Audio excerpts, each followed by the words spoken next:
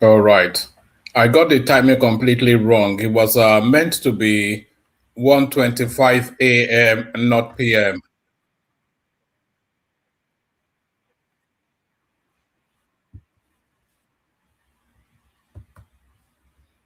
I wonder. All right. Well, there it is anyway. So there it is. Let's get started. Let's kick it off with the music. Jìnnà sí wọn bí sánmọ̀ sílẹ̀ o, ara ló ń ta wọ́n ṣe mọ́ o. Tán bá sunkún sójú, bẹ̀rẹ̀ má ti fi ìgbín sọ kó fẹ́ yẹ. Ẹyẹ fò lọ ìgbín sọnù sígbó. Wọ́n dúró títí ọwọ́ wọn ò tó. Ìṣó máa ṣe ta ní kókó ṣòkòtò tí olókùn ó dá kìtìyàn o. Ó dórí àwọn lọ́tẹ̀ o. Àwọn lọ́tẹ̀ o. Ó dórí àwọn.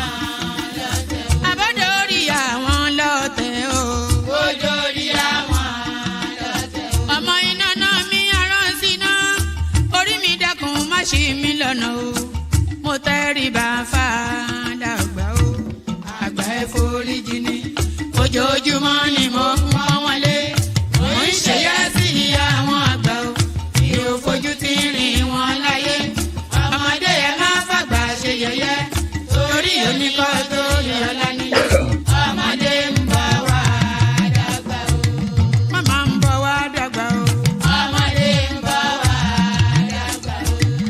Máa ń bọ̀ wá dàgbà o. Ọmọdé ń bọ̀ wá dàgbà. Ọmọdé ń bọ̀ wá dàgbà o. Ọmọdé ń bọ̀ wá dàgbà. Bọ́lájú kòkòrò bá gbẹ́ran nígbó tó bá fúnra ẹ̀ pín ló dára jù o. Kọ̀wé mi á jẹ́ dàgbà o. Èyí mo rí màrò ẹ̀ka gbogbo náà ní ilé ayé. Sùúrù ní ṣẹ́gun ohun gbogbo. Ẹ má ṣèké mo ní ẹ má dalẹ̀. Forí orí kìlọ̀ ló jẹ́ ẹni forí wọ́rí yìí yóò sábà mọ́ àwa ò ní sábà mọ́ láyé o. Nílé ayé o. Àwa ò ní sábà mọ́ láyé. Àwa ò ní sábà mọ́ láyé. Àwa ò ní sábà mọ́ láyé. Dẹ́bìtọ̀ rẹ̀ àtàrà ilé o. Àwa ò ní sábà mọ́ láyé. Àwa ò ní sábà mọ́ láyé. Àwa ò ní sábà.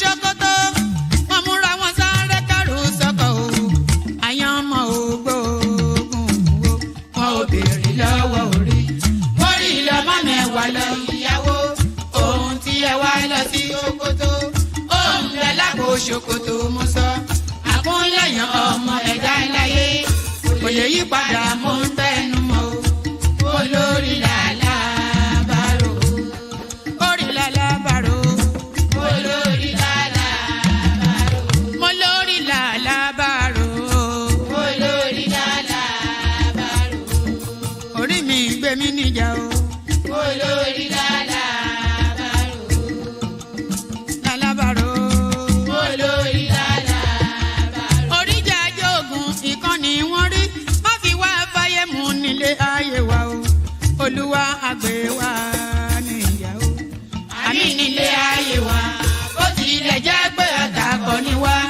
ó tilẹ̀ jẹ́ pé ọ̀tá kọ́ lẹ́yìn ṣọ́wa nínú ọ̀pá wọn kìnìún ejò olóró àkékè ṣọ́wa nínú ìdàgìrì ayé dáàbò ẹ̀bùn wá fi ṣọ́rẹ́ ṣọ́wa o mo sádì ọba bá lókè mo sádì ọba bá lókè o mo sádì ọba bá lókè mo máa sádì ọba bá lókè o mo sádì ọba bá lókè o olúwa gbé wa níjà o mo sádì ọba bá lókè o kó má fi wá sílẹ̀ o mo sádì ọba bá lókè o olúwa má fi wá sílẹ̀ o mo sádì ọba bá lókè o.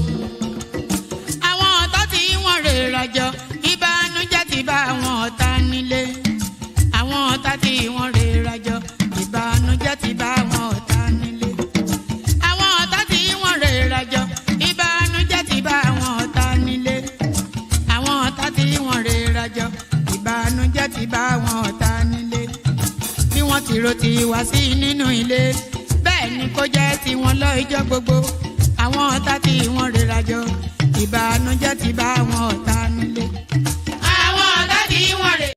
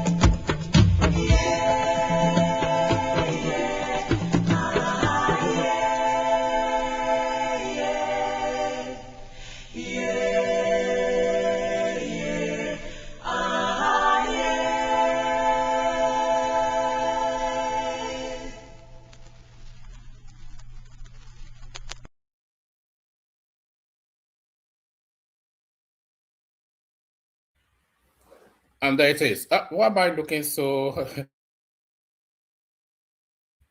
I'm not quite sure what happens to this camera. It just, maybe I'm that weird looking. I don't quite know. It just always makes me look.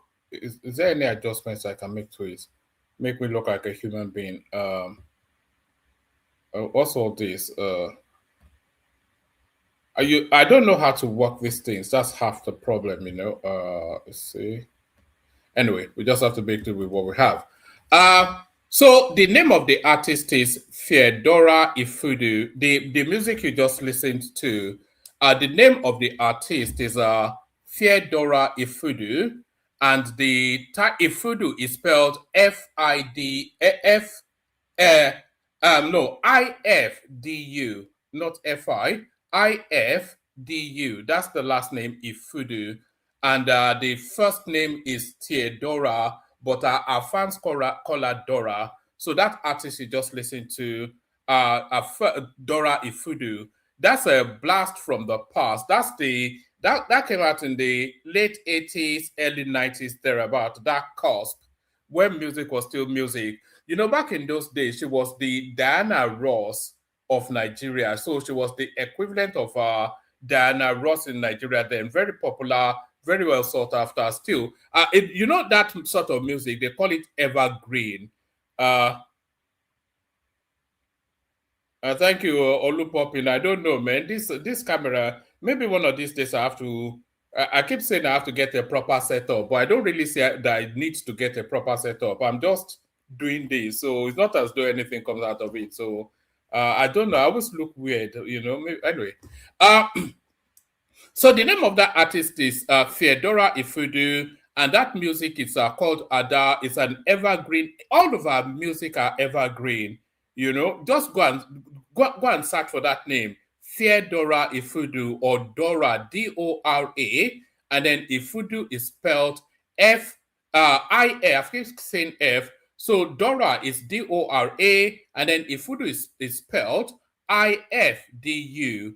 I think she's from Anambra. I think she might well be from Imo or something. I don't think she's from Anambra because she's too elegant and sophisticated to be from Anambra. So she's probably more from Imo or Anam or Abia or Ebonyi, because that's the sophisticated part of the southeast. The people from Anambra, the southeasterners will tell you that they are barbarians, and that's the experience everybody else has with them as well. But if you go to the Imolites, then you get more. I think somebody like Man of Prestige is from Imo. So you can see from how civilized he is. And then somebody like Patrick Ute is from Anambra. So that's the contrast you have to. So the people from Imo are the sophisticates in the southeast, and the people from Anambra, they are the barbarians of the southeast. The people of Oyo Alaafin, of course, they are the civilized people of the whole world. That's where I am from. But I know I jest. A lot of people know I jest a lot. I hope nobody ever really takes anything I say here to heart. You know, it's just bands. You know, it's just bands, just banter. It's just joshing around, being silly. Good day to you. Good to be in your company and all that. Good day to you. Good to be in your company. Hope you're having a gloriously wonderful day so far. And I hope the glory of the day continues for spending time in the company of your favorite Oyo Alaafin man. One man went to mow. So one man went to mow, the eagle lands again. The eagle always lands. As ever, the news cycle in Nigeria is relentless, and therefore we would never stop. So there's just a whole plethora of all manners of things to talk through to discuss in the course of this session. But there was one thing. Oh, are you in Nigeria, Fairchild? It's it's 1:41 here where I am too. I think we're on the same timeline now, actually. Yes, we're on the same timeline now because it's exactly 1:41 where I am as well. I never knew you were in Nigeria, Fairchild. I thought you were in Canada or something. I don't know you. I'm not sure you've ever said, but I just make the lazy assumption that anybody listening to me now is either in the United States or Canada. I think the majority of everybody listening, they are usually in the United States. I don't imagine that there are too many Europeans or Africans, even or Nigerians listening to me. Is mainly the American crew. But then, good day to you. Good to be in your company, wherever in the world that you are. Good day to you. Good to be in your company.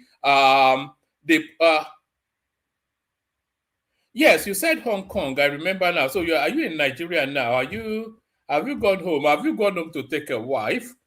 Because that's what usually happens, isn't it? You go home to no, I don't actually wish that actually. So let me not even say anything silly. I'm lucky to have the wife that I have. Actually, I'm still calling her that she's on to a good thing after all these years. But so yes, the protocol.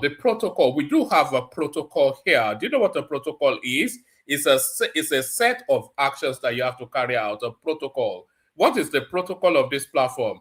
The first protocol is to click on the like button. So you do that. Why am I glistening like a basted turkey? I'm glistening like a turkey that's about to put in the oven. Yes. You know, if in another life, actually, I anchor after. Let me tell you a little. Like I said, I digress a lot. Let me tell you a little bit. I was born in a place called. Anyway, let me not tell you where I was born, but I was born into like what you would term an upper middle class background. That's my background. My father was an engineer. He's passed on now. My mother is a lawyer, still alive. But in the wishes of my heart, I wish I was a village person. I've never been to a village before in my life, but I anchor after the romanticism of that village life. I've always anchored after that, the romanticism, being woken. I know it's probably a hard life in the villages, not the romantic notions that we see on Cockroach at dawn. But I anchor after that simple, steady life of the interiors, where you all live in these small little communities. You all know you eat from the land, and you respect the grounds, and you go hunting as well. I've always wanted to go hunting. These are, what they call a bucket list, things you wish you would have done, or things you would like to do. My bucket list, going hunting, is part of what's on my bucket list. It's something I aspire to do, and I don't even like violence, by the way.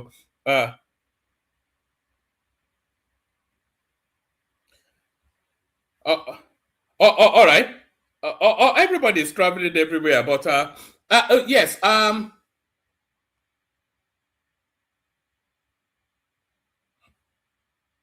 right. I'll read your notes later, AKO, because I'm streaming at the moment. So where was I? Yes, there was there's a whole lot of things to. Shall we just get started? Am I waffling on a bit? Am I just, there used to be there used to be this phrase that we used to use back in the day when we say somebody is waffling on like a tireless tattler. Yes. Actually, you tell me in the comment section what is on your bucket list. Let me tell you what is on my bucket list. On my bucket list, I would like to go hunting. I've never hunted for anything in my life. I would like to go hunting. And I don't even like violence, by the way. I don't like guns and I don't like killing. But I like the idea of going hunting. Maybe I can just carry the gun and then somebody else will do the shooting. So I'd like to go hunting, maybe somewhere in France or or in Portugal or something, or in Oyo, or yeah, I don't mind doing it in Oyo, but maybe more in France or like in Portugal. So maybe I could do that actually. That's easily achievable. I would like to go fishing. I've never really been fishing. And my biggest aspiration in life is to live on a farm, is to be a farmer. If there's one thing I've always wanted in life, my singular most biggest ambition is to be a farmer. I aspire to nothing more than just to be a farmer. But an experimental farmer, though, so you are crossbreeding something, you are experimenting. Maybe you put a pheasant with a turkey, or you find a gene pool of, all. Anyway, let me just be quiet. Let's talk politics. Don't let me waffle on, but you tell me what's on your bucket list. What would you like to do? Tell me 3 things that you would like to do before you die. So before I die, I would like to go fishing, hunting, and then I'd like to be a farmer, but I'm not quite sure how attainable that still is. But certainly fishing and hunting is I've traveled a lot, so traveling cannot be on my bucket list anymore. I've traveled. I've been to.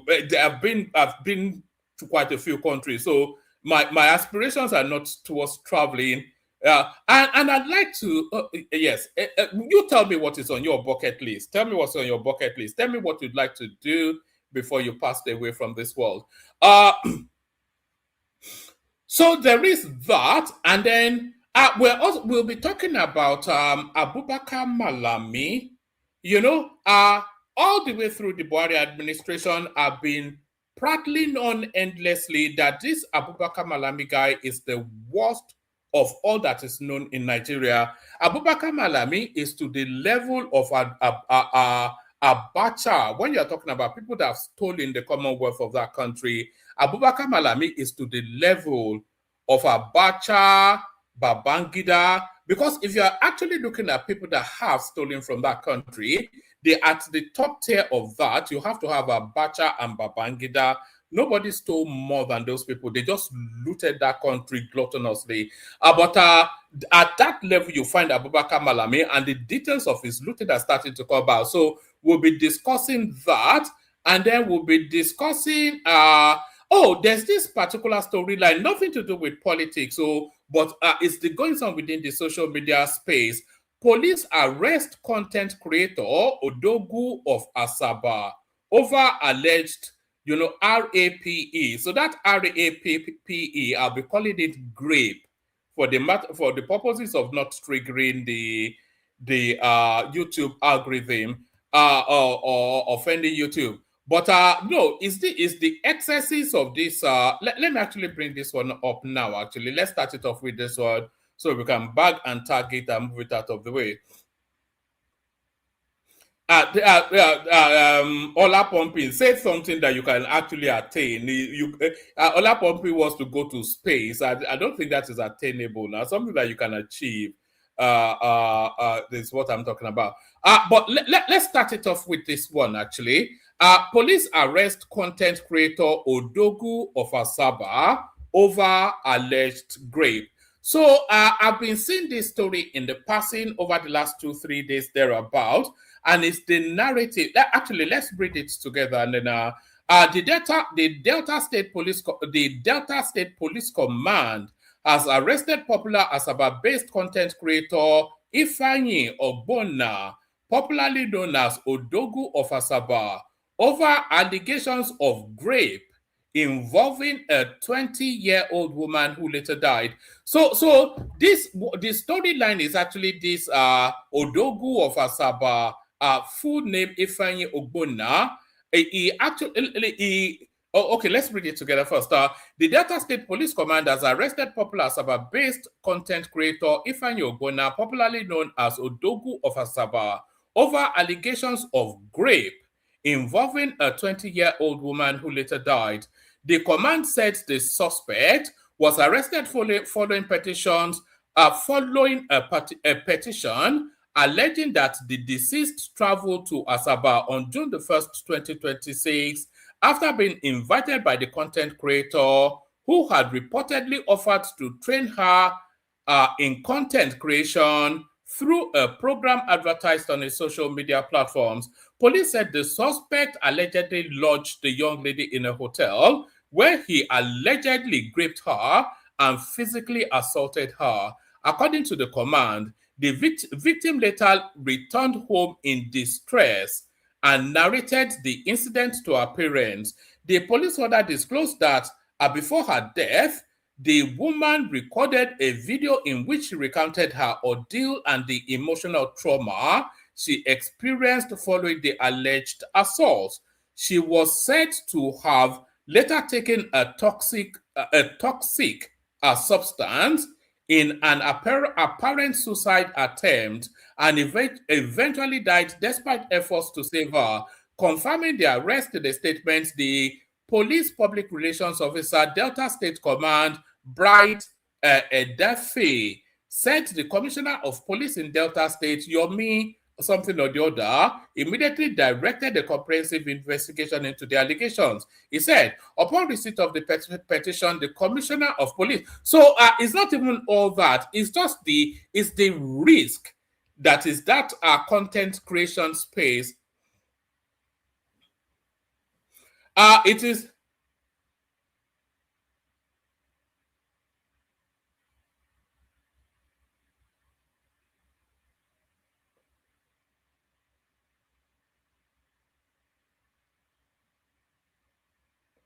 Oh, all right. I'm actually reading.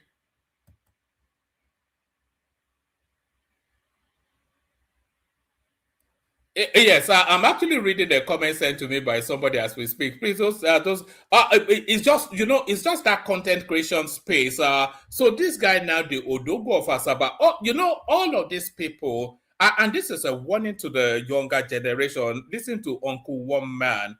You see, all these people that you see on social media, they are not real people, and they are not to be trusted, including myself. You don't know me, oh. Maybe you've been listening to me for years on end, but you don't actually know me. You don't know what I'm capable of. You don't know what I am not capable of.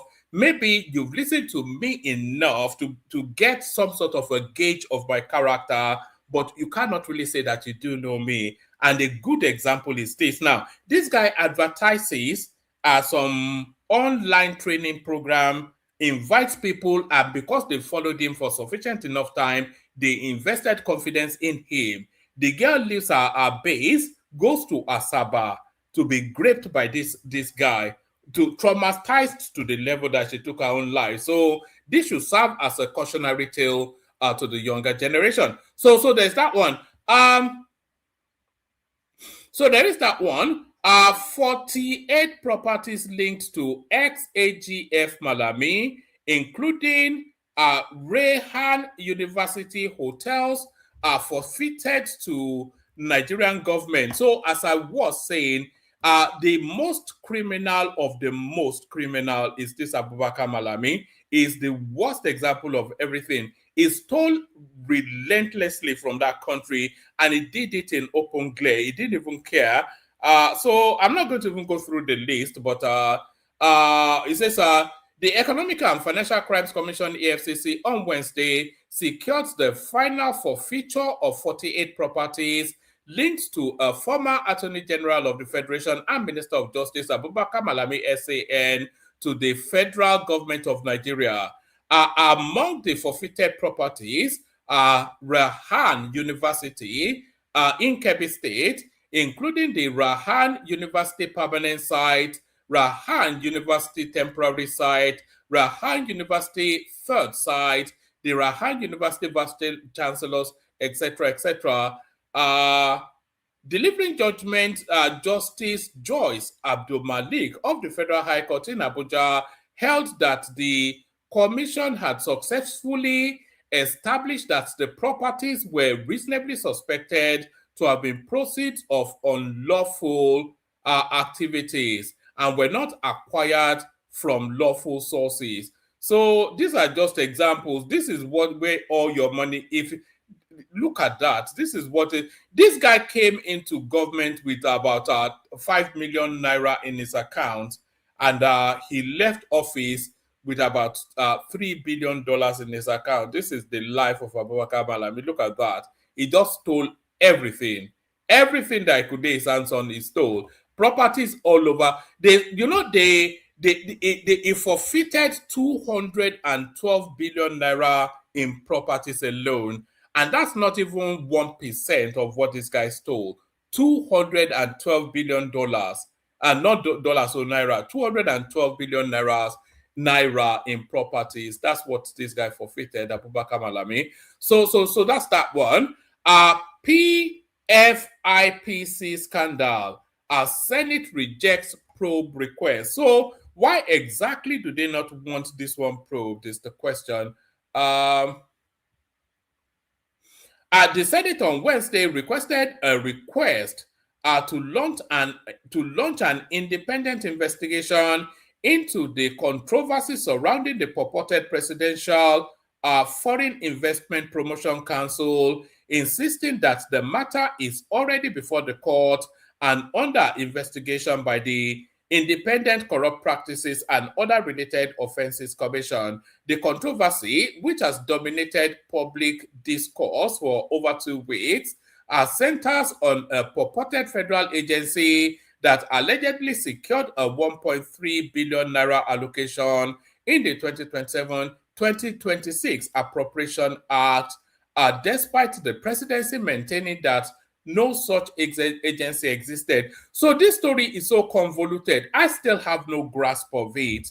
So if the presidency is saying this agency does not exist, then how?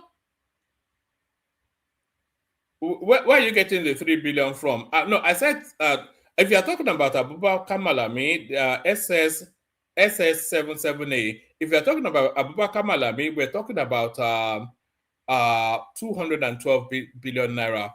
So now I'm still not clear in my head what this PFIPC storyline is all about. So this is my understanding. A guy presents a phantom agency to the government. The government then gives that phantom agency letters that legitimizes it. This guy then takes that phantom agency to the Central Bank of Nigeria and opens a government account with that phantom agency. And then that phantom agency was then allocated funds in the budgeting cycle. It's just, I have no concept of, I'm as confused can be regarding this. What exactly is the storyline? You know what exactly? Because if you follow the stories through, it cannot have happened without complicity of a senior functionary of government. The storyline cannot sequence in the way that the sequence is without the complicity of a senior personality within the government. And who is that senior personality? The protagonist, which is, I can't remember his name, some Yoruba guy, the protagonist, he is fingering, what's it called? Is fingering Agbajabiamila directly.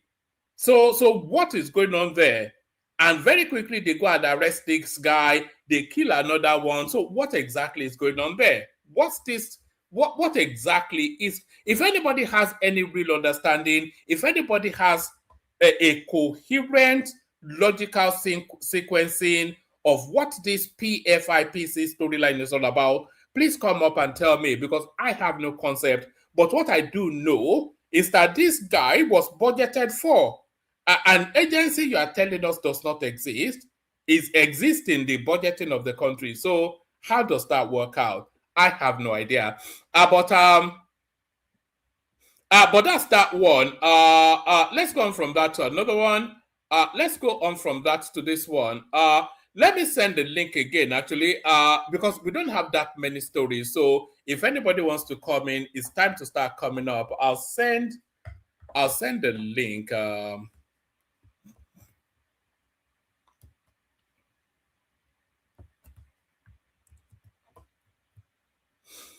all right. So if anybody wants to come up, that's the link in the comment section right there. So if you can stand me sniffling and waffling and whatever it is that I'm doing. My nose is all bunked up. I'm still not in great shape anyway, but we'll soldier on. Yeah, let me do one quick thing. Let me do one quick thing.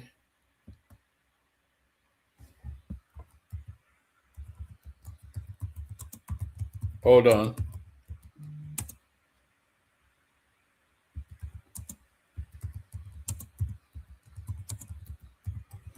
Oh, okay. Pardon me. Let me do one quick thing.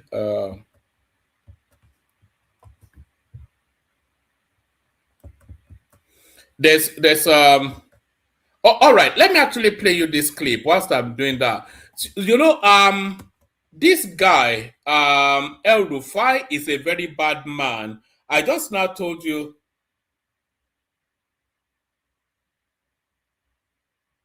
Yes, this El Rufai is a very bad man. I just now told you about Abubakar Malami, the way he looted hand over fist the Nigerian coffers.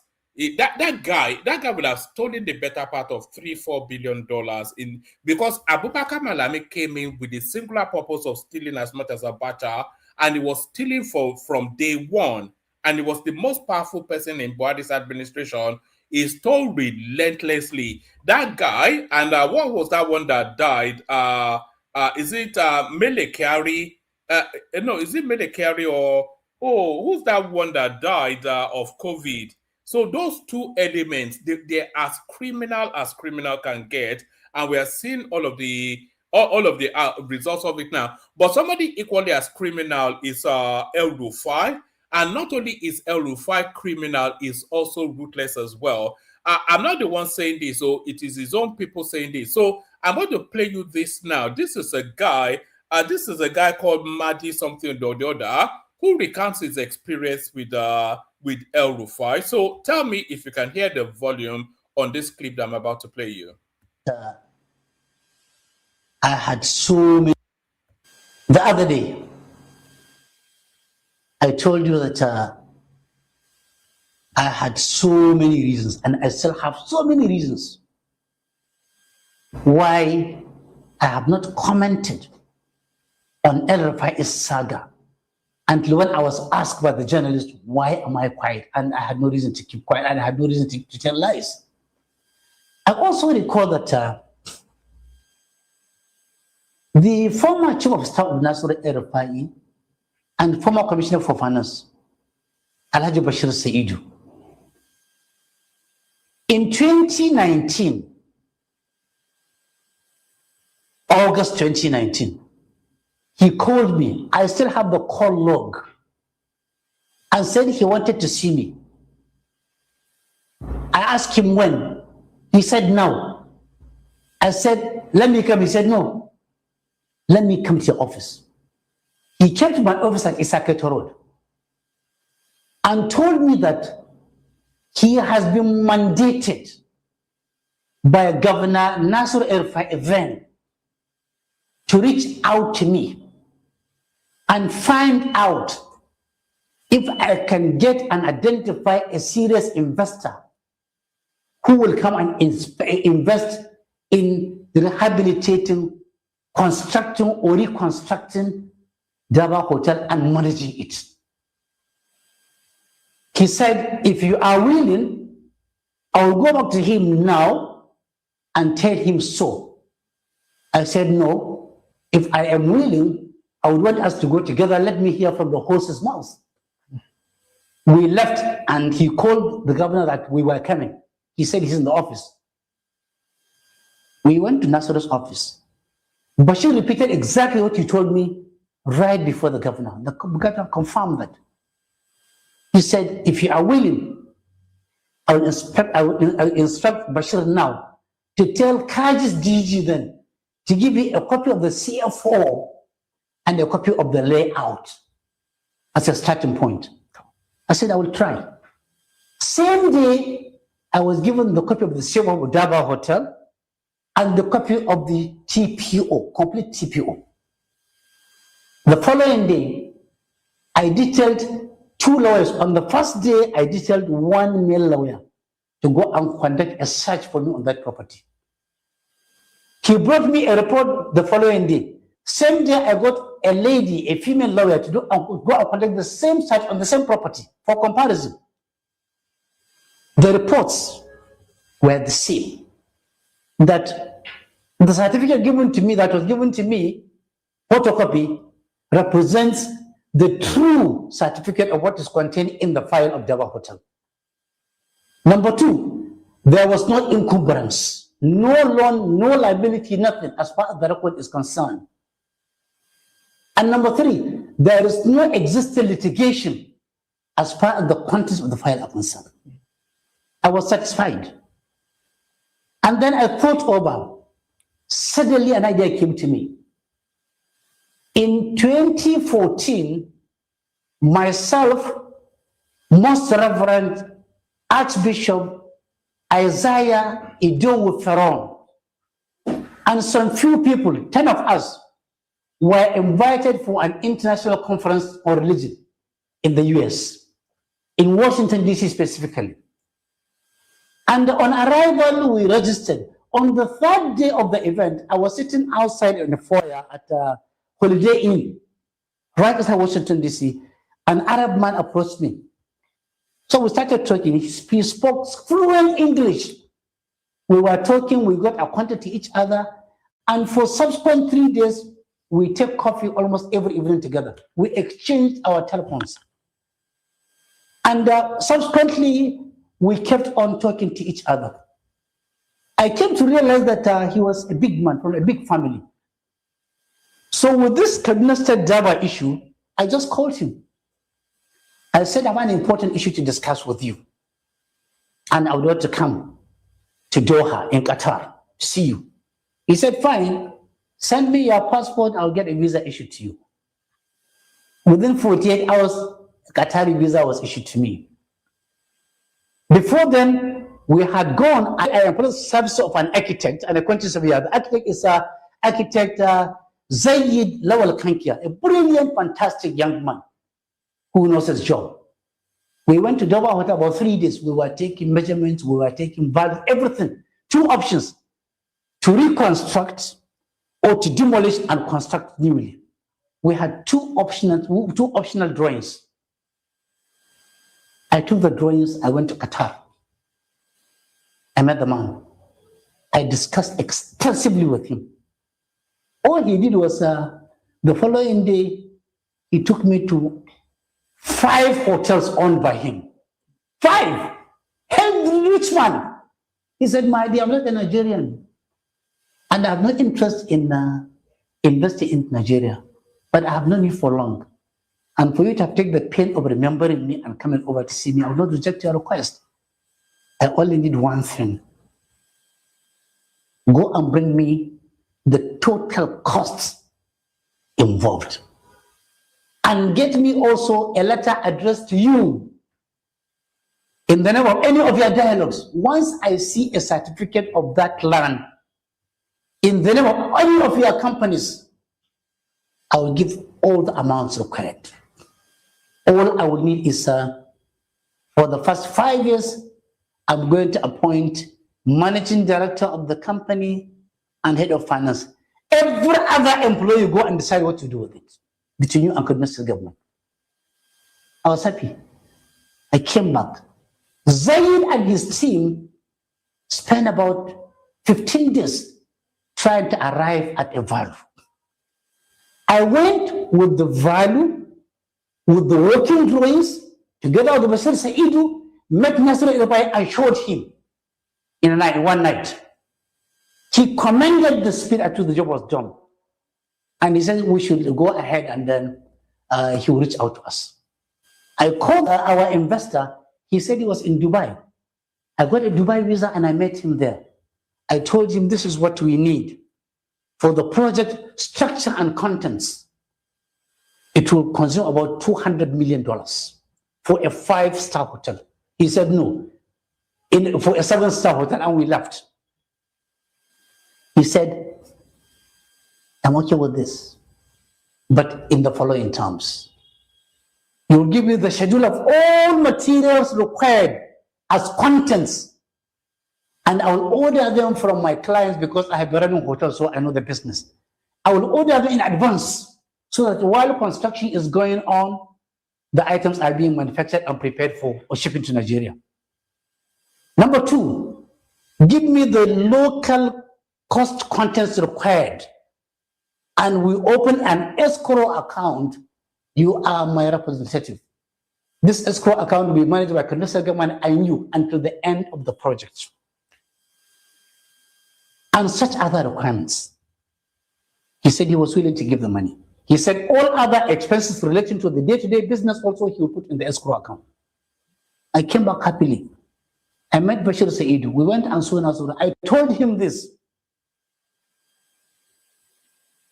10 days later in the morning, Architect Zaid, the man who did all the donkey jobs, called me and said, sir, they are demolishing the hotel. I said, no. He said, wallahi, they are demolishing the hotel. I drove straight there and I saw Davao Hotel being demolished. I began to ask myself, why would Nasser El-Rufai allow me to go through all these pains, spend all this money, hang my integrity and my goodwill in the eyes of a foreigner, only for him to demolish this place. What do I tell this man? How can I, for God's sake, begin to talk about Nasr's trivialities or trivials or trials and tribulations if I remember all these things? The best was for me to keep quiet, and I kept quiet, except when asked by the journalists. Otherwise, if I had not been asked by anybody, I would have kept my silence for now and forever. The other day, I told you that I had so many reasons, and I still have so many reasons why I have not commented on El Rufai's saga until when I was asked by the journalist, why am I quiet? And I had no reason to keep quiet, and I had no reason to tell lies. I also recall that the former chief of staff of Nasr El-Rufai and former commissioner for finance, Alhaji Bashir Saidu, in 2019, August 2019, he called me. I still have the call log, and said he wanted to see me. I asked him when. He said now. I said, let me come. He said, no, let me come to your office. He came to my office at Issaqueto Road and told me that he has been mandated by Governor Nasr El-Rufai then to reach out to me. Oh, all right. So that was repeating on itself somewhat a bit, but that's the narrative of this guy. I think this guy is called Mahdi something, and the narrative is telling us is how El-Rufai just set him up needlessly in some high business venture. This guy goes internationally to seek money for that venture, only for the last minute El-Rufai to just bomb the whole, and I'm talking about the literal bomb. He just destroyed the whole thing with bulldozer. So El-Rufai destroyed a lot of lives when he was Kaduna State governor. There's a lot of crime. Alongside Abubakar Malami, there's a lot of crime for El-Rufai to answer to. He will never answer to them, of course, because the Northerners don't answer to crimes in Nigeria. But certainly there's a lot of crimes for El-Rufai to answer to if there was any form of justice in that country. Kwakwanso, Southeast not enemy of North. Let's forgive each other. So this is Kwakwanso now jostling hard in order to make that permutation work between him and Peter Obi. Rabiu Kwakwanso, vice presidential candidate of the Nigeria. You know, it just doesn't ring right that you'll be referring to Kwakwanso as a vice presidential candidate. All of his career, all of his life, he has been number one, and now suddenly is deputizing to some low-witted guy from Anambra State. Rabiu Kwakwanso, vice presidential candidate of the Nigeria Democratic Congress NDC, says the North and the Southeast geopolitical zones share a bond that should be strengthened.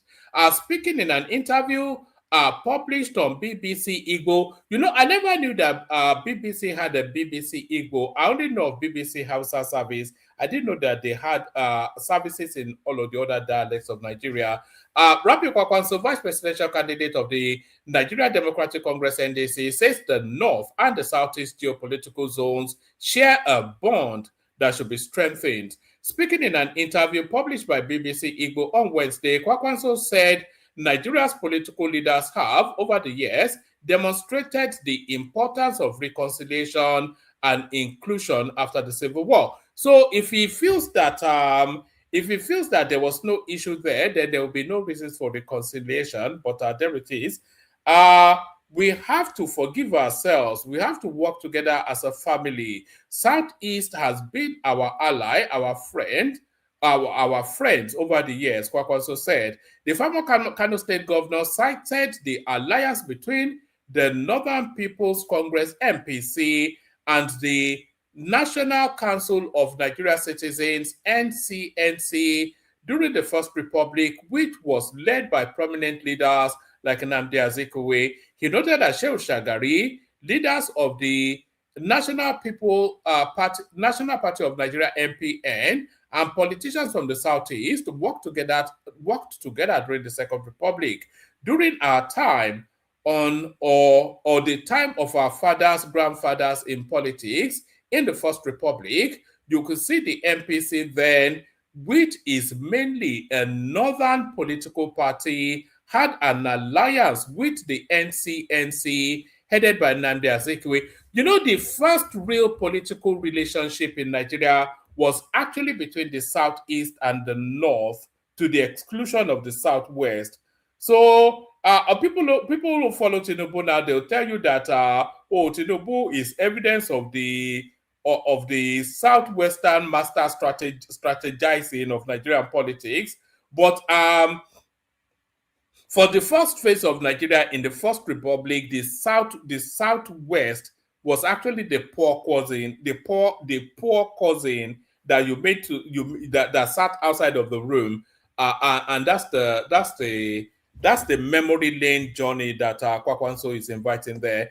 The former Kano State governor cited the alliance between the Northern People's Congress, NPC, and the National Council of Nigerian Citizens, NCNC, during the First Republic, which was led by prominent leaders like NNamdi Azikiwe. He noted that Shehu Shagari, leaders of the National Party of Nigeria, NPN, and politicians from the Southeast worked together in the Second Republic.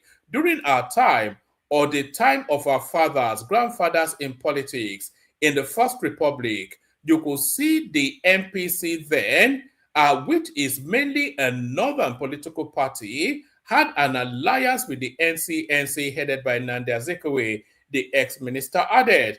Even in the Second Republic, you could see our leaders, Shehu Shagari and co, of course, went coincidentally to the Southeast and even Anambra State. Even Azikiwe himself, you know, now I never knew that NNamdi Azikiwe, is there any prominent Southeastern politician at the top echelon that doesn't come from Anambra State? It looks as though the only champions in the Southeastern politics is, is Ojukwu. Where's Ojukwu from, actually?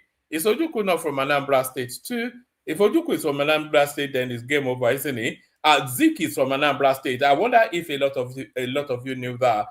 Even in the Second Republic, you could see our leader Shagari and co, of course, went coincidentally to the Southeast and even Anambra State, even Azikiwe himself from Anambra, and so on and so forth.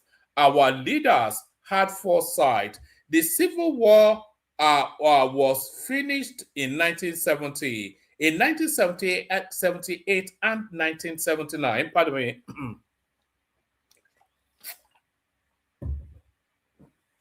the Civil War was finished in the 1970, in 1978 and 1979. When democracy came back, the first thing they said was, look, they are not our enemies. Let's prove to them, let's bring them, let's work together. Our leaders of the First Republic worked together with them, and that is how they brought Alex Ekweme to be vice president. Kwakwanso said Ekweme was a friend of the North, recalling that he attended his burial in Anambra State. I went to Oko, the hometown. I was there during Alex Ekweme's burial. Throughout his life, he was our friend. It is only that democracy was truncated, he said. Kwakwanso also pointed to the return of Biafran leader Odumegu Ojukwu from exile and his participation in politics of that era. The NPN, a mainly northern party, had invited Ojukwu to come back. He came back, contested for a Senate seat and lost. But despite the fact that he was the leader of Biafra at that particular time, our leaders decided to forgive themselves and forge ahead, Kwakwanso said. We cannot be in the same country and start fighting.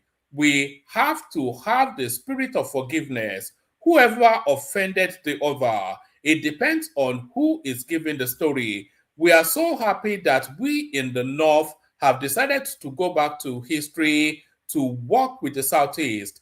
That is not to say we are fighting the Southwest or any zone in the country. No, we are all friends. You can't play politics in this country alone.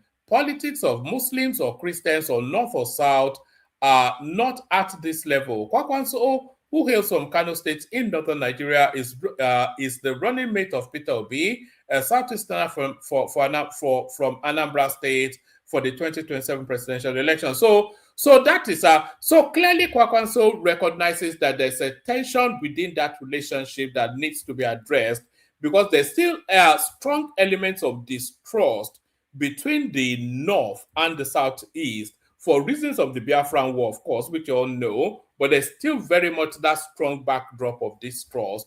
Why Orire rescue success cannot be repeated anywhere else. This is coming from a DSS chief. A former assistant general, no, not assistant general. Let me have a sip of water.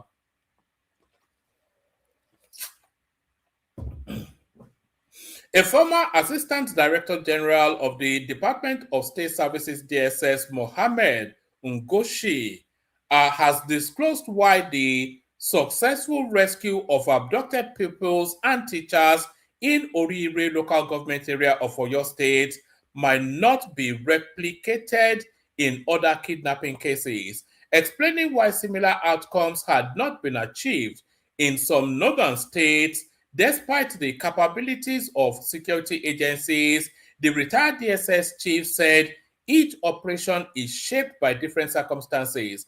Correspondents report that he stated this while speaking on channels, televisions, etc., etc. You are right.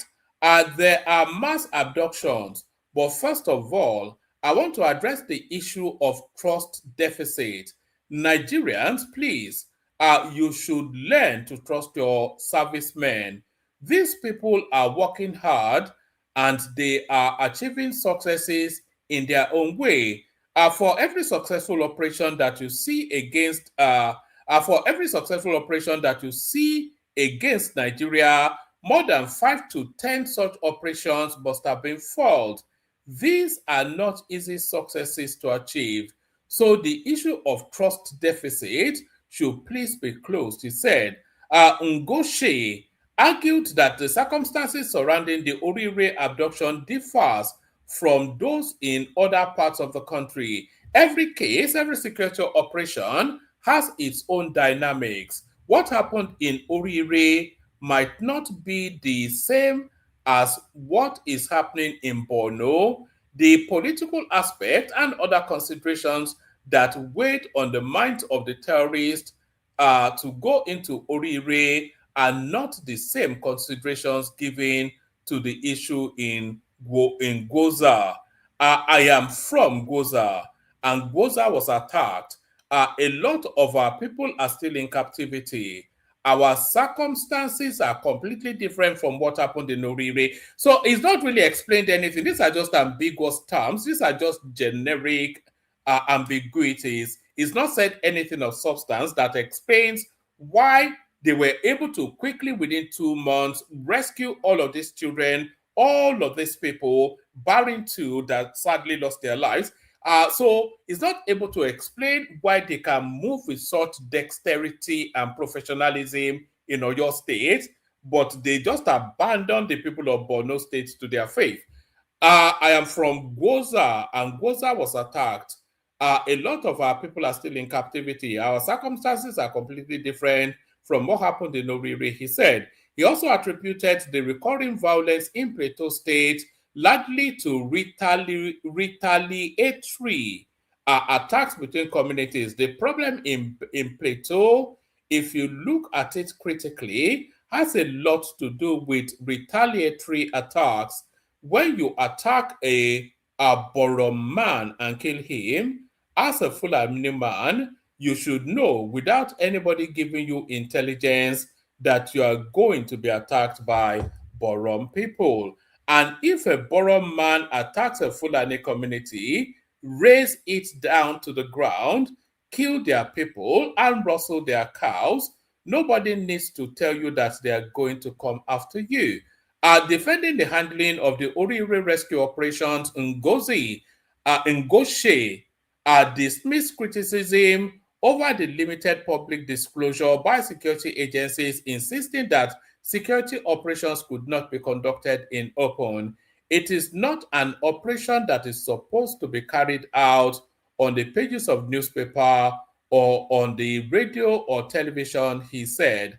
According to him, the abduction initially targeted the school to pressure the federal government into releasing detained Ansaru leaders, but later came under sustained pressure from security agencies. The service went into other activities, especially the arrest of their own leaders, their own assets, like their parents, their wives, and their children. All of them are collaborators. Upon this happening, the terrorists now opened communication with the service and asked what needed to be done, and they gave those conditions. Those conditions were denied flatly. The terrorists were then put under pressure. The pressure was transferred from the government to them. Ngozi argued that the security agencies isolated the kidnappers, cut off access to food, weapons, and informants before surrounding their location. They were denied access to food. They were denied access to weapons. Their informants were taken out and used as assets. They saw that they had no option other than to surrender. He said, oh God. Anyway, so that's that. You know why I said, oh God, the image of that little boy that was rescued suddenly flashed across my mind. I was just thinking, there, but for the grace of it could well have gone disastrously wrong for those people. Birth registration are at 57%, death registration below 20%. So this is gloomy. I'm not quite sure if this is not bad news. So this is coming from the National Population Commission. That data, birth registration at 57%, death registration below 50%. So we're giving birth we're giving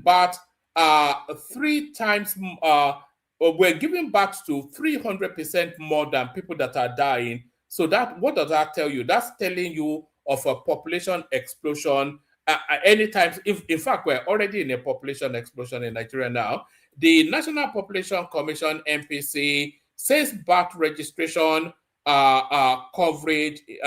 The National Population Commission, NPC, says birth registration coverage in Nigeria stands at 57%, whilst death registration remains below 50%, leaving millions of vital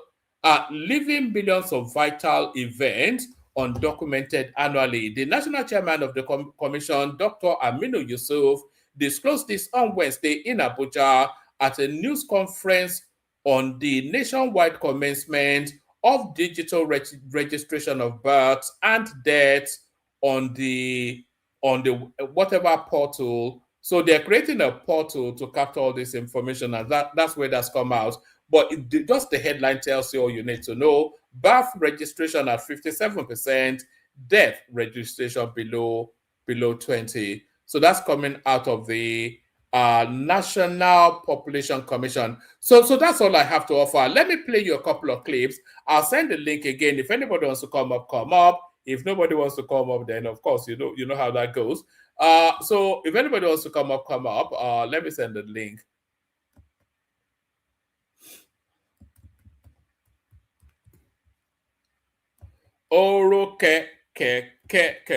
Elemo. You know that's Hassan's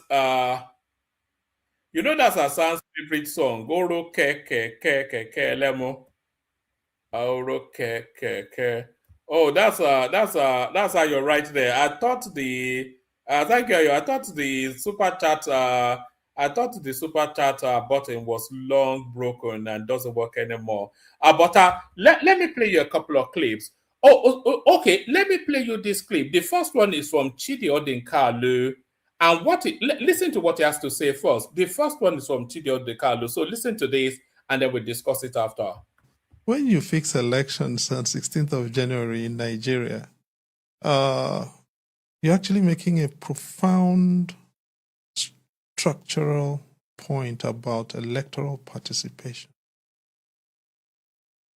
Okay? When you fix... Now, the issue here, and I want to be very straightforward in saying this. I know people are going to slate me for what I'm about to say, but I'll be responsible if I do not say that. I'm above the average life expectancy of a male Nigerian. So I'm in borrowed time. Okay? Now, what was the issue that led to fixing elections on 16th of January? That Ramadan next year is going to, that if you did it in February, Ramadan will fall in the month of Ramadan, right? Now, Ramadan next year is likely to be 7th or 8th, beginning about 7th or 8th of February, in all likelihood, if you go and read your numbers. Between 16th of January and the beginning of the second week of February, you've got 3 weeks. Now, if you move the onset of elections to the end of January, it's a significant difference from the middle of January. In this country, as it is today, if you fix elections in 16th of January, you're telling Igbos who go from where they live, you must not come back. Because if you do, you're in trouble. You're making a fundamental structural point about ethnic participation in the voting. And as I said, people are going to slate me for what I've just said. But what you're telling, because, you see, if you are an Igbo person, living in, say, Kanu, or living in Kaduna, or living in Mayobelwa, or living in Lagos, and you go home for Christmas, correct? Or New Year, and you start traveling back on the 11th, register to vote in those places, to vote on the 16th, you're stupid. Economically? No. You're playing with your life. It's not like an economic thing. It is, and this takes us back to where we started in this interview, quite interestingly. This takes us back to the question of belonging and state legitimacy and the construction of a Nigerian identity, a country in which everybody belongs and in which everybody can count. But he's not the only Igbo person that traveled during Christmas. No, I'm sorry. There is a peculiar transhumance of Igbos, just as there is a peculiar transhumance of cattle rearers during the Catholic Great Season. All right? Now, and it's the same thing. So what you're saying is this. The Igbos who are registered to vote where they are living, all of them will go home for Christmas and New Year. None of them will return until after the elections in February. That's one.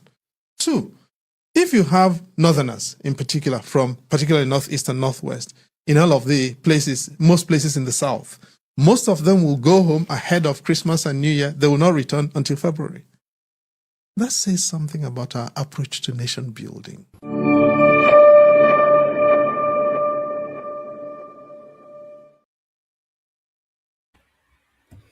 So now, when I first saw that clip, my instinct was to slam Chidi Odinkalu. But if you actually listen to what he's saying, there's actually logic to it. There's logic to what he's saying. So I'm not quite sure. Can somebody quickly check? But the 16th of January was not the original date for the elections. It was for much later. I think it was actually somewhere in March, thereabout.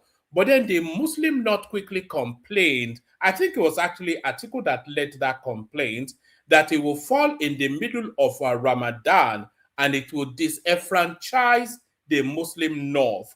And because they made that argument, and because of the sensitivity of that argument, INEC changed the date from whichever date in the future that they were intending to hold the elections, and they brought all of the elections back into the middle of January. But what I was going to say, Nnamdi Kanu, what Chidi Odinkalu is actually explaining here, it actually makes infinite sense, because by accommodating the Muslim North, they are disenfranchising the Christian South. And when you are talking about the Christian South, you are really talking about the Southeast. Because if you look at the Southeast, a good 90-something% of that space is Christian. If you look at the Southwest, you can say it's 50-50, maybe even 50-something, 40-something Christian Muslim. There are more Muslims in the South, in the Southwest than there are Christians. So the Southwest is not a Christian space. but the Southeast is very much predominantly a Christian space. So by moving the elections back,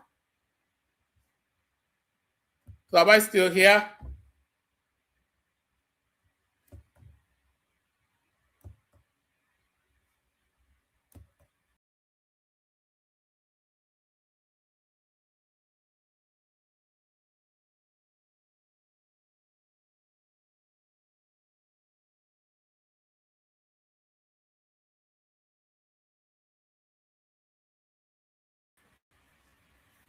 Sorry, I'm not quite sure what happened there. My system just got it got wavy, so suddenly it was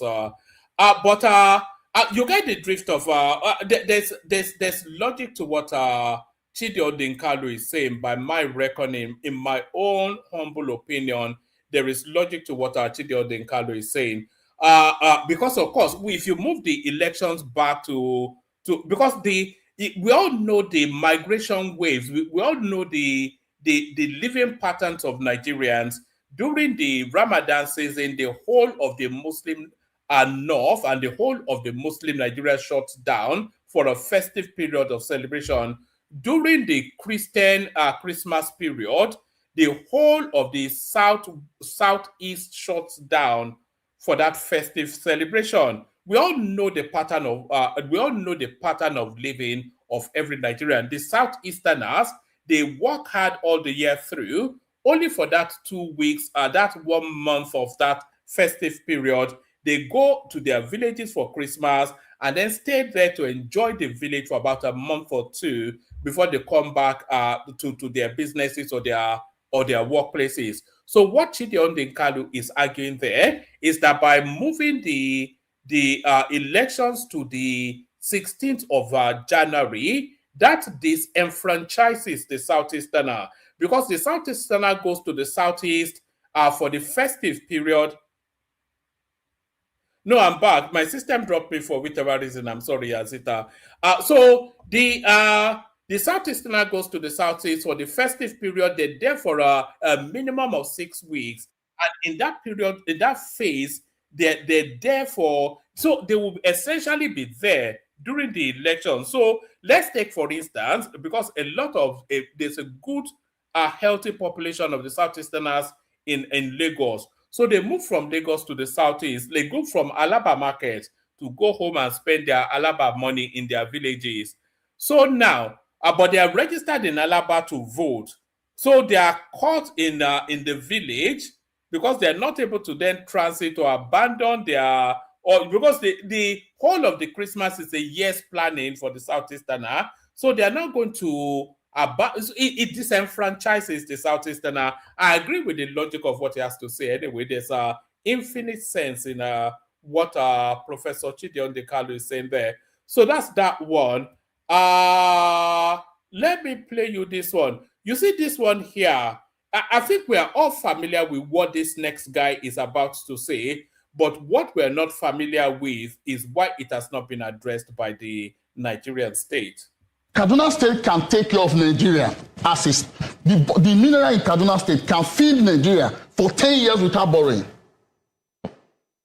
The deposit of gold in Kaduna State alone, we are not talking about, Kaduna State is one of the most blessed states in Nigeria, followed by Niger State, followed by Taraba, followed by Nasarawa.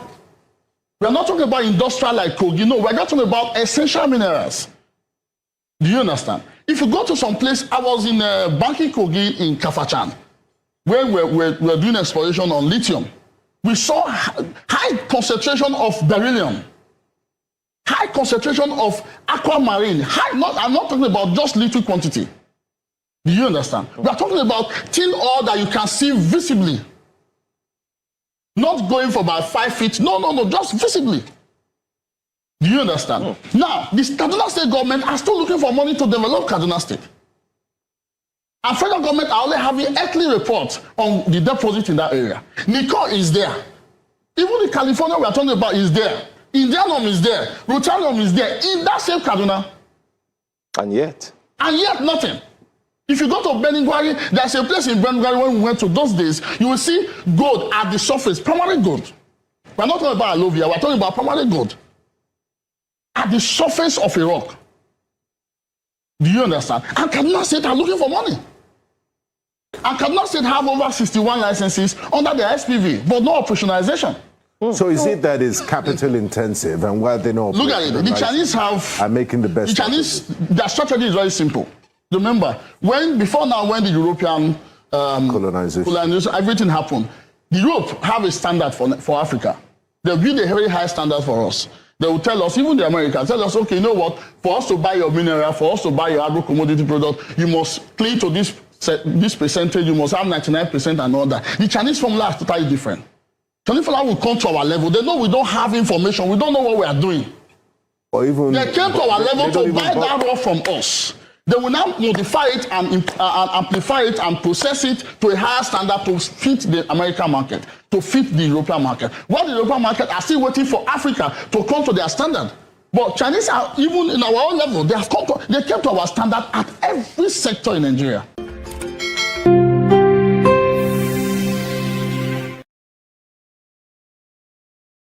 So there it is right there. There's an abundance, there's endless mineral resources in Nigeria. If we're able to access even 10% of the resources, you know, the wealth of Nigeria is actually in the north. There's more gold in the north than there is in Ghana, and it was gold that built Ghana. There's emerald everything is in the north. And that's where you're seeing all this banditry and insurgency. It's nothing to do with religion or tribe. It's all about resources. So now this is the last clip now I'm going to play you. So this is where the inspiration for the headline came from. So I was in some platform just a couple of days ago, and I was making commentaries about this thing, and there was no manner of name that they did not call me. What you're about to hear in this clip that I'm about to play you now, I said similarly on a platform that was on a couple of days ago. And I'm not sure that there's any abuse known to mankind that those elements there did not throw in my direction. But I am right in what I'm saying, and here is evidence of it. I don't like to be sentimental about Nigerian problems, but everybody should call a spade a spade. Yes, they might have done a good job and lives have been lost in the process, but there are things that should be done on the heat of the time. Are there no students that died already? Now, these students now that you've been rescued at this point, after so much torture and this thing, are they going to be mentally the same? Are they going to be mentally the same persons that entered the bush? You think their growing up is going to be the same? As at this point, it's even better they had died. Because these children will also grow up to be like terrorists. It's going to be taking a lot, and that there are no. All right, so there it is right there. You heard it there from the horse's mouth. I could have brought you 10 examples of that, but that's just one example. I was somewhere in some platform, and I was saying to them that the obedient space, the rescue of those children does not serve their narrative, and they would have rather that those children were pied. I said that. I said they would have rather that those children were killed. You know, and when I said that, which is just what we're hearing from the obedient space, they were so unhappy, they were so upset and angered by the rescue that you could see right there that they needed the narrative of the death of those children as a bullhorn towards the upcoming election. It was quite clear that the obedient space would have rather those children did not come out alive. I said that somewhere, and they just slaughtered me completely. But of course, because they control their space, of course, so I didn't have the tools to fight back. But I was right in what I'm saying, because I've heard them say it endlessly. You know, and here it is again. Just listen to it one more time. You don't even have to listen to it again. They said it quite clearly that they would have rather that those children did not come out alive. I don't like to be sentimental about Nigerian problems, but everybody should call a spade a spade. Yes, they might have done a good job and lives have been lost in the process, but there are things that should be done on the heat of the time. Are there no students that died already? Now, these students now that you've been rescued at this point, after so much torture and this thing, are they going to be mentally the same? Are they going to be mentally the same persons that entered the bush? You think their growing up is going to be the same? As at this point, it's even better they had died, because these children will also grow.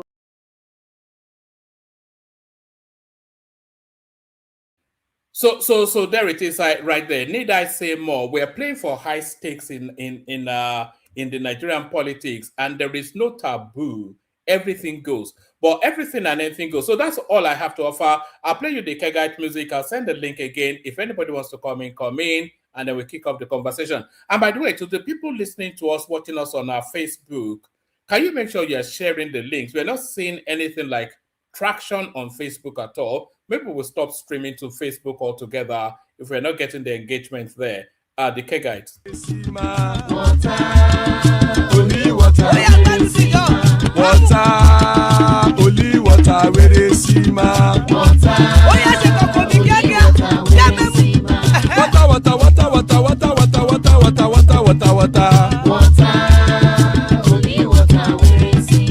Hapa o naido.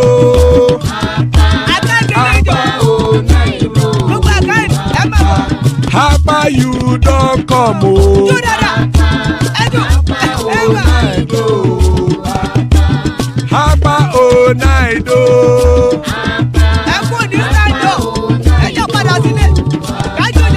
Oro kẹ̀kẹ́ ẹlẹ́mù yé o. Ilé sọ́dí àkẹ́kẹ́ rẹ̀ ẹlẹ́mù rè o. Bobby master kẹ̀kẹ́ rẹ̀ ẹlẹ́mù rè o. Chifu Faila ti kẹ̀kẹ́ rẹ̀ ẹlẹ́mù rè o. Eruku lẹ̀lẹ̀ ẹlẹ́mù dé. Eruku lẹ̀lẹ̀ ẹgbẹ́ ẹlẹ́mù dòde ojàre o. Eruku lẹ̀lẹ̀ Ghana ti dé ẹgbẹ́ bọ́dì o. Ọmọ ẹlẹ́yẹ ẹyẹ o ó dìlé o. Odúyẹ̀lá ẹyẹ o ó dìlé o. Petrosonama ẹyẹ o ó dìlé o. Petrosodúnkẹ́ ẹyẹ rẹ̀ ó dìlé o. Ẹlẹ́kọ̀ọ́ ọ̀run mú ìní o.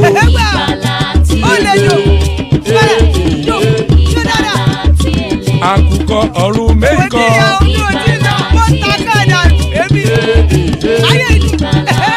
Ikú kò ní ríwà gbéṣe o.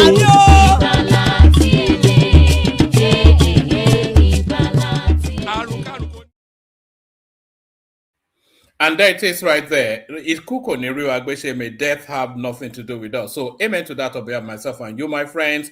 Amen to that on behalf of myself and you, my friends. Joining us are the elegant Zita, that's Zita right there. The inimitable Tony Africa, that's Tony right there. The majestic Tunaija, that's Tunaija right there. Father of the bride, that used to be Ajande Koko, now is Baba, father of the bride, Baba, and that's Bishop making up the list. So thank you for joining us, ladies and gentlemen. Good to have you. There's more spaces still. Anybody that wants to, especially if you have never been on before, don't shy away. Come join the conversation. So don't shy away to come join the conversation. So Zita and the guys, we're going to do 5-7 minutes monologue just to go through the room fairly quickly. And then we open it up. But as the room continues to populate, we may be pushing you for time a little bit to hurry you along. So we'll start it off in the order that people came in. We go to Zita to Tony to Tunaija, Baba, Bishop. So Zita, you're up first. But before you go to Zita, I just want to address something fairly quickly. After I left, it looks as though you guys were still carrying on with the fighting and whatnot. We don't really want too much of that on the platform. We like a bit of both, but it seems because I've been inundated with messages from all over. I'm just putting this is my WhatsApp. I would never do this normally, but I'm just giving you an example because I tell you all the time that I get feedback, but you don't. This is one of the feedbacks. It says It says, I wanted to, it says, unfortunately, I won't be able to attend today, join today. As I am traveling, but I wanted to say yesterday's session was not good. I don't like how Zita was being treated at all. And I also don't like the comments that were made towards her. I believe everyone has the right to their opinion without cursing each other. And also this tribalism sentiment that comes out from some of the panelists, I don't subscribe to it at all. So this is just one of, I could show you about 3-4 more, but I think that captures the sentiment of just how that thing went down. So I think we just have to, we'll file that one away, but let's just take the learnings and move forward. Everybody entitled to their opinion. Please, let's not go in the direction that we went yesterday for the future. But Zita, floor is yours. Give us 5-7 minutes. We're talking about the looting of Abubakar Malami, who seems to have stolen more than Abacha.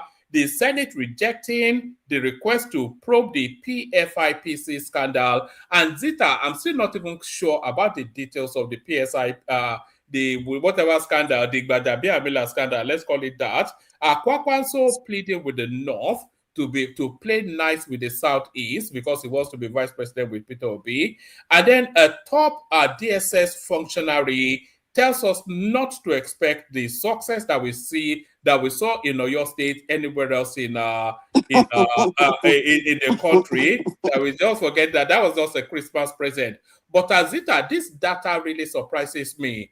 Birth registration at 57%, death registration below 20%.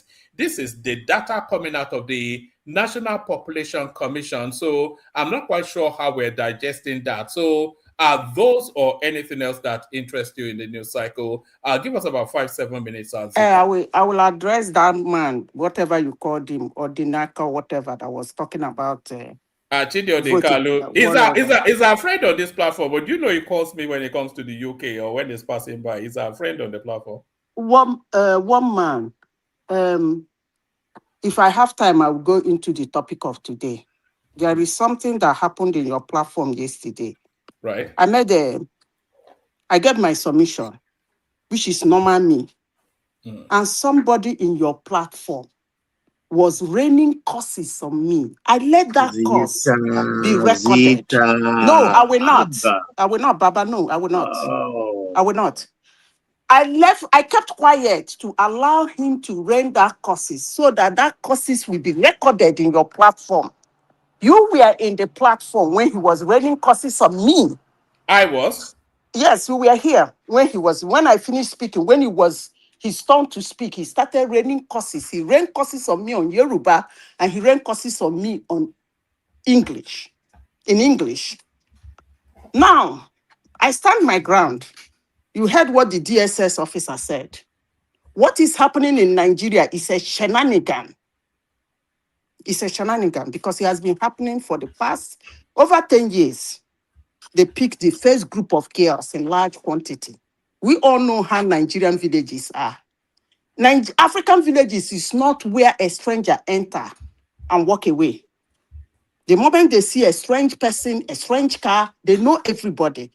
There will be the environment will be alerted. That being said, it is a shenanigan, and I beg them to stay away from kids.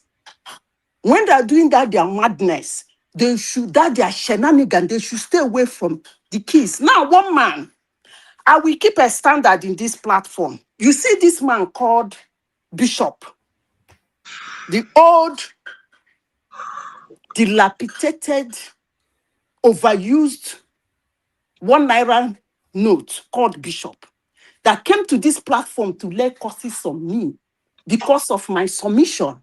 I think you have already, don't do that now. Don't do that now. Don't do that. He opened his mouth in your platform to do any form of submission. Even today, I'm going to respond by laying curses on him. That is the standard. Any day Bishop do a submission here, whether good or bad, the moment he shuts his mouth, I am going to rain curses on him. It's not just for one day. Any day till the end of time. If you walk into this platform and give a submission, I will respond with curses because every other thing has been happening to me in this platform. It's okay, it's fine. Because I know myself, I'm an extremist. When I want to do something, I take, even me, when I get to where I'm going to run down his profile. If it means two of us hitting the court, I will, I'm ready. Because I am an extremist. That's why when people do something to me, I overlook it. Because I know if I am out to respond, I do respond adequately. You see that man, that old, overused 1 naira note you call Bishop in this platform. Any day he step in here and do submission, it is going for you, allowing him to rain curses on me for my submission. He opened his mouth to do a submission here. I am going to rain curses on him. All right. Every day. Sorry, Baba. So, first thing, Zita, apologies. Nobody should rain curses on your opinion. And I thought we'd already addressed this yesterday. Hold on now. You spoke, so let me speak. So apologies if somebody rain curses on you. I thought we addressed this yesterday.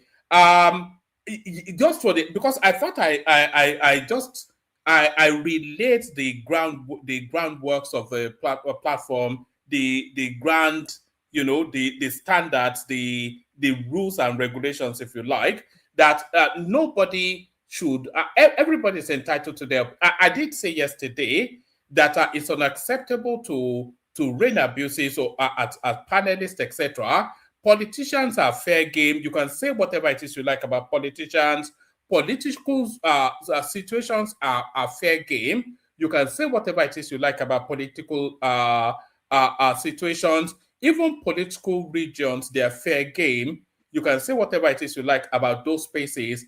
But people that make the effort to come and join us, they're giving up their time in order to share their opinion. And I'm sure that people don't come here for abuse. I was just saying to you earlier on that I went on some platform and all I got was a plethora of abuse, not an engagement in the conversation. So it's not an especially what you're looking forward to. You're looking forward to the engagement, not to the abuse. So we set that as the standard. So I think we should just draw a line on that race. One man. Zita, at some point he has to well, stop, I right? will respond with indirect insult. Right. Thank you. Indirect curses. Any day he speak on this platform, my response is going to be an indirect curses on the submission he made. I will not let this lie. I have tolerated everything in this platform, but the height of it, somebody raining curses on me because of my submission that was not even bad. I was saying it is a shenanigan that has been going on in our country. They should leave the kids out of it. All right. You said that already. So, and by the way, I do defend your right to say that it's a shenanigan. You're perfectly entitled, and it's not even especially an offensive word. So I'm not quite sure why it went in the direction. I think because it's a high octane topic that everybody's emotion is involved and things just spiraled out of control, which we have experienced previously on this platform, and I'm sure we'll experience in the future. Okay, what do you want us to do? Do you want us to? One man. You tell me the way out of this so that we can move forward. Man. Yeah. I've said what I want to say. Yes. Let me go back to the point. Yeah. This is a situation in your platform I will not let lie. You see, before I do anything in life, I have 3 people I take permission from. The people I respect, what I believe in, and what I worship. I have already taken permission from those people to deal with Bishop. So it is not something I will not let it pass. It's a simple thing I said. I will not let this pass. No. I'm trying not to settle. I will not let it pass. Let me go back to the topic of the day. When he speak, I rain curses on him. No problem. One man. Let's talk about the lady. Can everybody just hold on? This is not fair. I am listening to everything you have said. Guy, can you be quiet for a moment? Curses on me because can you be quiet, Zita? Be quiet. Be quiet. Be quiet. Everybody be quiet. Be quiet. Enough. Bishop, you have to allow this woman to have free reign of her speech. And Zita, you have to let go once upon a time. Let's draw a line on that. I don't want all this nonsense all the time. 3 days running. Zita, Bishop, we don't want to carry it forward anymore. I'm not carrying anything forward. No. Can you just make when I say, I don't want you to say any sentence, my guy. You know I love you. I love you there. No, but that's not fair. There now. Shape your once in a while now. Somebody says she's going to okay, don't fuck off then. Fuck off. Nonsense, now. Where does it end? I said I don't want it anymore. Please, I don't want it anymore. Are we children? This is nonsensical beyond belief. Baba. I beg, I just appeased both of them. I mean, it's enough. That was yesterday, 14th of July. Today is 15th. I mean, it's a new day. It's a new topic. Let's drop it. I don't know how people do it, carrying grudge overnight and like you've never slept because of one person living in your head, maybe rent-free for 24 hours. I mean, there's so much things to talk about our country. It's not a very good face at the moment. So please, let's just don't escalate things unnecessarily. I beg of you, the two of you, I beg, enough is enough. Let's forge ahead. All right, Baba, do you want to go first, actually, just to move it? Apologies, so I don't mean fuck off, Bishop. I met two Nigerian Tony here. Tony, yes, but at some point we have to draw a line under it. At some point we have to draw a line under it. 2 days running, Kilo Dena. Let's move. We're political. No, I don't think anybody here is under 45 now, even Tony. I mean, what's all this now? Tony. Okay, I greet you. Babawa, aka, Aja. Baba, everybody. Yeah, Babudi. So, okay. Fine, yes, sir. Yes, Ogawa man, I salute you. So, but first of all, the Muslims don't have majority in the Southwest. Okay, so because you go to Ibadan, now only the Saremo area there, so maybe 2% of Mokola, because that's where the outside people they are staying. Then if you go to Ukiado, they are all Christian, 100%. You know what, so to Ring Road, Molete, you know what. So don't say that. Don't be telling the Northerner that they are majority in, their religion is majority in our space. You go to Edo State, the same thing. They're about 5%. You know what I'm saying? That's it, sir. So then. Let me start by addressing that area of trust deficit. That's why, okay, I want to say apology to Madam Zita also, because she'll be doing well, these days, you know what I'm saying? So I'm sorry, Madam. So we're going to take it easy, So then about this trust deficit, I keep saying this, that we have no government, or we have no, because there are no systems on ground. We don't have established, governmental institutions, to guide us through our journey of life. You know what I'm saying, Nigeria, Niger area. So that's why we say that we should divide that country. The earlier, the better. So and that is why this question of election should be stopped. Let Tinubu just continue to do what he's doing right now, to try to, whether not restructure or separate the country peacefully without any war.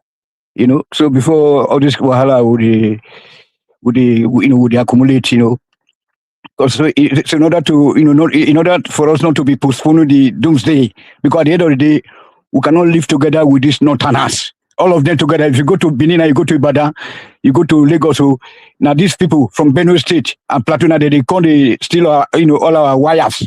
They broke into homes. They steal many things. So they are also criminals. Benue Plateau, where David Mark and all these people they came from, they are all a bunch of criminals. So the same thing with all this Dajuma and all of them. So let the Northerners go their way, and the Southerners will go our own way. If we can be able to stay together with the Igbos, then okay, let it be. So be it. If not, then we can also separate ourselves, because it's just too, it's just too crazy right now. Because if I listen to that woman they call Lisa Kanu, or many people that these people that I just say that it's either will be or nothing, I don't know, if it's sorry, Tony. Is Lisa Kanu for Obi or for Biafra? I thought it was Biafra, not Obi. Is it not that albino girl or something like that? It's anything Igbo, whether right or wrong. Yeah, but she's not for Obi now. She's for Biafra. No, she's for Obi. Is it that very yellow girl? Yes, that yellow titi. She's for Biafra and then for Igbo. That is. She said that the Igbo people are the only human being on earth. That we go that without them, that we cannot go nowhere. That until we have an Igbo president, that the country will never move forward.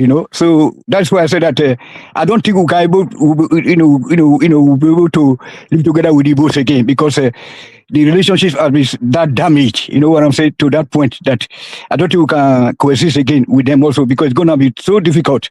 You see, I was also happy that you made reference to, during your readouts about what I'll be saying here. Baba is my witness, and then probably Bishop and Ayo, then Ola, they know that I've been defending our area, Western Nigeria, that we have never partnered with the Northerners before. So I always say that Amadou Bello with Azikiwe with Shagari, I said that they should go read their history well, you know what I'm saying? So stuff like that. So so this trust deficit, because myself, I didn't believe that these people were rescued. I know that they pay ransom, and then even my problem is that what must have happened to these women, because these people, they don't just kidnap women and let them be in peace. They would have molested them. Just on that space, Tony,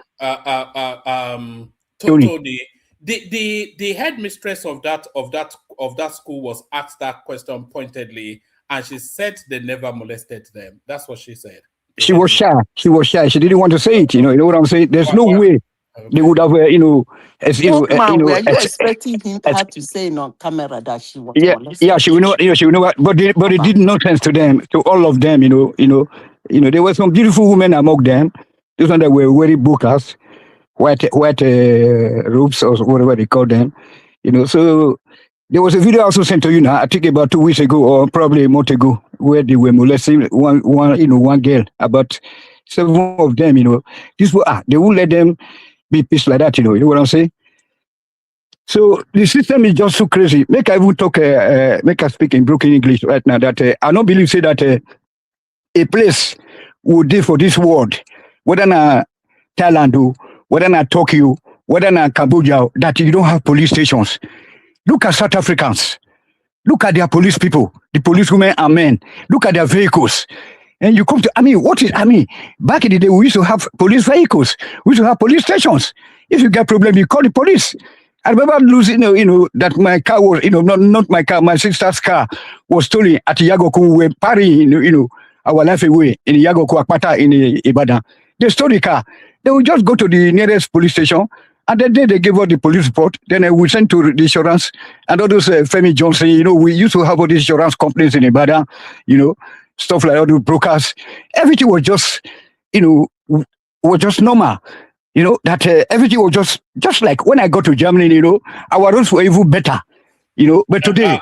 So sorry, today I'm not sure. I don't know where you are. What are you talking about? So that lack of systems, no institutions or grant at all. That's why people are doubting the whatever the government is saying. That's where that trust deficit come into play, because I don't believe that they will rescue people without CNN, all these Nigerian news medias, they are not there accompanying the military or whatever they call them, and then we see the action. It's just, we are in 2026. One man went on the move. This government, the so-called, the rulers, are so difficult for you to defend right now, as I'm saying it. I think at a point is coming where you have to abandon them. All right. So what do you believe happened? But just give it to us in about 2 minutes. What do you think happened in the? What happened? Yes, sir. What happened is that they paid some ransom because just imagine, like a government park, what I'm saying, or reserve, like between Eleyele and the Akpata and the Ring Road, like Forest Reserve. People are there and we are not able to use helicopter to smoke this food out. So we have no helicopters. No, we have no. There's no point in saying we have no helicopters when we do. No, we have not. We have not. We are not seeing them be put in action. Guy. Yes, sir. We see them being put in action. Don't say silly things. Now, you're not a silly person. Why not? No. We were not seeing them. We are not seeing the video. I mean, live, live coverage. Oh, gosh. Sorry, sir. And then live conferences. All right. No. Hold on, one man. Please, sir. Just stop it. You want a live coverage like in the movies. You want to see live streaming of army men with helicopters shooting at terrorists with children are captive, or what are you talking about? What yes, what like a hot pursuit. When they were kidnapped, they should have seen the action be taken by the military, the various arms. Then they are coming to that place to comb the place immediately. You know what I'm saying? So that's why. So how can we run a country like this? But we saw that. We saw that. No, we didn't saw that. So that is why people. We didn't see them combing the forest. They released the videos now. No. One man. You see, that's why there's a total confusion right now about what Makinde said yesterday. That we have been saying this, that at the end of the day, it's still that we have reached our bar as black people. Because we cannot just do anything. We can. Ever since I joined your platform, I've been on this line that you see that something is wrong. I don't know whether by nature or by the sky daddy, God, aka sky daddy. I don't know, because like I say, we don't fit. I mean, how can people be suffering in the midst of plenty? Look at those resources you just announced just now that have been discovered in the northern part of Nigeria. And then if you go to Edo State, the same thing. Akoko Edo local government, you go to Eastern local government, you have all this River Niger, where they get all this fishing. Where can people be suffering? And how can Dangote be the sole everything, that the sole owner of sugar, salt, petroleum and everything? What is happening with our country? That is why things are just trust deficit come into place. Anyway, I think exactly my direction that I'm heading without consuming your time, sir. I'm just too crazy. And then I'm sorry, Mother Zita and Bishop. It's just because of the situation, lack of, improvement. No electricity after 3.5 years, or we are not seeing them putting those equipment, on ground. Oh, one man. Thank you, sir. All right. All right, thank you, Tony. Let me just put this up. Just two things. I'm going to put this up. These are just snippets of some of the operational videos that came out of the Nigerian army. So here you see them on the ground. This is the deployment in those areas, and these are just little snippets of them, going after these people and all of these things. So you cannot say that there's no snippets. There are snippets of this is them in that forest with all of their kits and everything. So I'm not quite sure. Maybe you are right to say that they're not sufficiently equipped, but we cannot say they're not doing it. There they are now. So there was no corresponding conferences by the military or the police or the local government chairman speaking to the press. All right, and also here is the headmistress of that school telling us that they were not molested. The rest of the victim, they will close their mouth, tie it with clothes, and beat them very well. Then the men, they had it worse than us, because they were blindfolded, handcuffed, and chained. All of them until they remained. Was there any form of molestation on anybody? Sexual molestation? No. Mrs. Richard, what next for you?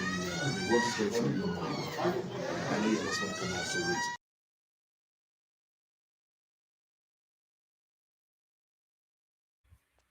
So there it is. They asked her that question frontally and she answered it directly. So I'm not quite sure if it is your wish for her to have been sexually molested, or she's telling you...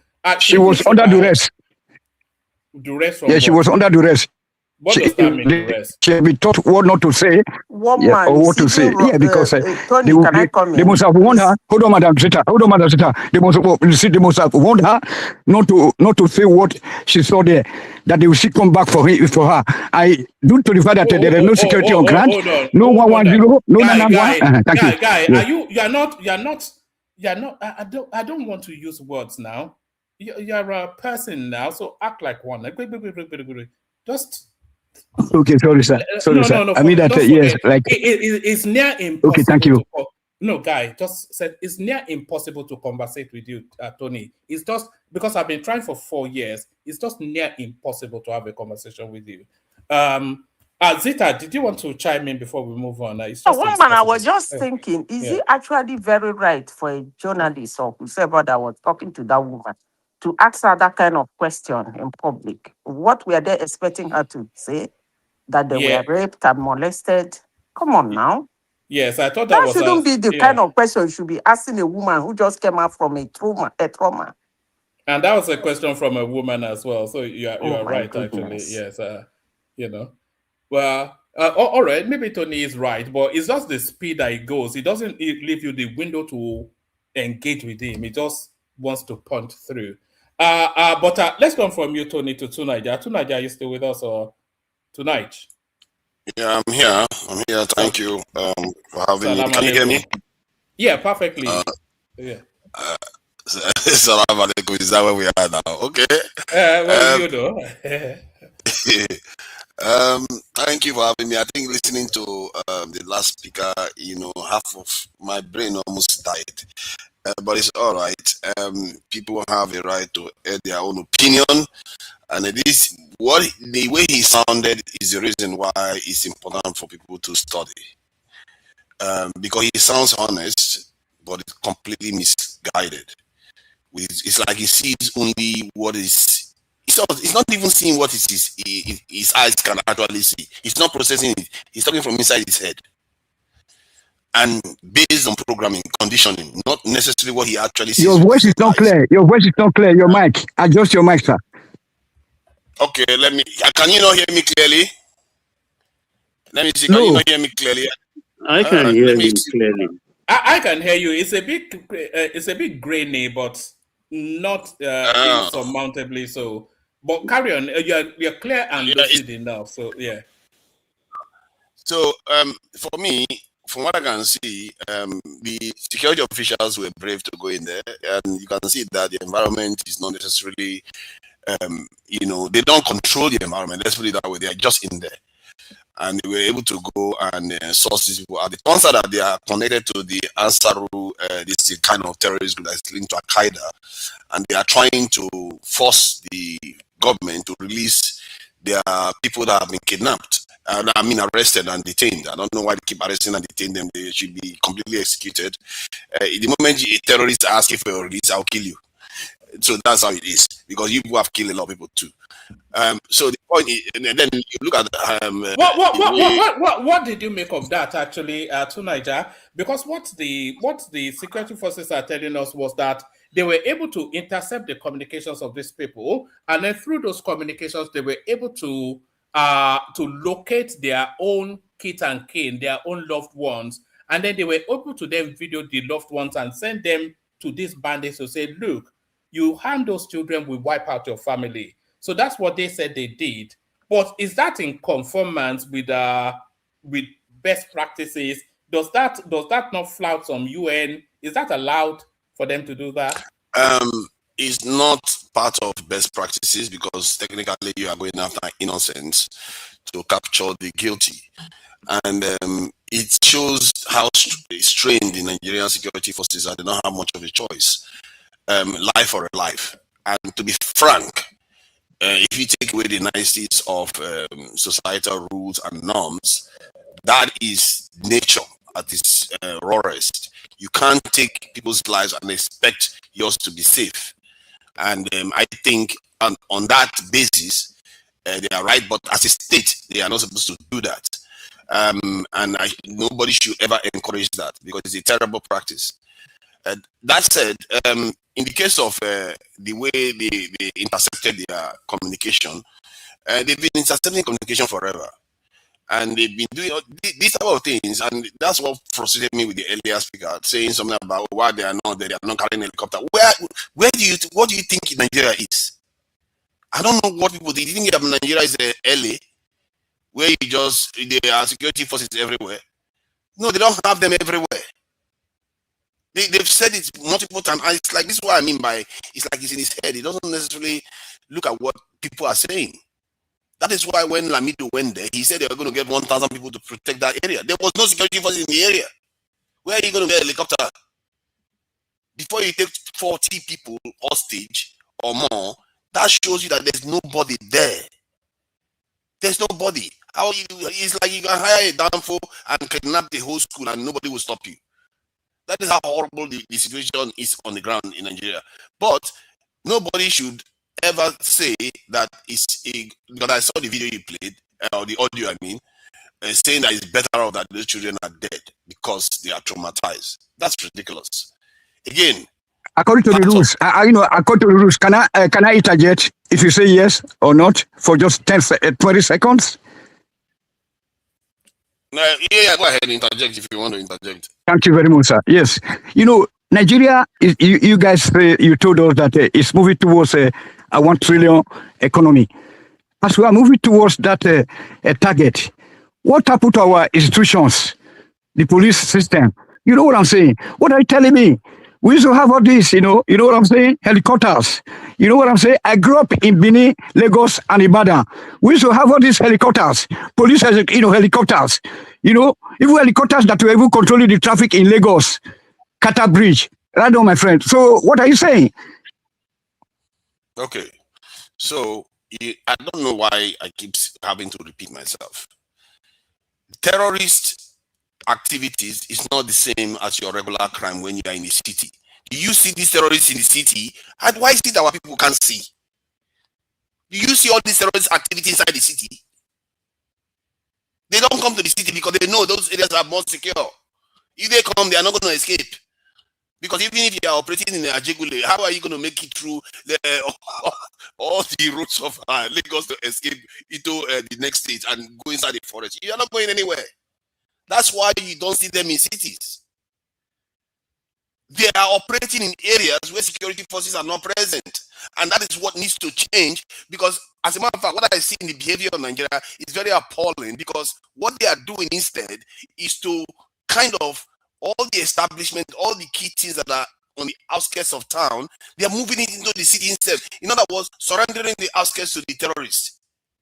What kind of behavior is that? I've seen schools in Nigeria, when I went this last time, schools, international schools that were built in remote areas, they have now moved all their children and this to Lagos because they don't feel safe in remote areas anymore. What about the bigger city in the neighboring areas that we are talking about? To Nigeria, the real tragedy is schools probably thrive better in remote areas because they have the peace and the serenity of that backdrop that then helps them focus on their education. You don't need education is best not in a bustling, condensed place like Lagos now. In some sleepy outskirts in Ekiti, somewhere, that's where real education should be taking place now, where the children are one with nature, the environment is serene, and then the mind is focused.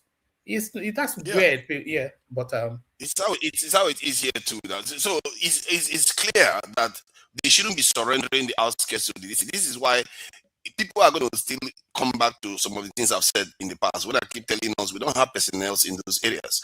Instead of us to be beating about the bush, you need to have personnel in those areas. And some of our prejudices is not allowing us to see straight. Some of us are worried that we are going to recruit other tribes into the security forces. Some of us are worried that there's going to be Boko Haram terrorists inside the military. It's like all kinds of crazy stuff we come up with while our children are getting kidnapped, our women are getting kidnapped, our men are getting beheaded. All kinds of nonsense is going on instead of it to just act and do something. Because now these security forces that went there now, when they rescue people, people are happy about that too. But when they say increase the numbers, people are against it. What kind of mentality is that? Sometimes when I listen to some of our people, I feel like we have a mental problem. We seriously have a mental problem. We don't see the world the way it truly is. We act as if we don't see anything. So sorry, are we using you as an example? Are you citing yourself as an example? No. I'm not. Because but my see, that's my own. You don't have a mental problem. One man, no, not close. I mean, maybe my mental problem is that I like to shout at people, and I say I'm very, very short with people sometimes. But my analysis and my interpretation of things is based on reality, nothing else. This is the critical aspect. And when they say reality, truth, that's what it means. In other words, you are looking at what is going on in the world, straight up, not pretending as if it doesn't exist, and start reaching false, fake conclusion that doesn't bear any resemblance to reality. Do you know how devastating that is? To watch people do that repeatedly, and it's frustrating to see. Because what you are doing, you're leading people into darkness. You're leading people to keep making mistakes over and over again. While other people, this is very clear to them. Because many of these people saw the Gaza war. They saw how terrorists behave. If you were carrying out an experiment, that's what you should see. That's your perfect experiment. They saw how it works, but they don't interpret it. They can't see the real world for what it truly is. With the best tools, with the best equipment, nothing works until you take those areas. Until you actually take physical control of those areas. Because your human beings are not spirits. Are you going to fly into an area where you are not? You'll just teleport yourself into that place. Because those terrorists, they own the area. They know the place. When you are showing up, they know where you are. This time, these security officials were able to outsmart them. And it's more they technically they outsmart them. They just play dirty. They just kidnapped them, basically threatened their family members. Still outsmarting. But Tunaja, just to manage the time, let me move you to another space. Let me move you to this headline that you're looking at on your screen and invite what you're making of it. It says birth registration at 57%, death registration below 20%. This is coming out of the National Population Commission. So 3 times more people are being born in Nigeria than are passing away. What do you make of that as just raw data? That's what Nigeria should be. If that correlates to higher birth rate versus higher lower death rate. Technically, I think that's the same trend all around the world. The death rate is declining, and even if birth rate is also declining, there's even less death rate in many. It's the reverse. It's the reverse. Sorry, it's the reverse in the West, especially in places like Japan and Europe. People are living longer and they are not giving birth. Yeah. I think you're actually correct there, actually, because if the population is declining, it means that they are having less children than they are actually. These are the people that are dying. So you're technically correct there. But these figures, they say registration, so I don't know what it necessarily means, whether it's actual just based on registration or actual births and actual deaths. But if it correlates with the actual ones, yeah, that's what you should expect from Nigeria. I don't see anything wrong with that. And the same goes for many African countries, especially other African countries. Do you not see the danger of a population explosion there? When 3 times as many people are being born than are passing away, is that not a strain on resources? Will we not end up cannibalizing each other at this rate? Name one country that population has destroyed. That the large population has destroyed. If anything, it's made them superpowers. So we have the resources to manage this. One man. This is part of what I'm talking about.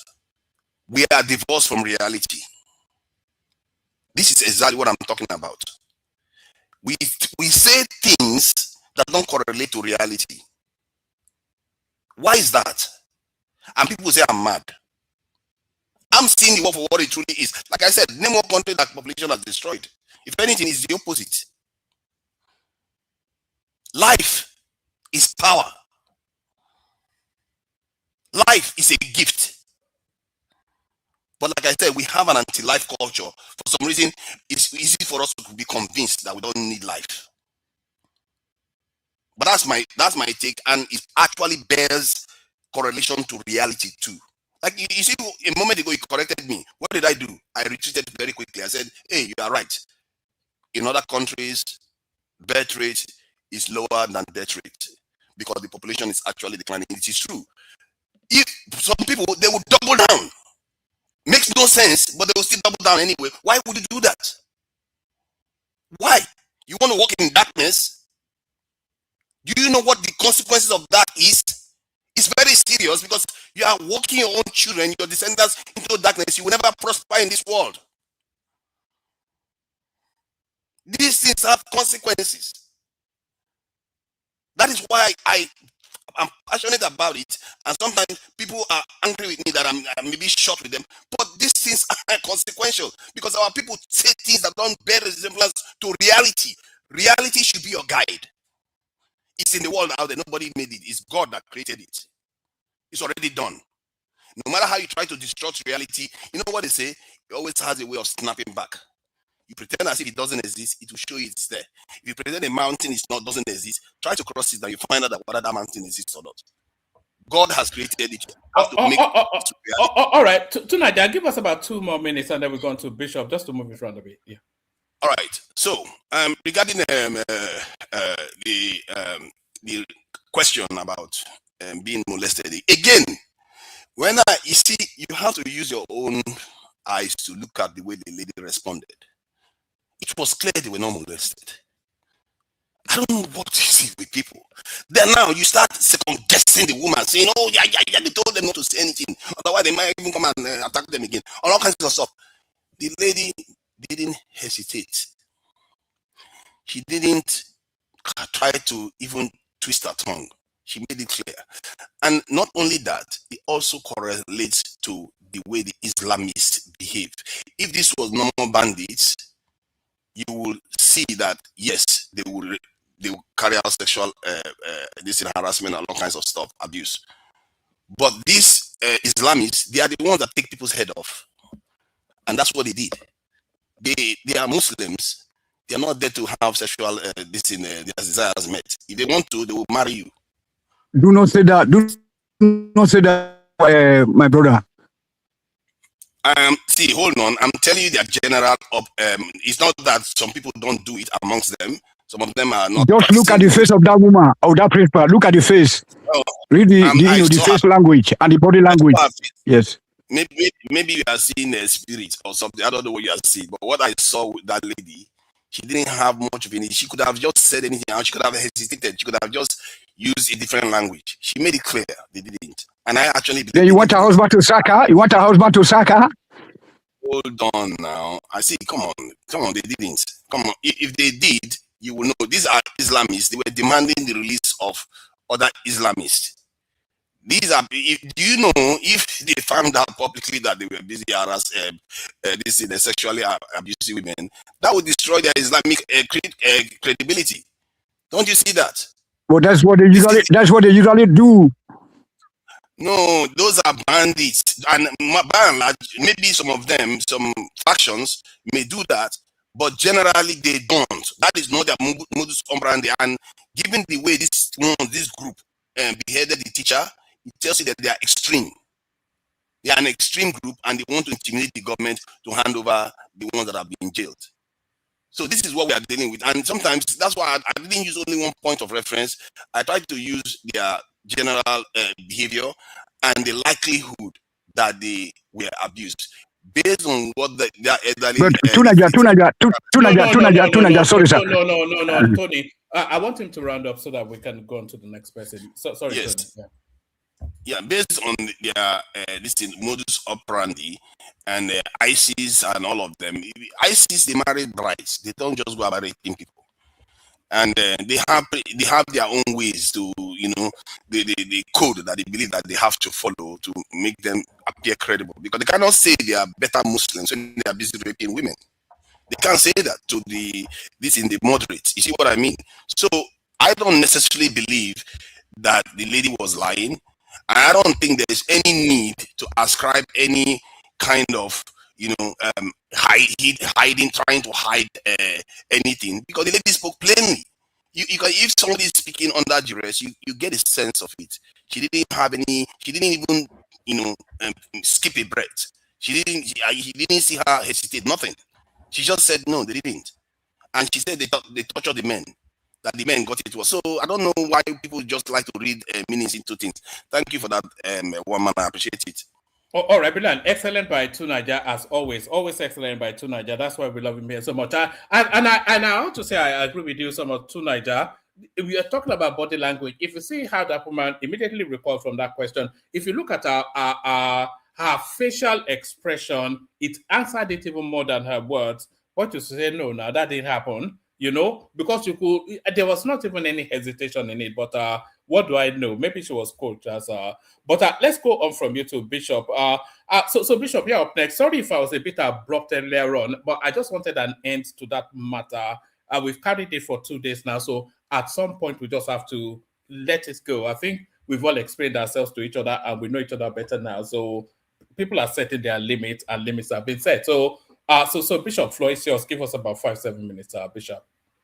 I apologize to Bishop for on behalf of one man.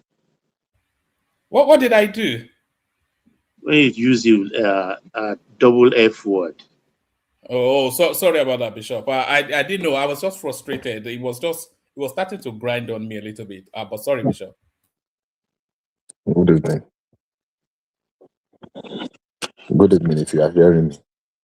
Good evening. We cannot hear you. So we're talking about the birth death rate ratio in Nigeria. We're talking about the DSS telling us that they cannot replicate what happened in Orire local government area across the country. We're talking about Kwakwanso inviting the Northerners to play nice with the Southeasterners.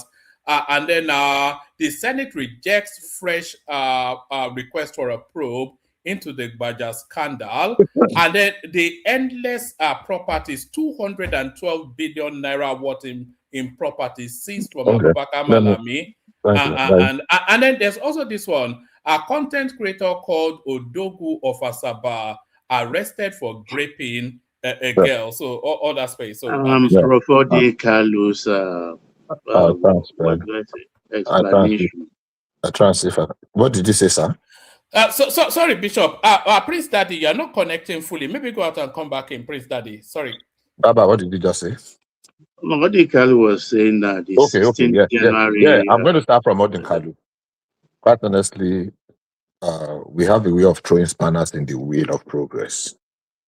He just wants to bring up topics that are completely irrelevant. If people go on holiday and on the 16th they are not back to vote, then what do you want us to do? The reason why the thing was moved back before was the amount of noise and complaint after the 2026, that the period of litigation, that they must not swear somebody in until all the litigations have been exhausted at the Supreme Court. Now they say, okay, let's give more time so that the election, so that there will be enough time for litigation. Now they have moved it back. But then Kalu was among the people they were advocating that immediately you swear the person in, that he has all the power, he can manipulate and abuse, use the judiciary. So it is better that all the litigations are completed before the swearing in. That was the thing that was. Now they have tried to move the day of the election back so that it will accommodate the litigation processes and the rest. Yet, people like Odikalu will always come. He has never provided any solution. It's a purveyor of fake news, and it's very, that's his comfort zone. So what he's saying is not, it's as usual, rabble rousing. Let's see what comes out of it. If we want to truncate the system, let's truncate it. If people want to vote, and it's important to them, after the new year in January, they have 2 weeks to go back to their station to vote on the 16th. The date was actually a little bit long. Some people complained that, it falls within Ramadan. What's the big deal in going to vote on the Ramadan day? I don't understand. Now they say, okay, let us accommodate. We move back. This one will come down. Let's move forward again. So where are we exactly? So Chidi Odikalu has never made sense to me. I listened to him talking about the same police something a few days ago. He's also looking for something to make him relevant, even though it's just very uselessly so. Abubakar Malami, those are the people that really messed up Buhari. And like we said here, Buhari became a lame duck in the second tenure. He shouldn't have done that second time. Because obviously, I was embarrassed the day Fashola came on board and said that Buhari he just give you assignment and what do you say? There's a language he used that he doesn't even follow up. That whatever you do with it, and that's a failure. That's one sign of a failure of a leadership. He doesn't know what it takes. So whether we want to believe it, or we want to take it or not, irrespective of how much we love Buhari, the fact that some of his aides, appointed hands, really messed up was his failure. And I did say when we had that election, if anybody remember here, that Buhari was the price we had to pay to have a Tinubu who probably is trying to do everything to redeem whatever we have lost. But it's a shame. I want to say that even if they go further and arrest other people, there is a lot of rot under Buhari. Economically, we became far worse off. I mean, printing 30 trillion naira in ways and means. There was no control, no regulation.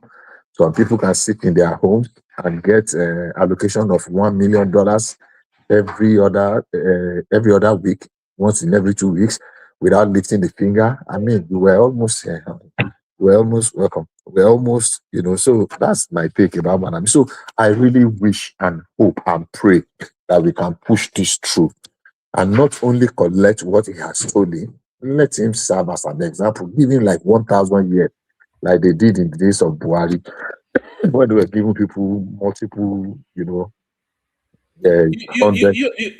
Bishop, there's every chance that Abubakar Malami might well end up being the governor of Kebbi State. There's every chance that he will end up in jail. He will not end up in any governor of any state. If he ends up in Kebbi State House before they put him in jail, then he has that immunity cover. He will not even contest. Let's jump up because I don't have enough time. I'm timing myself, but I don't think he will be able to contest. Because if they seize all these things from him, mind you, but is the ADC candidate for Kebbi State though, for the governorship? Which ADC now? The ADC that is struggling to stay afloat. Remember, the case has not ended. The case is still on. This is just the forfeiture case. The corruption case is still on in the Federal High Court. I think he has about 2 or 3, maybe 2. So I really wish he goes to jail because he really deserves. I mean, this is too much. I was reading those things. I've read them before. I was reading them again earlier today, and it is mind-boggling. It is embarrassing. And it's an indictment. They really messed up. They did Buhari dirty. Everything about integrity, Miabami Gaskia just fell inside the gutter. Completely, they rubbished Buhari and his legacy. And they are doing a very bad, they are doing his legacy and memory a lot of bad, unfortunately. So unfortunately, the sad part is that there are so many people that genuinely believe in Buhari, but these people that were close to him, they really messed him up. And this is not all. I can say that this is not even the worst. There are more that we hear. On the girl that went to Asaba to go and meet that guy, it's so unfortunate.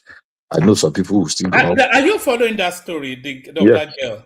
I've read everything about it earlier. I felt so sad for her. I saw her video, and I will see some. Sorry, Bishop. Are you also following the story of the girl that mysteriously died in Dave Umahi's house?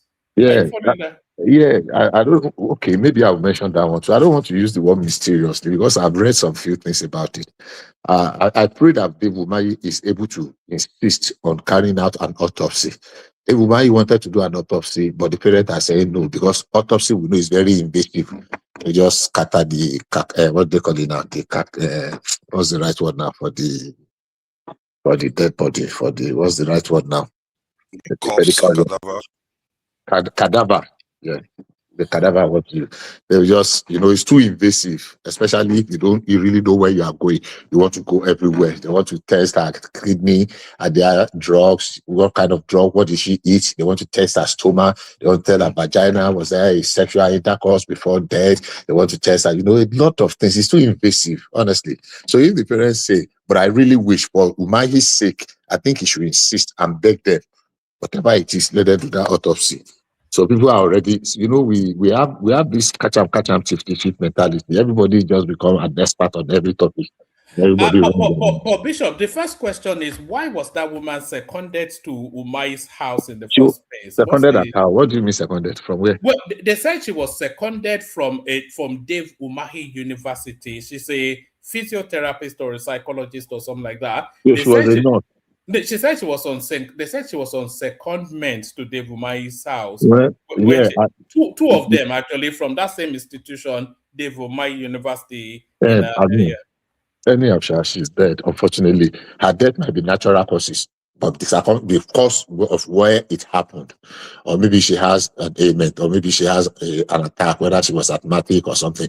But if they do, they will be able to know. Otherwise, it is in Dave Umahi's best interest that they do that autopsy. But the parents are saying they don't want to. She's a young girl at 26. It's unfortunate. But one of the problems we have is that everything that something like this happen, we begin to post, how do I call it now? To guess, and we want the things to go the way we are guessing. We want it to go along our line of thinking. Was David Umahi home when it happened? No, it was not. I think it happened in Abuja. Because the girl was working both in his house. No, it didn't happen in Abuja. It happened in his mansion in Ebonyi. Yeah. Are you sure? Yes. Check that. Okay, she has a room in Abuja, in his Abuja something too. She used to live, she lives there. Anyhow, it's an unfortunate thing. The only thing I'll say about that, because of time, is that I think it is in Umahi's best interest that they do that autopsy. Let him find a way to send people to the parents to persuade them, because it will clean his name. We have this mentality of catch 'em 50-50. Everybody becomes an expert on every topic. Immediately, it has something to do with them. Then this them versus us issue now comes up, and it will keep there. And we have people that will keep mentioning it forever and never and never. People like what's this guy's name? This our rights. What's his name? Do you think Dave Umahi has a woman problem? Because I think this will be like the fourth woman sort of thing. Dave Umahi is like who have taken, because when they were good when they were at the lower cadre, because they were very jovial. They play with people. They and people enjoy it. They crack jokes. They are like comic relief and very jovial. But when they begin to get to this level, there must be some kind of restraint and gap to people, because it's very easy to misconstrue. In Africa, we do it. You pat people in the back, you talk their cheeks, you are looking chubby. You do that in some part of the Western world. They consider it the sexual alcohol. So people get exposed that they want to take advantage of every situation. So, yeah, are they promiscuous? Maybe, maybe not. But the truth of the matter is this. Is that we want to begin to deceive ourselves. In Africa, is promiscuity actually a sin? Is flirting actually a sin? In Africa, it is not. Even in the Western world, we know this history of the United Kingdom, even the monarchy in the United Kingdom. I mean, you are going to have one wife, but with many concubines and mistresses scattered everywhere. So we know that whether anybody wants to believe it, my man by nature is a polygamist. But based on what one man said, Bishop, my own observation, in shape and size, that lady who just passed looked like the other Oriri woman. Is it Oriri? The one who said, don't they look alike? Does Umahi have taste for that kind of size? Maybe, but it's not even the same. If he has, my father had 3. The father before him has whether 8 or 9. So anyhow, because of time, I'll just move. So, Malami, you mean like in South Africa? Like the France, South Africa, IKB. Let me go back to the rape. Tony, I beg, maybe I just leave your own lane, especially. If you are talking about IKB, now Rwanda and Uganda get that one. The rape girl was very pathetic. She was a twin. She would have at least confided in someone. She does not need to die. She really didn't know to have committed suicide. It's unfortunate. It's painful. It's agonizing. I mean, no matter what they want to do to that guy, which I am in for, it's not going to bring back that girl. The agony of the parents is going to be there forever. And considering the fact this was unavoidable, that you were raped, all you need to do is just face it up. I mean, if you could make that, she stood 2 weeks after, and she could make that video before now taking her own life. There was enough time for her to look for somebody to confide in, whether her mother or her sister. Then seek help. It is not the end of the world. We know people that were raped, that they got pregnant, and they still bring forth those children. I'm not saying it is right. I'm saying that there was no need. It was a one bed too many, on one needless death, one unnecessary, ridiculous death. I saw the guy video trying to beg and apologizing that he's going to do whatever to make it right. It's so painful. Let him face the music so that other people that take advantage of young girls like that. The sad part is that our young girls have become that there's something else. You watch on social media, so many things you see on Twitter. I used to hear things that happen on what's the other one now? The other social media. The very book, the very talks, not toxic now. There's this social media. Facebook. No, not Facebook, not Facebook. This No, is TikTok. I don't have one TikTok and Snapchat, whatever. I don't have those. But what I hear happens there. But they are beginning to import it now. You see 11-year-old, 14-year-old shaking their bum, opening up their, and it's like, where are we going? So if a girl at 20, if she says she's a virgin, that means the parent must have done some good job in bringing her job. And she felt that remorse. The only place she crossed the line was having to go and commit suicide, which is very unfortunate. Very unfortunate. Very unfortunate. Very unfortunate. One man, I don't know whether you read something that Soludo said today. People will roast him tomorrow or next. I don't know whether you read anything about what Soludo posted, something about Tinubu. Tell us. The taste is in the pudding. Okay. I think he said he made a request to the president about what do you call it? About some road. And he said today that, to his surprise, the road totaling about 300 miles in Anambra State, between Anambra and Kogi, and one way between what's the name of this place? Nebo or Nise, something, just within Anambra. And to his surprise, that the president this morning got a call from the president. He made the request. He got a call from the Dave Umahi that the president had approved it, and that construction is good. If you dualize, they are going to dualize it. So what he's saying is that Tinubu is the best thing that has ever happened to Igbo land. Of course, Dave Umahi said that as well. That is the Biafra that they are looking for. You need to read that thing by yourself. I wish I have it. Fortunately, I don't want to think about that. If you read it, I'm sure you will bring it here tomorrow. But it's what he said. But they will, I'm sure they are already roasting him. They are already calling him to do all manner of names. But the truth of the matter is that those two projects are real game changer. If all the states in the south. Can I just interject a bit? You see, I'm getting a little bit unsettled by the amount of dualized roads that their people are using to praise administrations for. Like, a road exists. Did they tell you that there's massive traffic that is killing the economy there, where you are worried about dualizing it? Because like in Abuja now, you hear this type of stuff. They say Wike is doing well because he fixed a few roads. You know, when I go to Abuja, I don't notice any difference. If you look at Abuja, you will not notice any difference. But because he fixed a few roads, they're saying he's doing very well. While let me finish. Let me just finish. I'm going to finish very soon. I'm not going to go long. While in Wuse 2, Wuse 3, all the major areas, not to mention the other areas like Lugbe and in Abuja, there's barely any power supply. You'll be lucky, especially in the Lugbe areas, if you get 6 hours power supply a day. So why are they not putting those efforts in areas that is going to give people far more bang for their buck? Because when people get power supply, people spend more time at their homes and buildings than on roads. But they are not doing that. Thank you. So this is it. Sorry, Bishop. Tunaja, check private chat. Sorry, carry on, Bishop. So this is it. I'll try and spend less than 1 minute on that. Let's be very sincere to ourselves. It will be very unkind to history to say that Wike is not doing anything, it's not doing much, or to try to downplay it. We had a minister under in the last administration that spent 8 years. You cannot point at 10 kilometers of road that he worked on. Road is an essential project, and it is the first step towards development.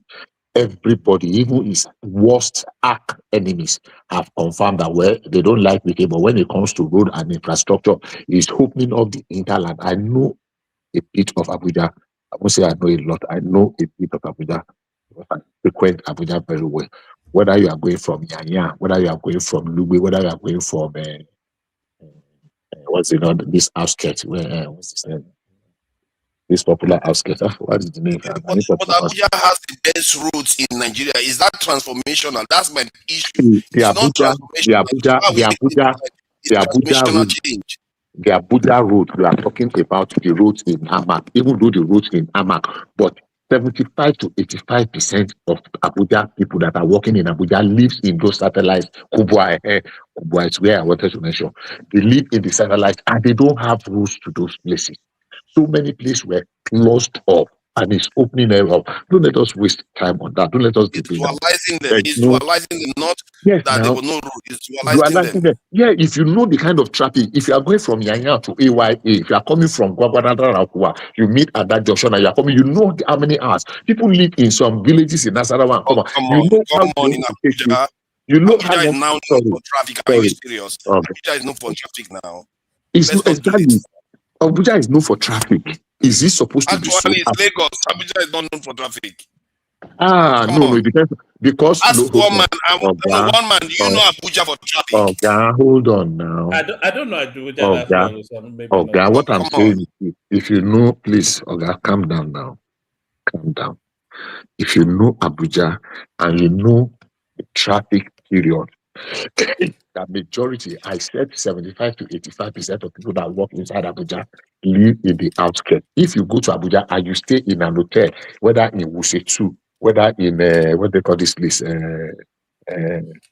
Jikoi, or you stay in Jabi, hotel in Jabi, and you are saying there is no traffic in Abuja, you are not being truthful.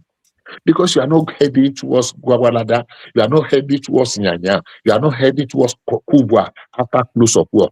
Ask the people that are going there, they will tell you.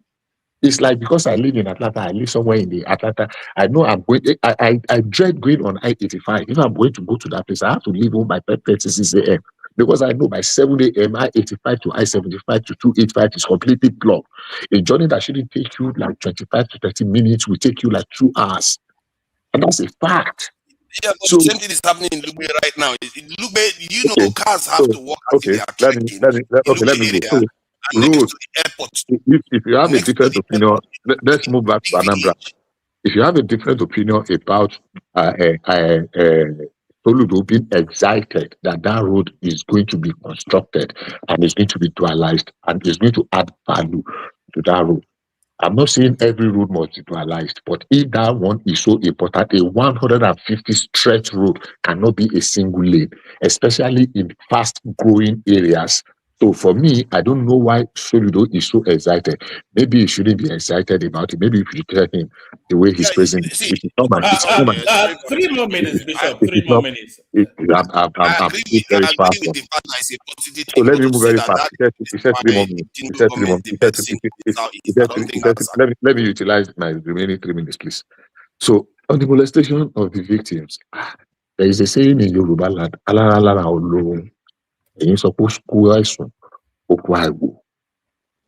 don't understand why we always like negative and bad news. Somebody said, after everything they have gone through, they asked, when you said no, that one did not happen. Whether it happened or it did not happen, it did not add to it. But because some of us just want the bad side, Tony is saying this thing that they were actually molested as if it was there. Or if the woman said you were molested, is that going to make you more happy? I don't understand. That one really leave me with some sour whatever. DSS, about you really, I don't know was saying that is not going to happen. I would rather say it's not going to happen because it's tactical. It's strategic. Because when you are saying that they are going to use the same approach, there is no two cases that are the same. They are going to divide what is the best approach to tackle the next one, so that people will not preempt and begin to. So any DSS person, any intelligence will not come and say, this is how we are going to run this operation. So for people expecting him to say, oh, this is how we are going, no, I don't understand. That we do that. He should tell us that that's how we are going to run it. How? Who does that? Where is it done? He will never tell us. Even when they are very at the close of it, he would not say. So that's, he said what he's supposed to say. So when the next thing comes, they will look at the circumstances, look at the environment, they will look at the situation, and they will look for the best way to tackle it. There are no two cases that are the same. No way. So I don't expect him to say anything different. I don't know why that is generating so news. So if I see something on this one, many people will pick me. If I say what is on my mind, honestly speaking, it will not end well. And the Senate, I think the Senate did what they were supposed to do. You don't have to. Are we going to be having 3-4 investigation and the rest? ICPC is on it. The court is already there. The police is handling their own. What do they want to do? Whatever they do is just going to be advisory.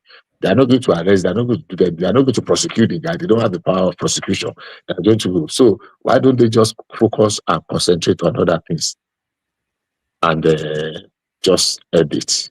And just so I think I agree with their decision. And finally, one more second. Let me apologize to Madam Zita. I'm not apologizing because I did anything wrong. I'm apologizing because I just did not have that strength. I wanted to interject earlier on because the last language she used that she was going to deal with me. Thank God for that. That's not the right word to use. I listened to everything she said. Yesterday, I did not lay any cause on Twitter. I said the people that were saying that what happened was a stage and that it was fake, that it was a comedy, it was a skit, it was a, that was what I said. And I made, what's his name? The governor, the focus of my anger. And that was what I was addressing. That's how so when Azita put herself into it, and when she came to the contact, she called me over now things. And I was very calm in responding to her. And so my apologizing is not because I just felt like you can't say you deal with me, Madam Zita. I apologize to you. I don't have anything against you. We can disagree without being disagreeable. But that's all it.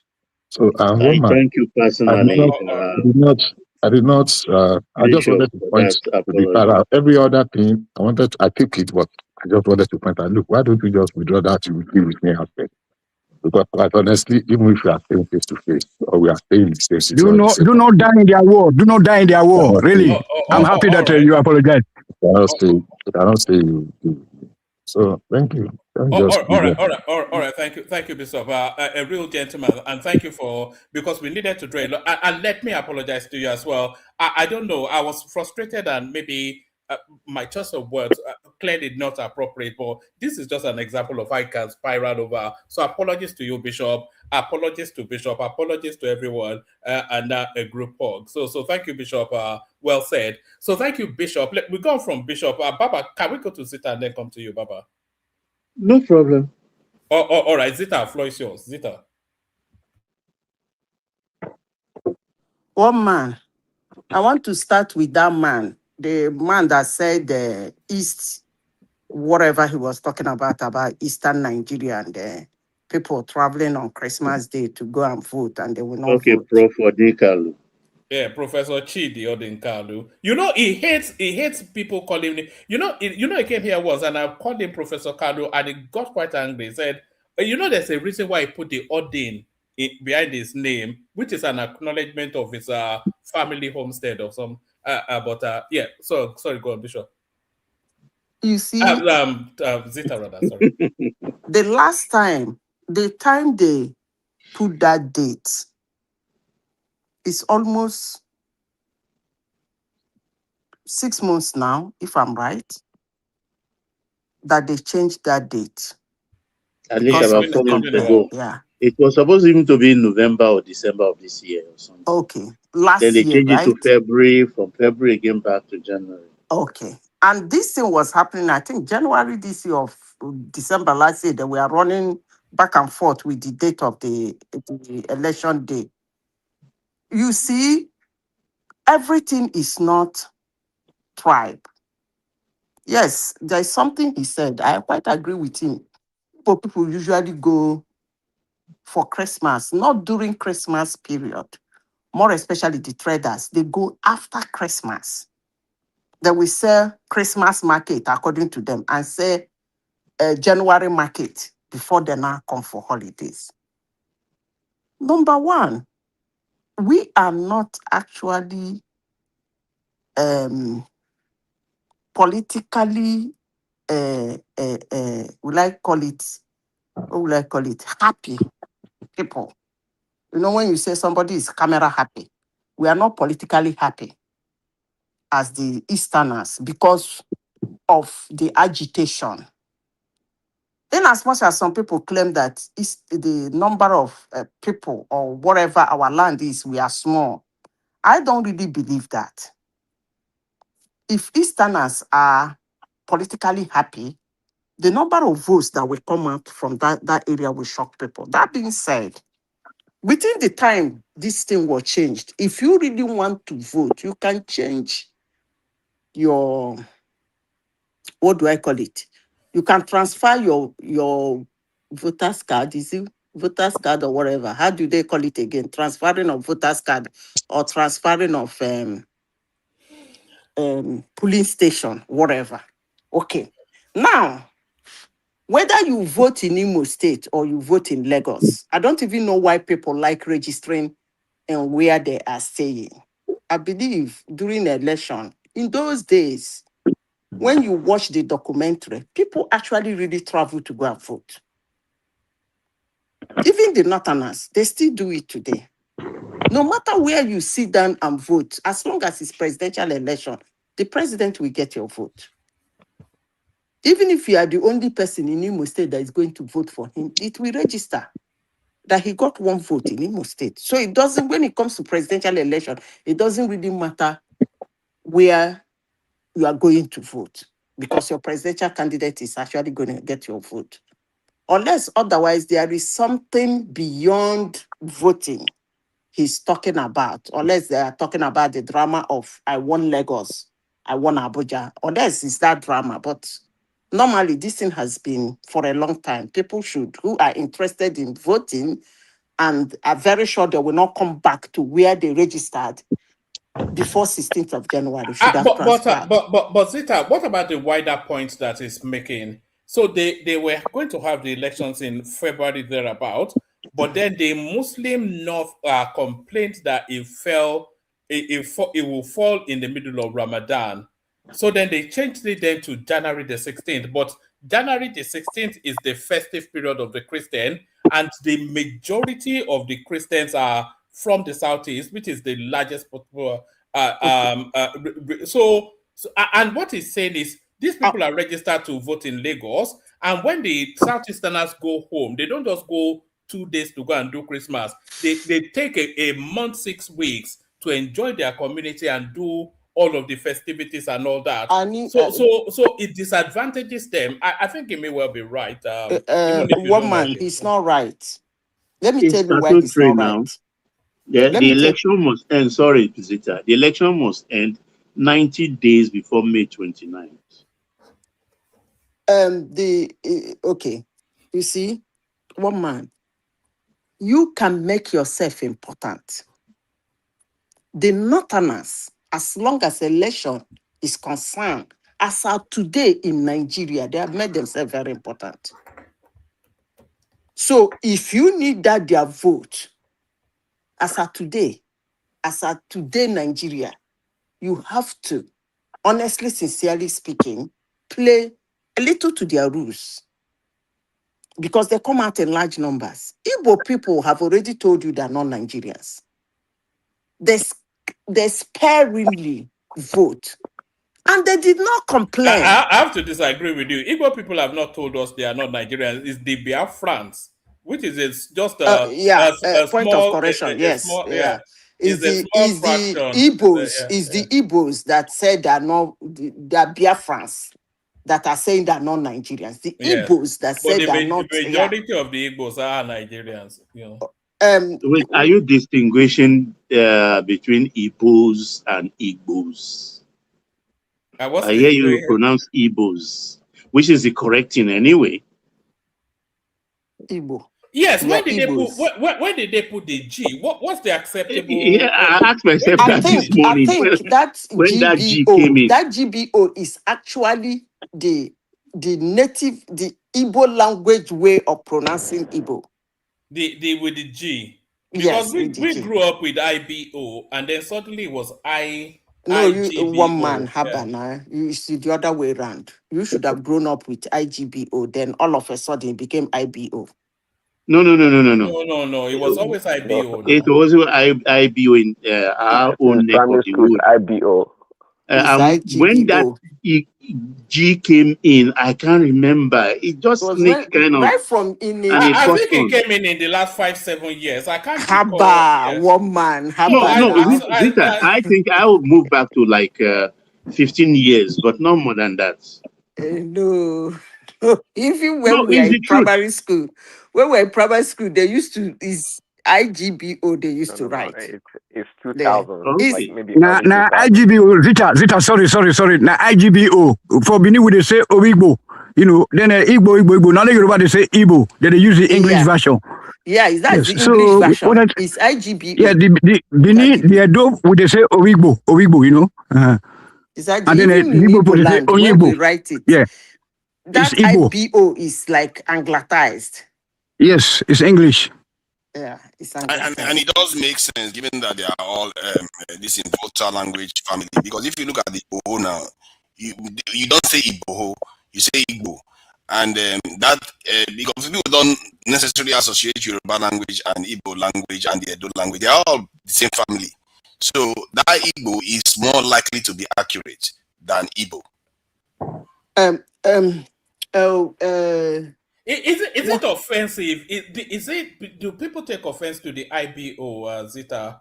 Yeah, there is a way you pronounce it. Is it offensive? Yeah, the IBO. Yeah, to the if you are not an Igbo person and you call me Igbo. You know, in Lagos they actually call it Yibo, like YEEBO. It's still IBO in most of Yoruba land. Yeah. If you call me that, IGBO, that's what they say. Now they get to Jabuigbo, now they get to Koigbo. You know, Abik. Now IGBO is the right one. IGBO. The right if you call me yes. Igbo girl, I will think a kind of like you are trying to demean where I come from. Honestly, sincerely speaking, it's Igbo. Okay, I'm Igbo, not Igbo. Okay, we all went to primary school in Lagos. In social studies textbooks, okay, since I was born, you know, it's IBO. I read in the textbook. So we didn't make it up. Maybe only in the Southwest they had it IBO. I know IBO. Even some books published by Southeasterners was IBO back in the 80s, in the 80s, 90s. In the in the news, television news, they say Igbo news in Igbo. Now Igbo now for Benin, NTA Benin, NTA they'll say news in Igbo. One man, yes. Our language doesn't even have that IBO.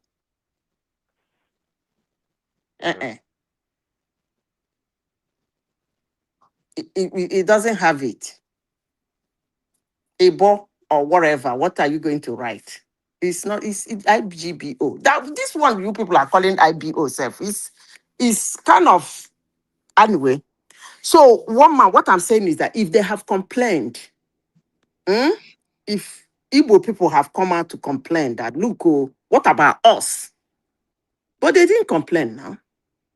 They never complained. One thing is complaining, another thing is giving you audience. But one thing I want to say is that other part of Nigeria should make themselves important in the election. I hope it will happen this time around. So that if the North wake up and say, we want this, the other people will say, no, what about us? We want this. And the presidential candidate will come with something, or the government will come with something in the middle. But for now, come on now, one man, they have the cards. They have the cards. They have 17 states, Abby. And they come out in mass to vote. So if you gather all their votes where they come from, man, it's a lot of vote. No presidential candidate will ignore it. Okay, back to the girl that died in Omahi house. Obviously, what he says is that Omahi was not there, right? It was not home in the southeast. When the girl died, what were they doing that killed the girl? They said she was the Sahara reporter said the blood was coming out from the girl's. No, carry on. They said she was seconded, that she's a physiotherapist or something. Who is the physiotherapy? And that's what I don't know. No, it's physiotherapy in his bedroom now. That's what it's probably. that of my hair, she be one woman don't come talk one thing about now woman go still down for that guy. The way they look and so now woman go down. But what for is that all guy. this one with women's stories around him now? And the same size. Huh? The same size of the same size of it's good you did that observation. The same size of women now. Not too fine, busty, big bum, things like that. What is going on? Mother, this one pretty. This one pretty. Hey, this one na queen, na princess. No, okay, make I shut up my mouth. Anyway, he called for autopsy. Nigeria and their autopsy. Somebody in government calling for autopsy. Anyway, may the guy so rest in peace. Amen. Then back to Gbajabi and Miller. I think they say he should resign. No, suspend. Some say resign, some say suspend. Or he should step aside. I believe he has a hand in that. He has a way of he has been doing it. This one can't enter. Because you won't tell me that he will be forefront in doing it. They have people around them they use in running those kind of show. So he should step aside. I don't even know why he said. One man who has your president chosen for vice president. Shetima. Oh, I thought they said he's going to change him. No, he didn't change him. Okay. So it's on my neck portal already. Okay, no wahala now. So the girl's soul should rest her spirit. Sorry, Zita. Guys, let me drop 2Naija takes over. 2Naija, Zita goes on Baba next, Prince Daddy with you as well. Thank you, everyone. See you tomorrow. The super chatters are Ayo and Kulata. So thank you to two of them. Thank you, everyone. See you tomorrow. Thank you, one man. Madam Zita, the woman was found stuck naked in the room. Is he physiotherapy stuck naked? She was totally, stuck naked. What did they do to her now? Yeah, they said blood was coming out. What did they do to her? Maybe now if it's foam, I will say it's epilepsy or something. But blood. No. It was not foaming. It was not foam. They said na massage they get. Anyway, this man is too dangerous. Really, it's dangerous. And then I'm very happy that you are one man. You did a great job because other panelists try to defend this guy because he's a minister to Tinubu. You know what I'm saying? No. People should not be the man. Yes. That's the problem I have with Bajamia Miller or whatever you people call her. Yes. When you have a dented name, you have to be very careful. Yes. Because 80% of the time, people will believe that you did it, even when you did not. Yeah, so kick them out. Kick them out. Don't defend them. Yes. I don't even know who is defending Nigerian politicians anyway. This man has been running around with. The last time we had a story, him and one girl shouting on the making videos of the same thing. Yeah, the same thing. She was never giving money to cover her mouth. What if I say he was there? It's crazy. What if I say he was there? Madam Zita, what do you make of the family not wanting an autopsy? Who told you that? Did you hear from the family? It was that's just application for the man. Manipulation. Yeah, they are manipulating the whole. It's imagine that it's manipulating the whole scenario. Burial. No, because they said they want to proceed with the burial. Now, do you know how much they've been paid? We're in Nigeria. Do you know how much they've been paid? To cover their mouth. What they will tell you is your pikin don't die, it don't die. Yes. And if you make trouble, we'll come after you. He will not come for you. Yes. So they will call elders will call you by one corner and tell you, bros, sister, auntie, madam, collect the money. So it is, I won't blame the family, but standing up against a politician in Nigeria, you really have to have all it takes. Outside of the country connection. so that you blow it very loud there, and the That's why force you will see a come whole from there. governor, madam, a whole governor is even afraid of the of the ruling class, and the people are coming here to. A whole governor is even scared of this mafia, the mafia rulers. So I pity the girl. I don't even know what they are doing with that man. I don't know. Maybe our money, our collective money, he's dishing it out. If God of me. So I believe Omar he was there. I believe he was there now. He was there now, but now they are lying, And you see the picture and that immediately that thing happened, they have to evacuate him immediately. And then so that he was not there. claiming. Yeah, You want to know whether he's there, you use his phone. Yes. You use his phone, stress him. You will find out that he was there when that thing happened. It's a pity. If you look at the picture, platform. The picture that was displayed tonight in another platform, beautiful, tall girl at the huge German, so tall, beautiful, Ay, my God.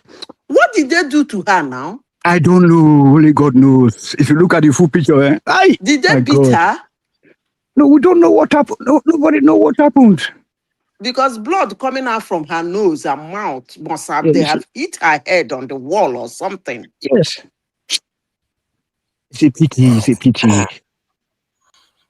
there's a lot of young women now that have been taking advantage of in Nigeria. Money. Yes, they are looking for money. They want to build mansion. You see, there are two things happening in Nigeria now. Number one, I mean, just as you mentioned to Nigeria, you are talking about young women. There are two things happening in Nigeria now. Number one is those who do a belong. They want to wear the best of shoes, the best of clothes, and to build mansion. That's one. Then there are the ones that are hungry. Honestly, sincerely speaking, when I mean hunger, serious hunger, that are hungry, they can do anything to feed, to take care of their mom. I'm not saying what they're doing is right, but I'm just trying to let you know that it's not that easy. It's not that easy. Yeah. I hope they did not hit that gas head on the wall. Desperation in the land. Yeah, I hope they did not. Madam Zita, let me give you an example, because I think you may be touching on something here. Because when I go to Nigeria, and I know I'm a bit older, at least 45 and all, but you see women up around 20, this in a 30 or so, being you are able to access them in Nigeria, but in the West that's not the case. So I don't know, that dynamic is almost as if our women, they are willing to go out with older men because the older men will support them for money. What do you make of that? Is that okay, or is it something that we should frown at? Because it's not like it's consensual between grown adults, but the age gap, is that okay? I will say whether it's okay if I see a situation or it's not okay. It's not okay, but it's okay for survival. If it is a situation of survival, look, let me say this. There is something I do in Nigeria that most people don't know. I think one man is aware of that. I have a pantry. I do pantry in Nigeria. I box food, boxes of food, and I ship them to Nigeria, and it gets to the poorest family. I won't call the amount. I have a lot of family in it, but in recent years, since the last 2 years, the caliber of people who join my pantry make my leg to wobble. Honestly, sincerely speaking, they will say, Mazi, I might not be eating it, but I can use it to solve problems around me, to reach out to other people around them. So if that is that level, and I had one of these Nigerian bigwigs one day complaining on the internet. He said, if she too can complain, that she's just sitting down wondering how poor Nigerians are managing.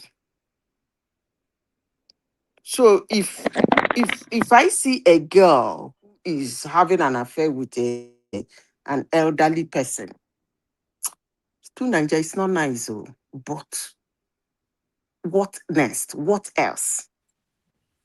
Can you tell me what else? It's a very, very dicey thing, because because for me, watching it, and you can see that like one of the things I observe is that the men in Nigeria today are very, very cynical. They will say our women they take advantage of people, especially for the people that come from overseas. And I don't know. The whole thing just seems a little bit. It makes me uncomfortable because it's like women. So women are not necessarily, by and large, not supposed to be supported by their men. So why are we persecuting them for going with the men? Personally, I try to isolate it to deceit. Like when there is deceit involved, like you are pretending as if you like the guy, why you don't like the guy, or you can't stand him just because of money and all those things. But and then there is another one again. Maybe you have heard of this one. Where some of the women will say almost all the women in Nigeria, that they are all doing this on the side as a way of life. And this guy said that there are people in the banks that their friend will come from overseas. Don't even mention the bank own. The bank own is they put so much pressure on those girls, and they do. Don't even mention the bank. Oh my God! Soludo tried to stop it, but he couldn't. Don't mention the bank area. The bank is totally a mess. Wow! It's a total mess. Man, when I hear all this, it makes me so. Yeah, go ahead. So you make it sound like the relationship between younger girls and older men is something new. Is it new to you, especially in an African setting? Is that new to you, to Nigeria? So I'm not sure exactly what your graph is about it. It's not a new phenomenon. If you're making an argument that, okay, because of our younger population and we have a lot of girls and it's more prevalent, well, maybe so. But you know, it's not the young girls in university, you know, they tend to go out with older men that have money, you know, be working at a bank or just being a politician or whatever it may be. It's always been the case in that country.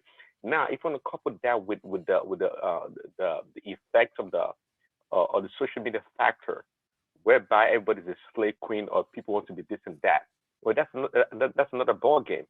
So at this point in time, quite frankly, you know, I don't know, you know, I don't have any figures about it, but the young girls are equally culpable in so many ways when it comes to going out with the older men, because they want a lot of things that they probably don't deserve, and they want it right now. So it's kind of a two-way street at this point in time. I'm not sure who's been abused in this relationship, okay, but again, it's not a new phenomenon. Don't make it sound like that. Yes, I don't know. It's not There's something a about it. Am I missing something here? Is it no? It's the scale. The scale is like, okay, let's say a lady could be walking, but on his side she's also being an older guy. Not, and sometimes whether the man is married or not, it doesn't matter.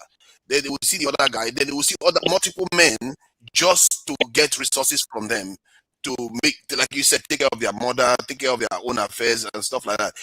It doesn't seem like the way societies are generally run. Am I getting something wrong here? Pious nonsense society. You don't start again. I just feel uncomfortable about it. What are you saying? Society? You know, these girls too. Listen, these girls too. You know, I don't blame. Right now, I don't blame anybody. These girls too, they get too greedy sometimes. You know, I mean, if you can have one Alaji or some guy with some money, why won't you get 2 or 3 or 4 of them if you can? Are you kidding me? They're as greedy as the next girl or the next man. No, that's just the way it is right now. But that is not. Is that normal though? Is that how we have always been? It's okay, you want to talk about morality right now? Is that what you want to talk about? Are we switching to morality? I'm looking at societally. What does look at this lady now that we are talking about, because that's where it came from. Because she just lost her life now, and her family maybe. And there is nothing they can do about it though. Now they go bury that girl. There is nothing they go do, Umahi. Madam Zita, look, probably there's another dimension to it too, like the wife of Umahi, or let me not say the wife, those Nigerian men, their wives can also do harm to those girls. You know what I'm saying? You know what I'm saying? I remember the Owerri governor. Yes, I remember. If they know that if they know that somebody is going out with their husband, they can send some mafia there to go and buy this girl now. You know what I'm saying? That's why, because she was found naked and then in blood, probably. Yeah, they must have hit her on the head. Yes, I'm very sure of that. Yeah, leave my husband alone. Leave my husband alone. You know what I'm saying? You know, leave him. You know, leave him. I can say somebody. You know, so that that can be another scenario. That's why in the Western world. Yeah, if look in the Western world, if you want to start investigation, they will start investigation from the wife of Umahi or anybody that had this problem. You know, they will start the investigation. Who do you know? You know what I'm saying? You know, so this is very, very important. But again, since they did not throw away, maybe a lot of people saw it. Because yes, thank you. They were scared that they want to go and dispose of. People saw them coming in. Yeah, I mean, that's another way. They usually dispose of their corpse. Yes, so they would have said that okay, let us, start, let us start investigation in America, in Germany, in England. They will start from the wife or the family members of Umahi. That's how it's been done here. Okay, Madam Zita. So if the lady was naked and now found in Umahi's house and it wasn't at home, to whom was she naked for? I mean. Did you don't you see that he wasn't at home as a clause? Of course, now that's what I'm trying to see. So it's a clause to make it look because the story is disjointed. It's a physiotherapy to who? They did not tell us. Is it to Umahi's mother as an old woman? Yeah. She comes to physiotherapy her.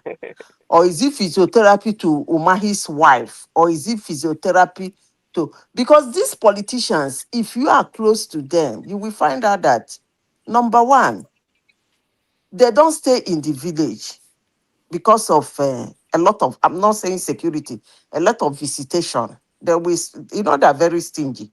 If they're in the village, they spend a lot of money giving people, listening to it's just a busy, they don't rest. So they usually come to the village, spend some time and go back to Abuja. They prefer Abuja and Lagos. So who was the lady physiotherapy in the village? They did not tell us, okay? I think... They didn't mention, like I think when you said that maybe Umahi was around when this happened, because it's in June, you see, so there's no real evidence of, what circumstances. Nobody's telling us the circumstances that this happened. So that is something maybe we need to flesh out. That is the problem. Nobody is telling us a physiotherapist. I think if the parents of that kid, of that girl, said that they don't want autopsy, probably I'm foreseeing an underlying... Autopsy. Autopsy. They said they don't want autopsy. So I'm saying that if the parent refused that one, probably maybe it's a natural cause of death. Which natural? With the nose running there. The reason why I say so is that because as a parent, if you lose your loved one on an untold way, of course you'll fight to the end. And this is also a way to exploit... With Umahi? No, apart from fighting with Umahi, it's also a way to make sure that you get whatever you deserve from Remy, Umahi. you have to consider the power. No parent would deny autopsy. They'll just succumb quickly like that. No. She was killed by a hired assassin. Probably Umahi usually come there on weekend, and then the wife is in Abuja. That's it. So as a mistress, that's it. Yes. Remy, what you're saying is that girl, maybe her parents are one village people somewhere, because those are actually the people that target all those politicians to build house for their parents. I'm just saying. You are saying that village woman, I'm just saying, I'm not saying the parents, the girl, I'm just giving an example. Who says Ogo in Mpobu Hiala, and the father sells or repairs shoe in Nkobu Hiala, you are here telling me that they should fight for their daughter. So in a nutshell, all this thing we are saying here is that we don't know the actual cause of her death. No, forget about the actual cause of her death. People are just insinuating. No, forget the actual cause of her death. I want to say this. We can insinuate because of the position of the man involved And because as a former senator, as a former governor, and we know as a politician or as a wealthy person, there's always a lot of things that they do behind secretly. But because of your current, the frequent happenings in his house there.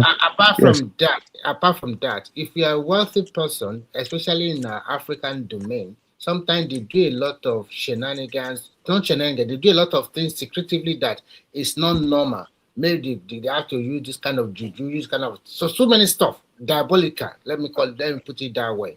So even if you go to the Western world too, sir, in the Western world as a top politician, they also do a lot of things secretively that sometimes you'll be surprised as a senator or as a former governor. Why is he doing something like that? Why would he?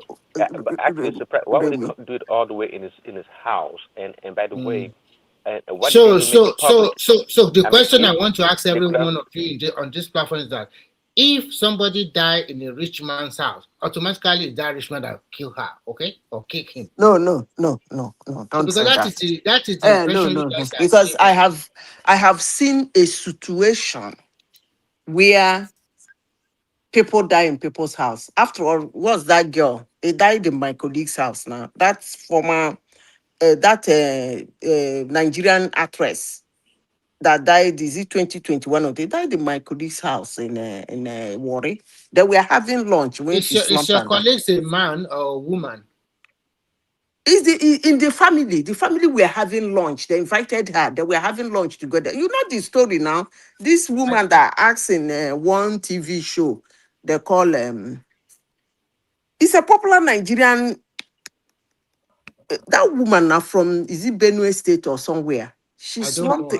So continue with your story. She slumped in his house and died. Her family too did not ask for autopsy. It's not. See, there is a kind of consensus when somebody died like that. People we call people to speak to the family. At the end of the day, what will be the outcome of you pushing the case? Okay? Are you pushing the case? All you want to gain is to disgrace, let's assume there is a foul play, is to disgrace the person that your child died in his house. If you suspect a foul play. And if you disgrace the person, is your child going to come back alive? The answer is no. So when you have all of these things, okay. When it comes to that level, they come to the middle. And that's when cash is involved. You will see them saying, oh, you compensate the family with so amount. Let them go and bury their dead. Oh, no, it's not because the person is a I think to me, I think the what do you mean by society is disgrace? Somebody died. Don't they have the police? Police report. They have to report to the police. Uncover what happened. Yeah, they have Thank you very much. Thank you very much, Prince Daddy. The state prosecutor have to take over the case. It's not the duty of the family or the Mahi. Somebody died. They have to take that body to the hospital, and then the state prosecutors will come in the Western culture, that's how it's being done. But yes, it's not even done in Nigeria like also. Madam Zita, it should be the same thing I was saying earlier on. In Nigeria, they will just report yeah, we have no institutions. Attorney General. The country is not functioning. You know, wait, see, before you start saying that the country is not functioning, the only thing that you normally say is not functioning. Let me give you my own story. This one happened to a colleague of mine, and I participated in the events that happened. It happens on a farm. This guy employed a guy that was working for him. So all these Benue people. So the guy now invited another guy that come, there is work here that you can come and do. So somebody else employed the other guy, so making two. So that evening I went to the farm. I saw the two of them. I was even asking him, I said, who is this guy? And I said, I know it's one of my guys from our village. That somebody, so person just employed him. So we start work tomorrow. And but he want to pass night with me so that by the time he resume work tomorrow, he will pack to the place that they will accommodate him. So they were cooking. I was even joking with them. Say, okay, when you finish cooking, I will eat out of your food. They say, do you know that by 8 a.m. the following day, they called me that those two guys don't buy inside their room. You know what they did?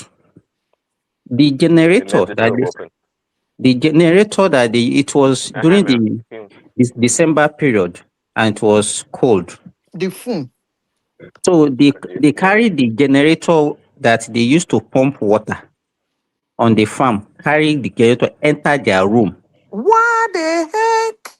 And they were using it to not to eat the room. Oh, they were using it to charge their phone, playing music and all those things. That was how the two of them just died quietly. The generator ran, the generator work until the petrol inside the generator finished. So when they called me the following morning, when I went there, we couldn't even open the door. It was the window that we forced open, and we saw the two of them just lying on their mattress. Yeah, sleep as if they're sleeping. They just, yes. So what I did was that I went to the police station. Just wait now. I went to the police station. Say, this is what happened on this so place. So when we are going there, I carry a photographer and I carry a video recorder. So we took their picture before anybody even touched them. We video. If you see the whole room, if you know cobweb now, this cobweb that we used to see, the thing was so dark because of the film. What I want to say is this. Let me tell you, if it happens, supposing it happens to a politician or somebody that is very, very prominent in the public, because I knew what people were even insinuating, even to that person that was not so popular, that probably used them for ritual. So what I'm saying is that whatever you do in Nigeria, if something like that happen in your domain, the first thing that people will be thinking, they will not think that those people die naturally. They will be thinking that maybe you use them for something or you want to buy them. So that's what I just want to do. Okay, let me chime in. Hold on. So, Simba, your story is a straightforward story, very straightforward. It's in a similar case. Don't say that a case. Do you know? Let me tell you. When we called, because the guy that actually brought the first guy, we called him and said, this is what happened to the guy. The guy said that he has to call the parent in the village. When they called the parent, because people are talking about autopsy or no autopsy, do you know that the parents said they don't want autopsy, that they wanted, because what Nigerians believe about autopsy is that it's like as if they will cut the they will cut the brain and cut pieces the meat. And that because everybody they want their corpse to be intact and buried intact. I don't know who told them that the autopsy they scatter body. I don't even understand that. That's okay. You know, when people are not well, somebody now told me, say, come, in future they might want to raise this issue. So because we dropped something in this, so we did the autopsy and kept the report of the autopsy. Because somebody might just go to them, so don't mind those guys, they are the one that buy your people and all those things. Okay. So that we have the rituals. Exactly. Let me make my submission real quickly, and I think I'd like to know who goes next. Okay, so again, your story is pretty straightforward in terms of how the people died. A very similar case actually happened here in America, in New York. Actually, it was a Ghanaian family. The man, I think had there were 5 altogether, him, his wife, and 3 kids. Anyways, the guy woke up in the morning, because New York was winter, maybe super cold.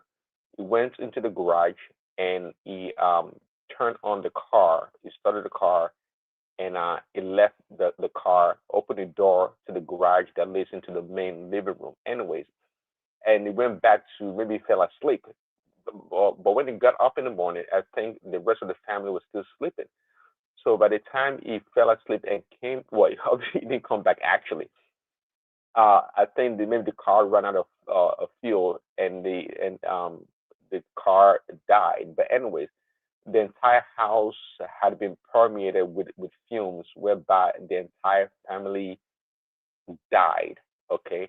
And by the way, I was going to ask one man, to the point why we don't use killed and death on this platform, because anyway, I don't want to digress, but anyway, so the entire family died. So I think the family member came to knock on the door somehow, some way, maybe the next day, and they found they found the dead bodies, and like, oh, this is the cause of their death. They all slept they slept and they didn't wake up anymore. They died. But anyway, back to this Umayi story. See, I'm just talking on it because at this point in time, I guess nobody knows anything. To the point where the girl is naked, people are saying she was naked. That's one story, if she was naked. So right now, this story looks convoluted. Prince Daddy. People make things up. Sorry, let me just highlight part of the reasons why this appears to be suspicious, because from Umahi's account that they were posted from a kind of nursing school or university, but Omoyele Sowore, Sahara Reporters reporting that. Can we leave it that their investigators indicate that these women traveled from Kaduna straight to their residence? And this is why I highlighted the issue of our women. Look at this lady, extremely beautiful and all the rest. Hold on, Remy. See, I have to say, this is another thing we don't recognize about our women. Our women are exceedingly beautiful, and then they hang around some of all these men. And I've had many Nigerians say that they use them for all kinds of things. That when they go with some of all the rich men, they use them for all kinds of different nefarious activities. And now some people are reporting that this woman is found naked. I saw an image that appears to indicate that. So I don't know whether it's true. So that the circumstances of her death seems suspicious. Whenever it is suspicious, there should be autopsy. As a matter of fact, by law, it shouldn't necessarily be anything. So this is the circumstances. Don't need to ask the family. That's what Nigeria is saying. They didn't actually need to ask the family. Yeah, Umahi would have conducted that autopsy. Yeah. So the state prosecutors. The law works in Nigeria. That woman is too beautiful. That is Miss Nigeria. She was a Miss Nigeria. Yes. So the lady's family, it's not up to the states to do their job. I mean, am I missing something here? I think we should not over-labor on this matter, because you are just being insinuation from here over here. No, I'm talking about I understand you. It's a big issue, actually. It's a big issue in Nigeria. I understand you. It's everywhere. And hold on, Remy. Remy, hold on for a second. Remy, hold on, Remy, calm down. You have been talking. I listened to you. I've not been talking actually. The two of you, it's not a competition now. It's not a competition. What is it? If you are not here, I kept quiet for you, and you don't want me to say anything. You have spoken a couple of times already. So no, I just want to contextualize it, that the reason why for me this is quite a serious issue, because it's become a way of life for a lot of our young women. And that is why it's a serious issue. Please go ahead. Okay. Do you know? Sorry, Remy. Do you know what actually brought that lady to Umahi's house? They don't know. So why are you insinuating? Why are you saying the way of life? Forget about Sowore. Forget about Sowore. Sowore is not a law enforcement agent. He's a journalist that is doing his job. Forget about. He's a politician. Forget about him. Forget. Don't be. Hold on. Why you say we should forget about him? You cannot. Wait. Should. Okay, let me give you a very good example. Let Remy talk. I need to talk. Let Remy talk. One at a time. Sorry, please, Daddy.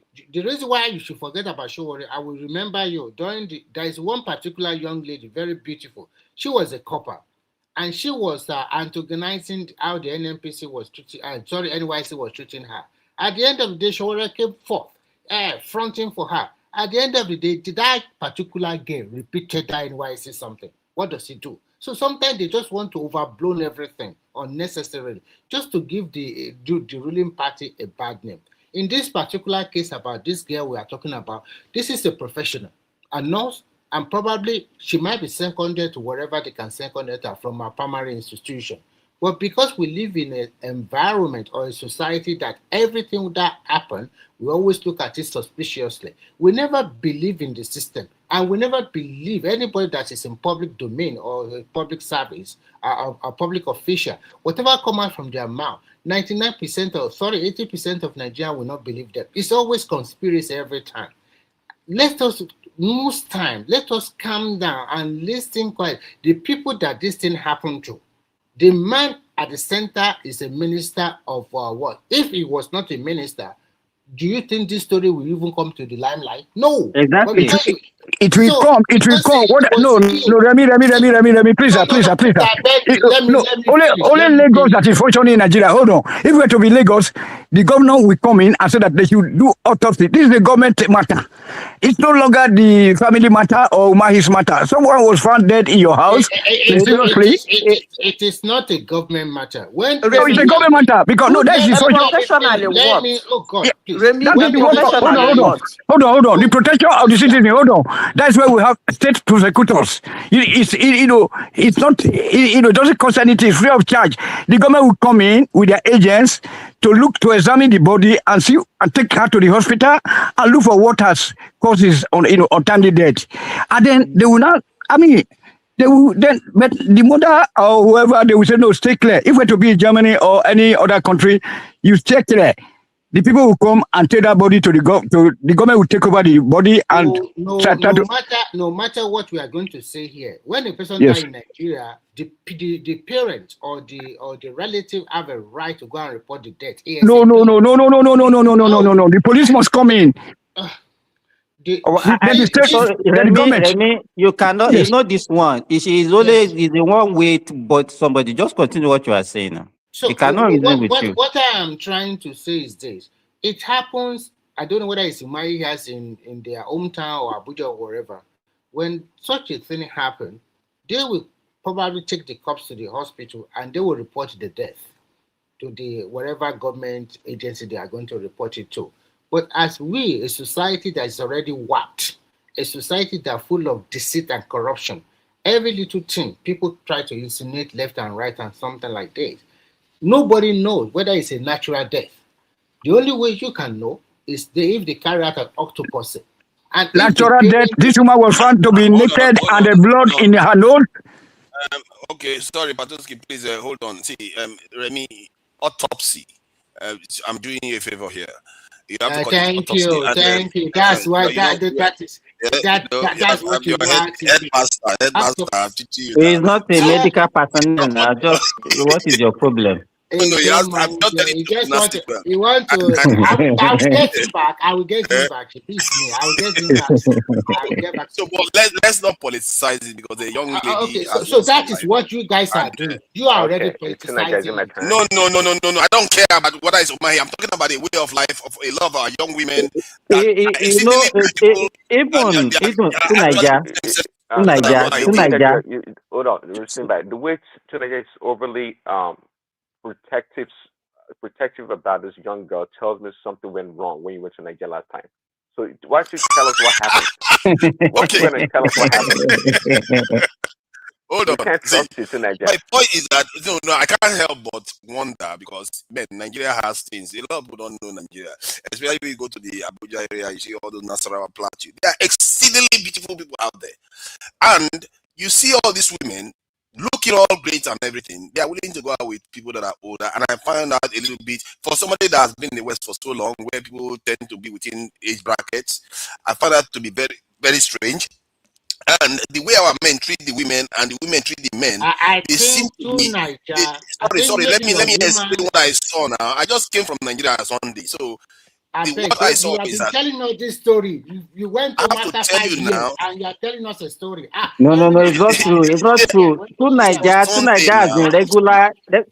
been regular in Nigeria in the past few years. Forget about that.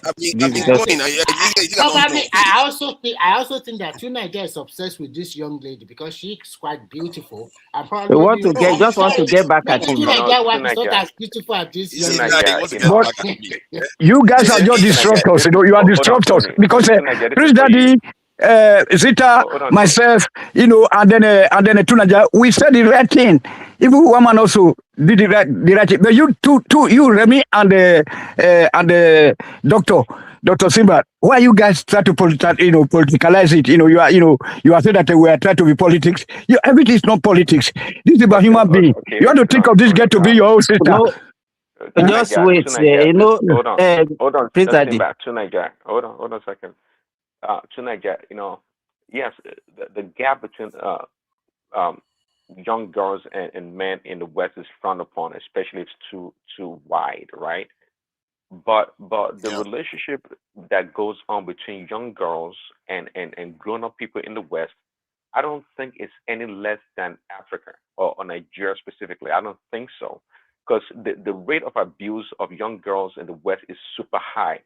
There you are in your damn country, there where you live, where the Pakistani grown-up men were raping little girls, little white girls for so many years that you guys swept under the carpet. The British government did that. So the abuse of girls in the most vicious ways happens in the West. Okay, very much so. So don't be high on your horse when you talk about like African societies, young girls, and that girl I traveled all the way from wherever she came from. I went to Umay's house. I think she did so by her own volition, quite frankly.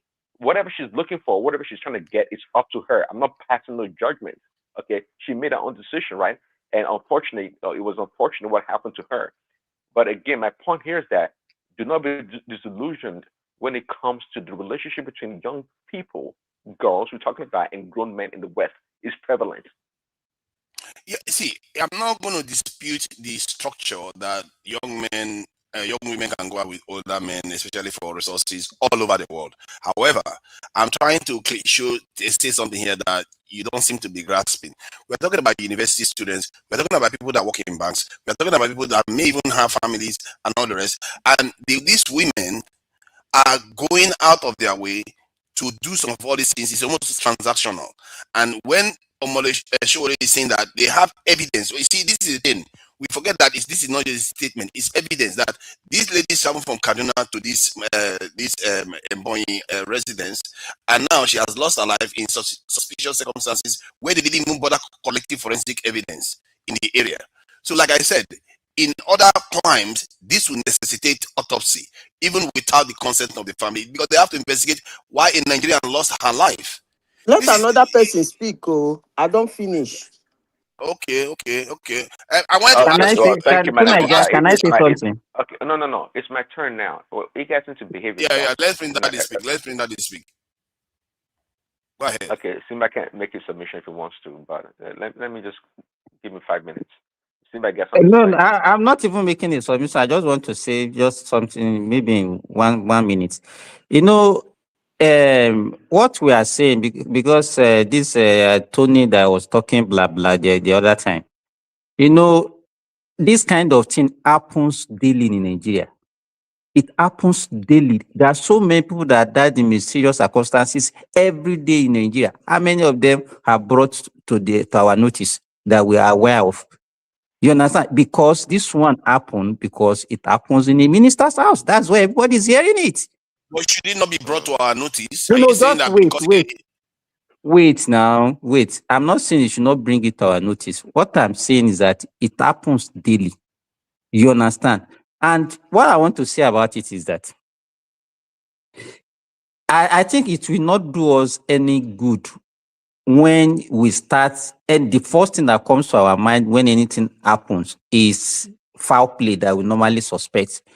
And even when one thing that Nigerians like, that they like negativity.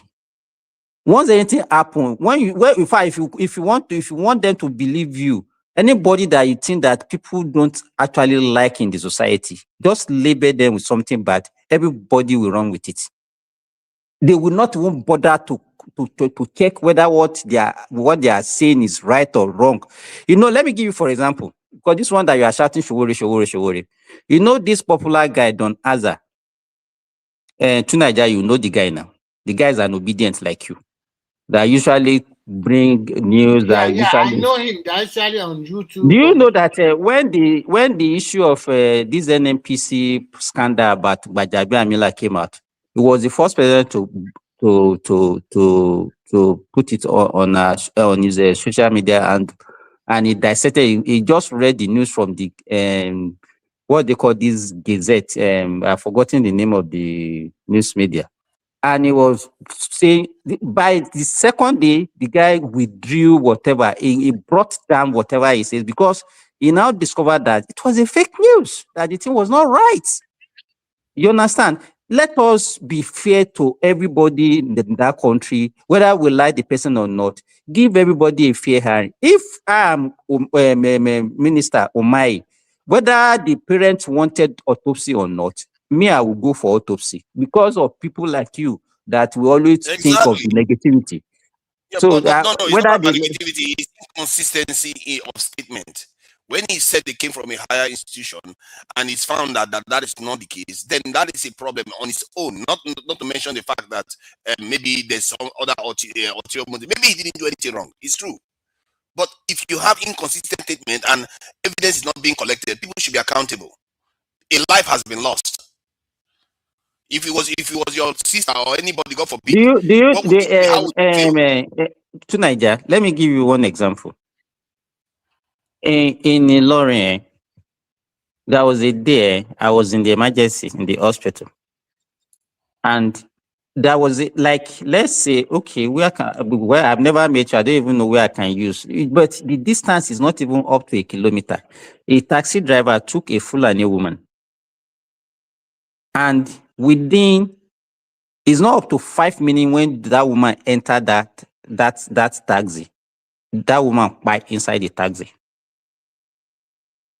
Because the distance from that place to the hospital is not even up to 500 meters from the place where the taxi driver took the woman. You understand? That was one example. That was one of my friends. He went to his friend's place and they're having dinner. And the guy took during that dinner and right there. Okay. You understand? Let's say if that guy is a minister and somebody, they will say, nah, that one are poison now, straightforward. The poison they will now. not say that. No, they will not say that. They will say it. Forget. Let me tell you, Niger, we know our society. We know our society. We like negativity. We don't like ourselves. That's just it. Tragedy has happened around a lot of officials. I think it's so obvious. It's so obvious. Tunaja, sorry, sir. Tunaja, sorry, because this guy made mention of my name. So thank you. So it is so obvious, Mr. Remy. I mean, it's our Simba. Look, it's so easy for us. We are living in the Western countries or in human societies, real human societies. Someone died mysteriously in a house. She was found naked.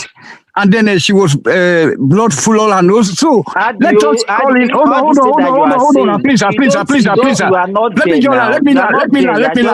me land. So we are not saying that you are 40 or you are at fault or Umahi or myself, Tony or Tunaja. We say let us call in the state, the state authorities. You know what I'm saying? At least we have a branch that's going to perform the autopsy to see why this guy died. Why? So that to prevent any future reoccurrence, maybe in a heart attack or what. But why was she found naked? Okay, that's the question. What I have read, there's nothing there's nothing that said that blood was gushing out from her mouth. There was blood. She was found naked. Listen, it's only you that can see that blood is gushing out from her mouth, that she was found naked. All the story on the newspaper, nothing like that she was found naked. No, she was found naked.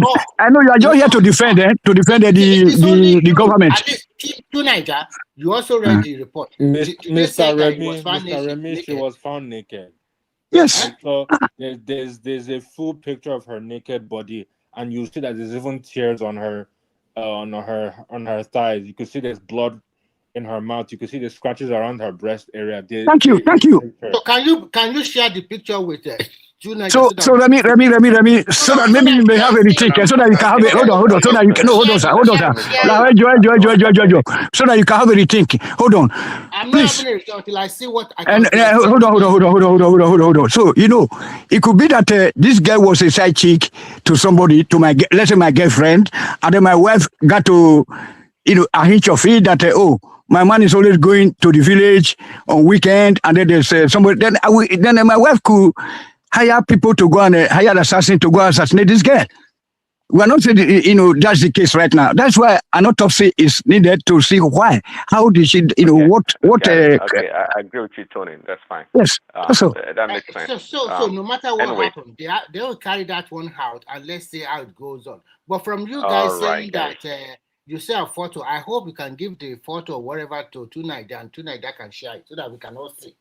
Because can I ask a question? Can I ask a question? And there's evidence, at least from investigative reports of this is Sarah reporters alone. Let's make that clear that there is ample photographs of her naked. Tell me, they have at least a photograph of her being naked. Hold on. I saw it on Twitter. Focus on the message, on the message rather than the messenger, please. Let Tunaja finish. Yes. Tunaja, one thing I want you to realize is this: there is a lot of deceit going on in that country, and they are using AI to do whatever they want.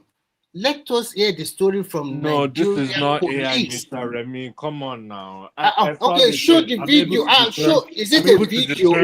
So the question is. No. Hold on. I want to ask you guys a question. The question is: after the death of this young woman, who took the picture? Is it the Umari family that posted the picture online? Where did you get the photo or the video? If it's a video, okay. Wait, hold on. Let me find it. Let me see. If I can. That's a good question. Okay, now let me take the floor, please. Yes, go ahead. What is the topic? What topic are we talking about? I've heard it earlier before we get into the topics. I heard it earlier tonight about we were talking about population of a country. That it's always a positive thing for any country that has a large population. Evidence suggests that. I'm sorry? The evidence we have so far, with the question, the statement I made was that name one country that has been destroyed by population. China is good. India is good. Thank you. Hold on. Okay, when you say destroyed by population, what do you really mean? Yeah, that their reason for not growing is because they have population. If anything, it's because of their population. You don't consider, before China came about, I know you know about Chairman Mao's industrial revolution in China. No, the question is supposed to even asking why did the China actually regulate their population growth? Why did they That's a very good question. Yes, because that's a very good question. Do you want me to answer it? Okay, go ahead. Oh, okay, guys. Let me moderate my section. I don't want if I call you. You guys have this bad habit of jumping in and out. Okay, you're allowed. So you're allowed. You respond to Nigeria, but I was going to say before now, China is, I think it's well documented now. They are lifting people out of poverty higher than any country in the world, and they've done a great job. In fact, I think it's 500 million people have been lifted out of poverty in China. That's phenomenal, Yeah. But prior to that, years back in the 60s and 50s. When they had large population, right? You didn't talk about how many people died as a result of famine, as a result of poor health condition, and so many malaise in society. You didn't talk about that. It's today you want to talk about that population being a positive for the country. See, that's when I always have a problem with you tonight, Jack. I always tell you, always talk about the final product of it's the largest population in Europe. But you don't consider the prior events. Yes. Okay, but go ahead and answer that question briefly. The question was about population, and I said how many countries has a high population destroyed or led to them not growing? Because you have to use evidence from the real world, and clearly, even in your own example with China, they had a period of famine and a revolution to get themselves out of the mess that they are in, but they succeeded. And the population didn't hold them back. That is my point. And the argument in Then the India, then India, and then Germany. The same goes for India too. And the same goes for the argument in the 60s was that because we didn't have enough technology, the population keeps growing, the society will collapse. So they convinced themselves that they have to control the population. That was the argument that was in the 60s and 70s and 80s. That is why all societies during that time started reducing population. It didn't talk Prince about Daddy, the, Prince Daddy, can you give me a minute, please? Prince Daddy, please. Can you let me interject for a minute? It was not the same case for India at all. India was unable to lift millions of people out of poverty because of their the class strata of the Indian society. There are more than millions of people living in India with abject multidimensional poverty. When you compare and contrast with the Chinese, they in the 1980s, they make sure that you only have one child. And the reason why they do like that is to control the population. And they enforce a lot of rules to make you patriotic and be hardworking for the society. China is the only country the only country in the world, in my eyes, that have used their population more efficiently and effectively to carry out their developmental plan. And the reason why they were able to do so is that there was some years that they go for industrial revolution in which their great-grandfather have to sacrifice for generations yet unborn. No any other country have really followed the footpath of China. If like Nigeria now, we cannot do that because we cannot sacrifice for generations yet unborn because we want to enjoy. But these people, they sacrifice the Lord. They suffer the Lord. There were famine. But we have to do that. That is why we're discussing it right now. We have to, so which way to go? So more population is more chance. Nigerians cannot do that. Don't deceive yourself. Why? So the more the Chinese, the Germans, and the India with double head. The reason why we cannot do that is because first and foremost, we are practicing constitutional democracy in which you cannot force people to do this or do that. But in China, they are practicing a kind of authoritarian and communist system of government in which the let's go that way too. Let's go that way too. I just gave you why we cannot do that. We have got some countries to learn from, Yes, is it free for all talk? Yeah. Are you giving people opportunity to speak? Okay. I think it's Prince Daddy. Okay. I'm just letting them go to and fro. But so, just to be clear, the Chinese were forced into it. They didn't just make the sacrifice; they were forced into it. Exactly. That's what I'm saying. Okay. So good point that Remy made, right? So tonight you didn't consider the years of stagnation and regression in the Chinese society. That millions of people died because of the large population because they didn't have enough resources. So, the population has to commensurate with the resources that a nation has or the ability to fend for its people. Now, again, just like Remy said, India did not grow at the same rate or did not have the same structure as does China or did China when it started. In India, they have, Remy said, they have multi-dimensional poverty. And they have a lot of poor people, and they have all the what you call it, all the things that you can imagine in a poor country. You have them in India because they have their large population in India really. We can't say I've served that country very well. I don't think so. India cannot be compared to China. Because a lot of you say it hasn't served them very well.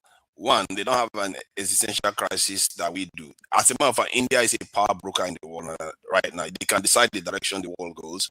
Secondly, they are a nuclear power. They are a spacefaring race. Yes, they have societal issues that they have to resolve, but they are not where we are at all. And their population is a big factor to why they have that leverage. I remember, I will say this to you. India has the same. India has almost the same population. Let me say, India has almost the same population of the entire What does Africa. your population have to do with your nuclear capabilities or your nuclear arsenal? Because the more people you have, the more spread you have of capabilities, and the The more more likely what? you are, the more spread you have of capabilities, and the more likely that they can't take it away from you. Because if More you have brain boxes. Just like More brain just like boxes. this Yeah. delusion about if you have 100,000 nuclear physicists, they can't take that away from that nation anymore. And you see what I mean? If you have 20, they can take them away. You saw how Israel was going after those mines. These things matter to the nation. Just like in economics, there's always this point of diminishing return. You cannot substantiate the size of India's population as a benefit in correlation with their nuclear arsenal or their nuclear capabilities. I don't see the connection. So are you saying hold on? Are you saying if India's population was like 500 million people and they have their nuclear arsenal, it's less of they're less of a superpower than if they have almost 1.5 billion people and a nuclear arsenal. They don't. I don't see the connection let me give you an example. Their number, you like to think economically, isn't it? Their number gives them leverage economically. If you go into an India market and you go into a Pakistani market, it's very different. If you go into an India market or you go into a China market, it's very, very different because it's a centrally controlled. It's a system that is an entire nation. So you are entering a 1.5 billion this population market versus 60-something million this in the market. So they have that punching weight. Like they have literally have hold on. Are you talking about that purchasing power? Is that what you're talking about? Not only purchasing power, the market for you to be able to sell. They don't even have the purchasing power tonight. It's almost like they have a higher purchasing power than if that was the case, how come most countries court United States as the destination for their product? When they have like India, they have like almost 5 times the population. How come people are not going there to sell to the freaking Indian market? We have to we have to restrict it to the population argument. My argument was that population has not stopped any nation from becoming the superpower. If anything, it has helped them. You're wrong about that. I don't have any academic. Exactly, but you don't have any agreement. You are fighting against nature. What's your face? No, your argument portends that any large country with a large population, they've always done well progressively, and that's a freaking big lie. Where did they get that from? Actually, no, they've done better. I'm just saying that they've done better. We need a metric. We need to quantify when you say better. I don't know what better means. I just don't know what that means. What I mean by that is, if America goes after Iraq, they are fighting maybe how many million people, but if they go after Iran, the calculation changes because you are fighting a larger population.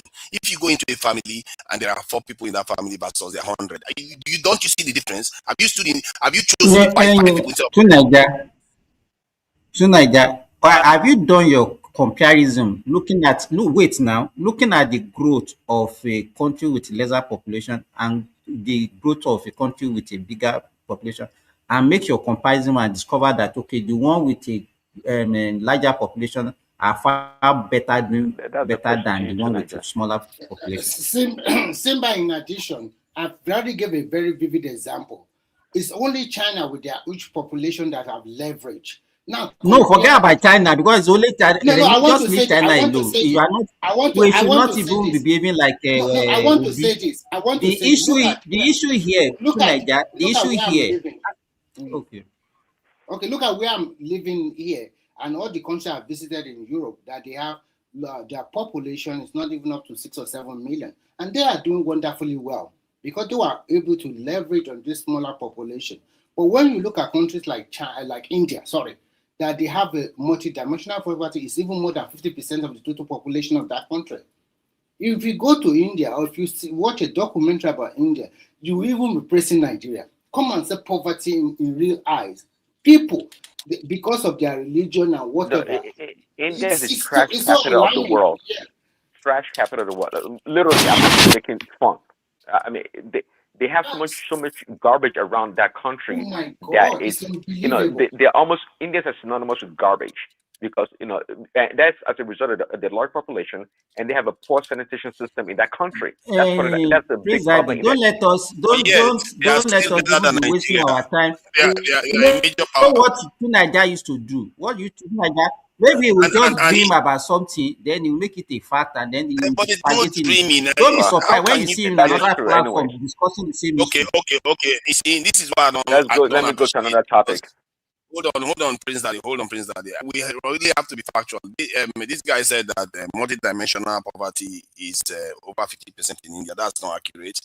And India, like I said, you still haven't provided evidence, and you're saying I'm dreaming something up. And this is, to me, it's a sin. Because you are sinning against reality itself. You are sinning against something that, for want of a better word, has been manifested by the Creator himself. So you are telling me now that there is nations out there that their population has resulted in them not growing. If a nation is bigger and a smaller nation is doing well economically, that bigger nation could decide to cancel out that smaller nation easily if they have the power to do it. So it's not the same thing to just look at it from the point of just economic growth. If you have a bigger nation, you have more influence. That is why we have created the African Union. That's why they created NATO. Because you have more punching weight. You can be able to do more things.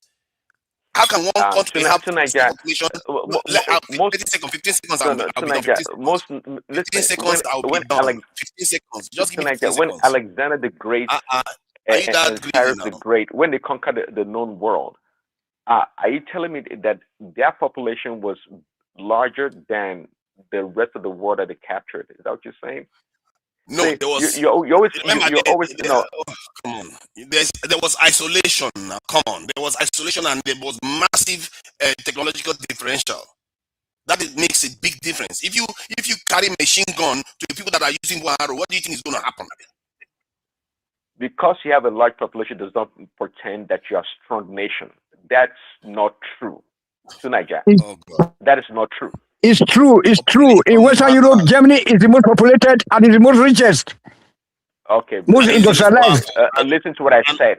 Nigeria has no reason. Hold on. Nigeria has no reason to be under South Africa. As South Africa is. Yes. I'm talking about population. See, Germany, or the Germans are, well advanced people and an advanced country. They don't run around the world because of their freaking when Hitler, because of their population. When Hitler was trying to take over the world, was it because of its population? They are the most populated in Europe, and they are the richest and the most industrialized. I mean, I don't know why you guys are just you have to shuffle your population. That's what Nigeria is telling you guys. So the more population, you shuffle them, then you have brain boxes. You get a lot of brain boxes out of that population. You know what I'm saying? Then you have more chances, Okay, maybe Dr. Sima can interpret that. I don't know what that means. Tony, I appreciate that. See, let me finish with this. All the great races in the world, the major four ones, let's say Europeans, Indians, Asians, and Africans, their major powers are often their largest nations. Like China is the most populous Asian nation and is the most powerful one. India is the most populous South Asian. That's interesting. You always have your starting points in the conversation. No. You have to see where was Japan? Where was Japan? Please, let him finish, please. You have to let me finish my statement. It's not fair. You keep cutting me off. The last time you cut me off too. All the major races in the world, they are most populous nation, like even Europeans. America is the most populous nation and is the most powerful one. Even within Europe, the most populous nation is the most powerful one, the most influential one. And when France was the most even Brazil in South America, Brazil, the same thing in South America.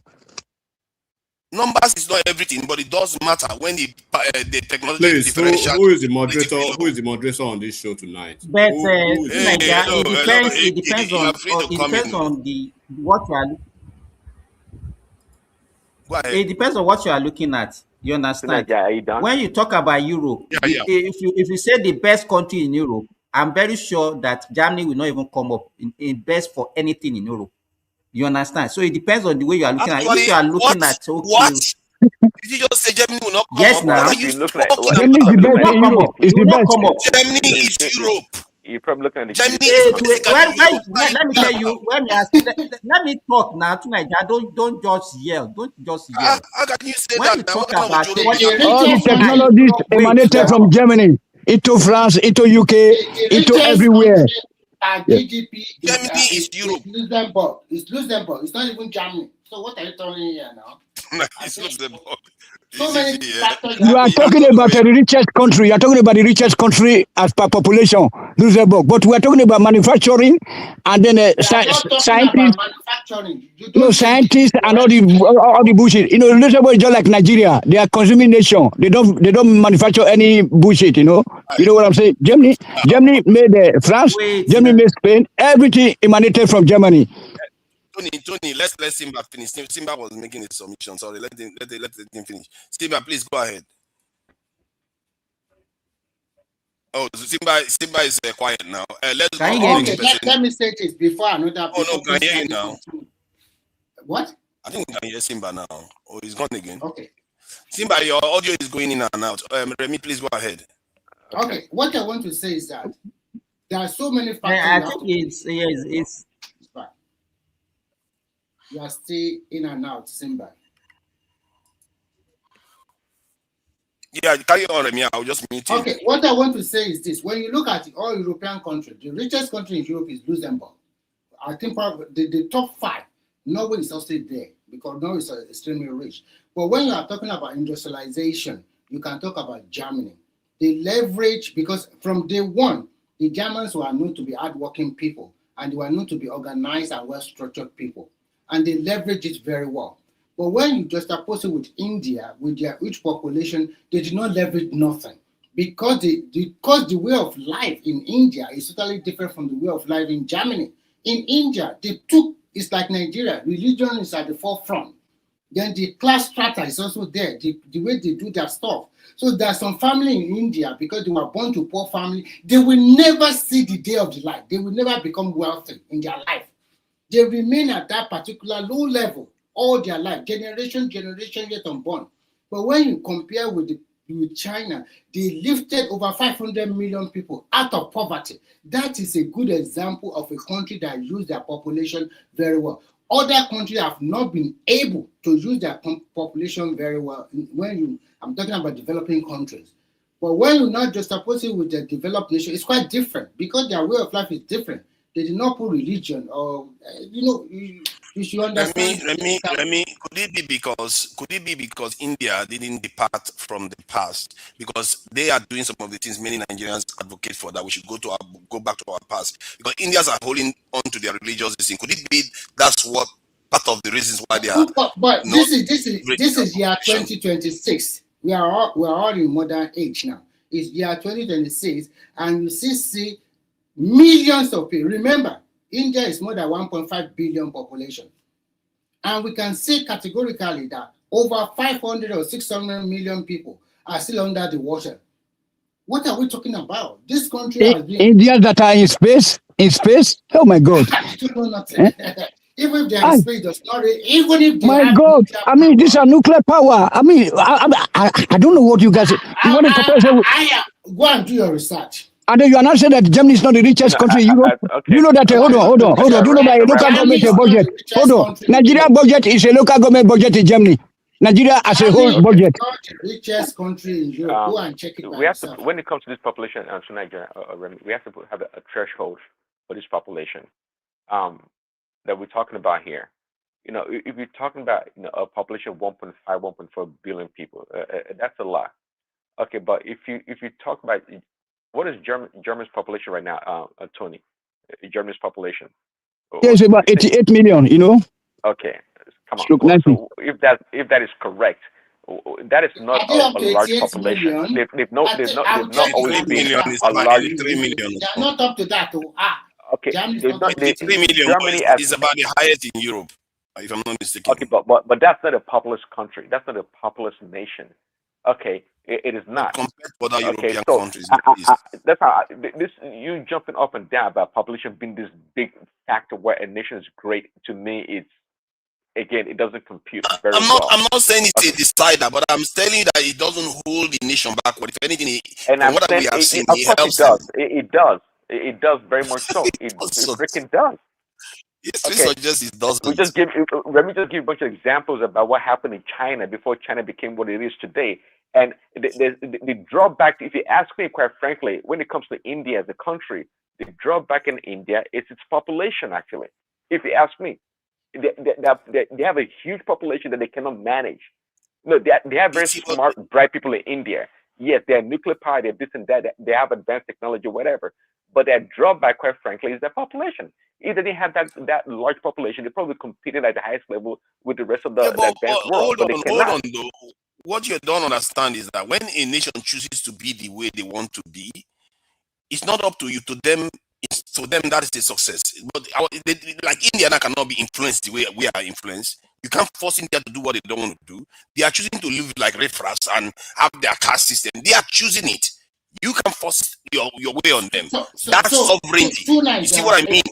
That is different from us. A quick question Why? Is it because they have a nuclear weapon? Yes, and they have the capacity to defend themselves, but we don't. Niger, let me give a very good example. Look at North Korea. They have nuclear capability, but their people are extremely poor. Can you say that is wrong? Yeah, no. My question to you: North Korea is better than Nigeria 1 million times. It's a lie. It's a lie. That's a lie. That's why do we? Remy, actually, that is lately. That is true. In the past 2-3 years, North Korea has become a really a country with a good road infrastructure. So the question I want to ask you, we are not here. Okay, so anytime you want to make a comparison, why do you normally mention Nigeria? What is your problem with Nigeria, Tony? Don't mind. So my question to India has a very good road infrastructure. You go to the rural area everywhere. It's just too far. You know what I'm saying? We have no roads, no power, no running water, nothing. What do we have? I don't think so.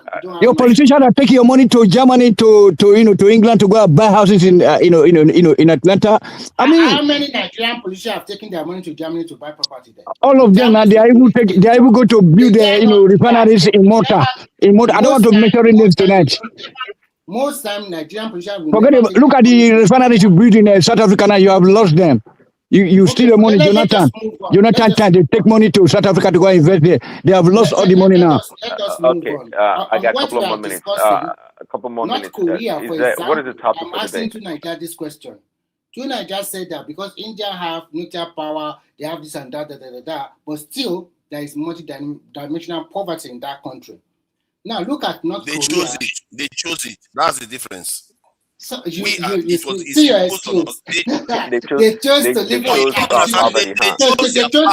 poor. They chose to live poor. They chose their path. See, hold on. You don't understand what I'm saying. When a nation can determine its own path and they have the power to influence the world in such a great way, they are free.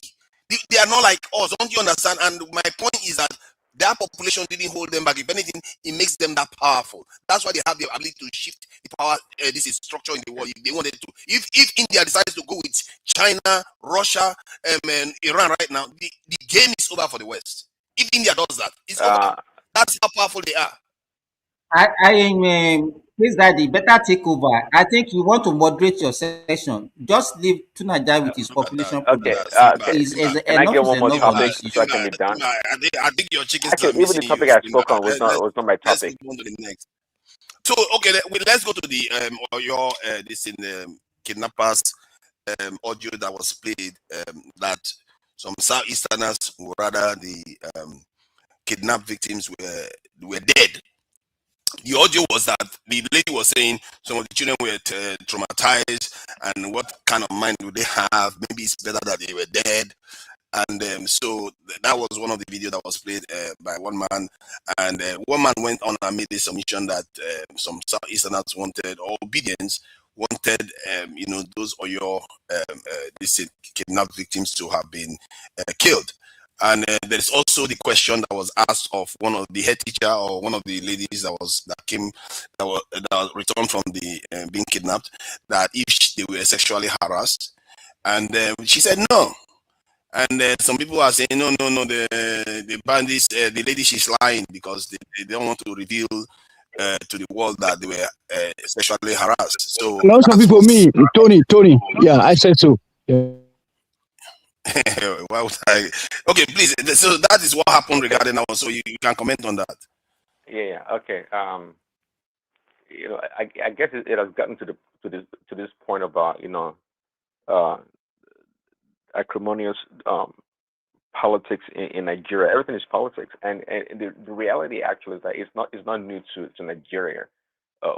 When it comes to this division along political line or whatever line you guys want to draw.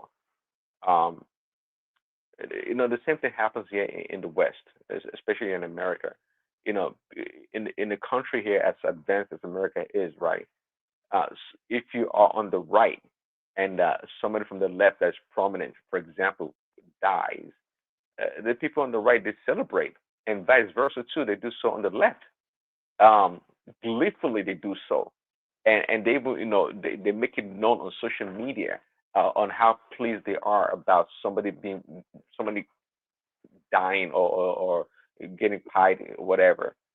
That's what it has become. And here in America, it's almost 50-50 along the divided line, so to speak.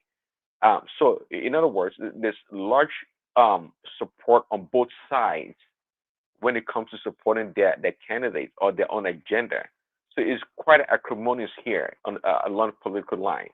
So if you go back to Nigeria, what the Obedience are doing or whomever other constituents, it's for the par really, because what do you expect them to do? They want ill for the Tinubu's government and and the opposition. They don't want success. They don't want nothing good for them to happen or to happen for them. They don't want that. They want the government's failure. So what they are doing, trying to demonize the gallant rescue of this, you know, pupils. It's what they are doing. They don't want progress for the other side. Maybe not for the But country, but exactly, if the why did they pretended to be concerned initially when they were apprehended? well, that's part of the game. They were not concerned. They pretending to be concerned is like, okay, Eh, hopefully something goes bad that's going to mark these people, show their incompetency and show how terrible this government is. That's what they're probably hoping for, and thank God, of course, these people were rescued, and now they're trying to you know you know twist the story and say this Prince and Daddy, that. I want you to talk That's where you about find this. ourselves. Prince Daddy, Online, once again, online or social media is not helping at all. We have so many platforms out there that's spewing garbage, really, and just creating false information and manufacturing consent left and right. And and I've said it before years ago. Um, Compared to traditional media, whereby we have this uh, monoculture, especially here in America, whereby you listen to Fox News or some NBC or whatever, and they force feed you all this information that we all believe. But today, information dissemination is so fragmented. So any Tom, Dick, and Harry can pull up the mic and start talking, and people they get a bunch of followers, and there you go. They spread their own information. So in today's world, it's more dangerous if you ask me when it comes to information management. We are in big trouble right now, and this what you call this? What you call them? Social media influencers. Oh, they are worse than your traditional media because now they strictly follow the money and the likes. So if you're gonna give them money or they're gonna get a bunch of likes, they will say whatever it takes to get the likes and subscription to the website or their channel and spew garbage. They have no journalistic what you call integrity in terms of their reporting, and they shouldn't have anyway because they're not professionals. It's today the true what you call journalists. They don't get that many followers. Then you guys know Candace Owens, right? Candace, you know, though I like her, but Candace has followers, okay, and people that listen to her and what she has to say, more so than the traditional media in America. she has millions of people that follows her and that listen to her. For example, not like she's spewing garbage, but in her case, maybe more legitimate. But there are so many other ones, much smaller channel than hers. Their goal is to make money, and now it's all about money. So the businesses and the corporation or whatever, now they take money. They pretty much buy these people, these influencers, to push their propaganda. So again, to wrap it up, what is going on in Nigeria is nothing new. It's what has become the order of the day, and that's why when a country like China is quite aggressive when it comes to letting information come into its country from other places, well, now we know. All right, thank you for that, Prince Daddy. I think who is next? Let's see if we can. Go. I was trying to jump Remy. I don't know. Why do you want to jump me every time? Jump me. Even let me jump you. Okay, Remy. So what do you make? What do you make of all this drama that is going on now with?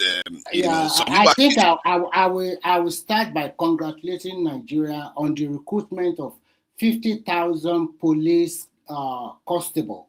Yesterday, they released all the names and where they are going to go for their training. That is unprecedented in Nigerian history. At a go, 50,000 police constable. I think that is a kind of good news that came out from that country that we should be all happy with. And they are going to go for training probably for 3 to 6 months and then distributed along, posted to different parts of the country. That is a very positive thing to hear. So I would say kudos to the president for taking this initiative. That is one of his campaign promises, and he has fulfilled it. Fantastic. No. That's not his campaign promise, actually. We're talking about hundreds of talent. That was his campaign's promise. But I will accept it if he... Monsieur, this is my section. I have to correct it now. Let's not mislead people. It's hundreds of thousands. I'm not misleading people. A promise that is going to recruit thousands. Before this time, last year they recruited 20,000. 50,000 to extort money from the citizen, Abi, to terrorize us on the highway. No. This thing, Tony, don't do that. I think it's extremely important that we have more personnel, and we don't want our people getting kidnapped now. Come on, we don't want that. And I think it's a positive thing. If he was taking 200,000 right now, I will start forgiving Tinubu everything he's done. So, but please go ahead. Why don't we wait for the time when we are having the state police? Why the rush? Because we don't even have enough national footfall. As before you start doing state police, you probably need to make sure the national one is solid too. I think it's a good thing. I think we need to stop this thing. We have to, like I said, I'm recommending a million even. That's the total number of the police. It should get up to 1 million, and the same thing with the military, so that Nigeria will be actually a strong nation. I think simultaneously they are recruiting into the Nigerian army as well, the Navy, the Air Force, they are recruiting. So people. But let me ask. Sorry, Remy. Let me ask to Niger. When you make comparison, sometimes we are not being fair to our country. Let me give, for example, somebody went to Egypt and started comparing Egyptian police with Nigerian police, but they are forgotten that when they now look at the job, the duty of an average Egyptian police, they discover that most of the duty of the police in Nigeria that they give to the Egyptian police are already being done by other military or paramilitary officers. For example, road safety. In Egypt, they don't have a road safety. There is still Egyptian police that does that work. Even the work that NDLA, ICPC, EFCC, and all those things, all these jobs are being done by Egyptian police. You understand? So if their population is more, so we have to look at the other paramilitary or military officers that are also in Nigeria. If you compare those ones, if you look at the number of road safety and the civil defense that we have, the what's it called? Immigration, and the custom, law, I mean, these drug people and all those things. NDLEA. By the time you add them together and add them together to the Nigerian police, you discover that the Nigerian, the ratio of the police to Nigerian citizens is actually not the worst in the world. Yes. Even at that, with this 50,000 recruitment, let me continue to Nigeria because of time. Because if you are doing like this, I won't be able to make the submission. Okay, I just want to talk about the abduction in Oyo State. It clearly shows that, unfortunately, the way I see Nigeria, there's some evil people or evil-minded people. How, God, for God's sake, can you be asking questions that they were molested sexually? What kind of question is this? Those people that went through this ordeal, you have not even let them rest for 1 or 2 days. You have started bombarding them with unnecessary questions. The trauma of chaining a man down. They chain them, the men, they chain their legs, they cover their eyes, and they put them somewhere for 56 days. Out of the 4 or 5 of them, 2 were by them. One was beheaded, the other one was by. And what about our military people that they lost their life, and the police and also the Amotekun people? Why are Nigeria so gullible like this? I don't understand. I think at this present situation, I think they should just continue. No, Remy, that's not gullibility, that's wickedness. That's wickedness. Yes. It's just too wicked. I don't understand it. All because of it's not your guy, you want to play. You know, when Nigerians are talking, is from the way they thought that, most Nigerians don't want the best for their country. And when they are complaining, don't think they are complaining just because of those things that are absent. They just don't want to see anything bright. You understand? That's what they choose, and that's what the way they are. Okay, that's buttress my point that I usually say that the followership are more horrible. And I gave a very good example. The governors that we have today, 20 or 30 years ago, they were just in the bracket age of 25 to 30. And now they find themselves in governance. And when they were about 20 or 30, they were just like youth of that years. And they will be criticizing the leadership as well. But now when they find themselves in leadership position, what were they doing now? Are they better than the previous governors? Only few. Let me ask you, Remy, how old was Makinde in 1999? It cannot be more than 22 or 23. That's how Nigerians deceive themselves. No, the future. Yes, the future has been for the youth. The youth are the future, and they have been the future, and they are running the country grand.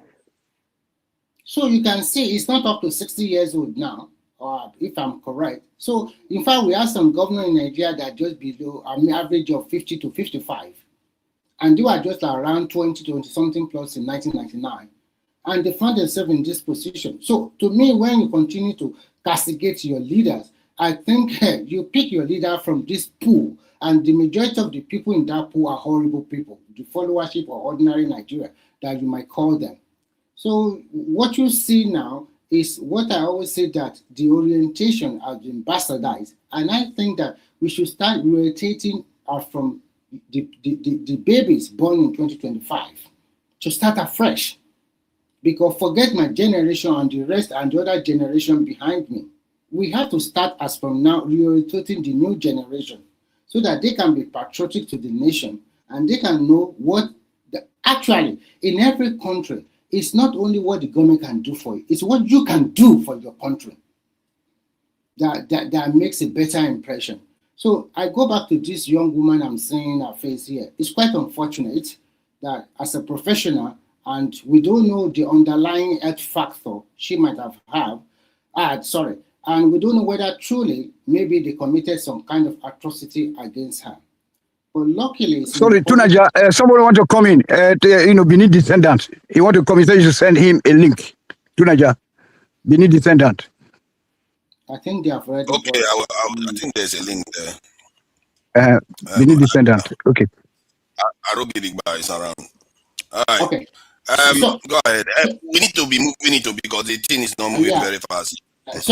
So I hope the police or the people in charge of investigation can come up with what exactly happened to this young woman.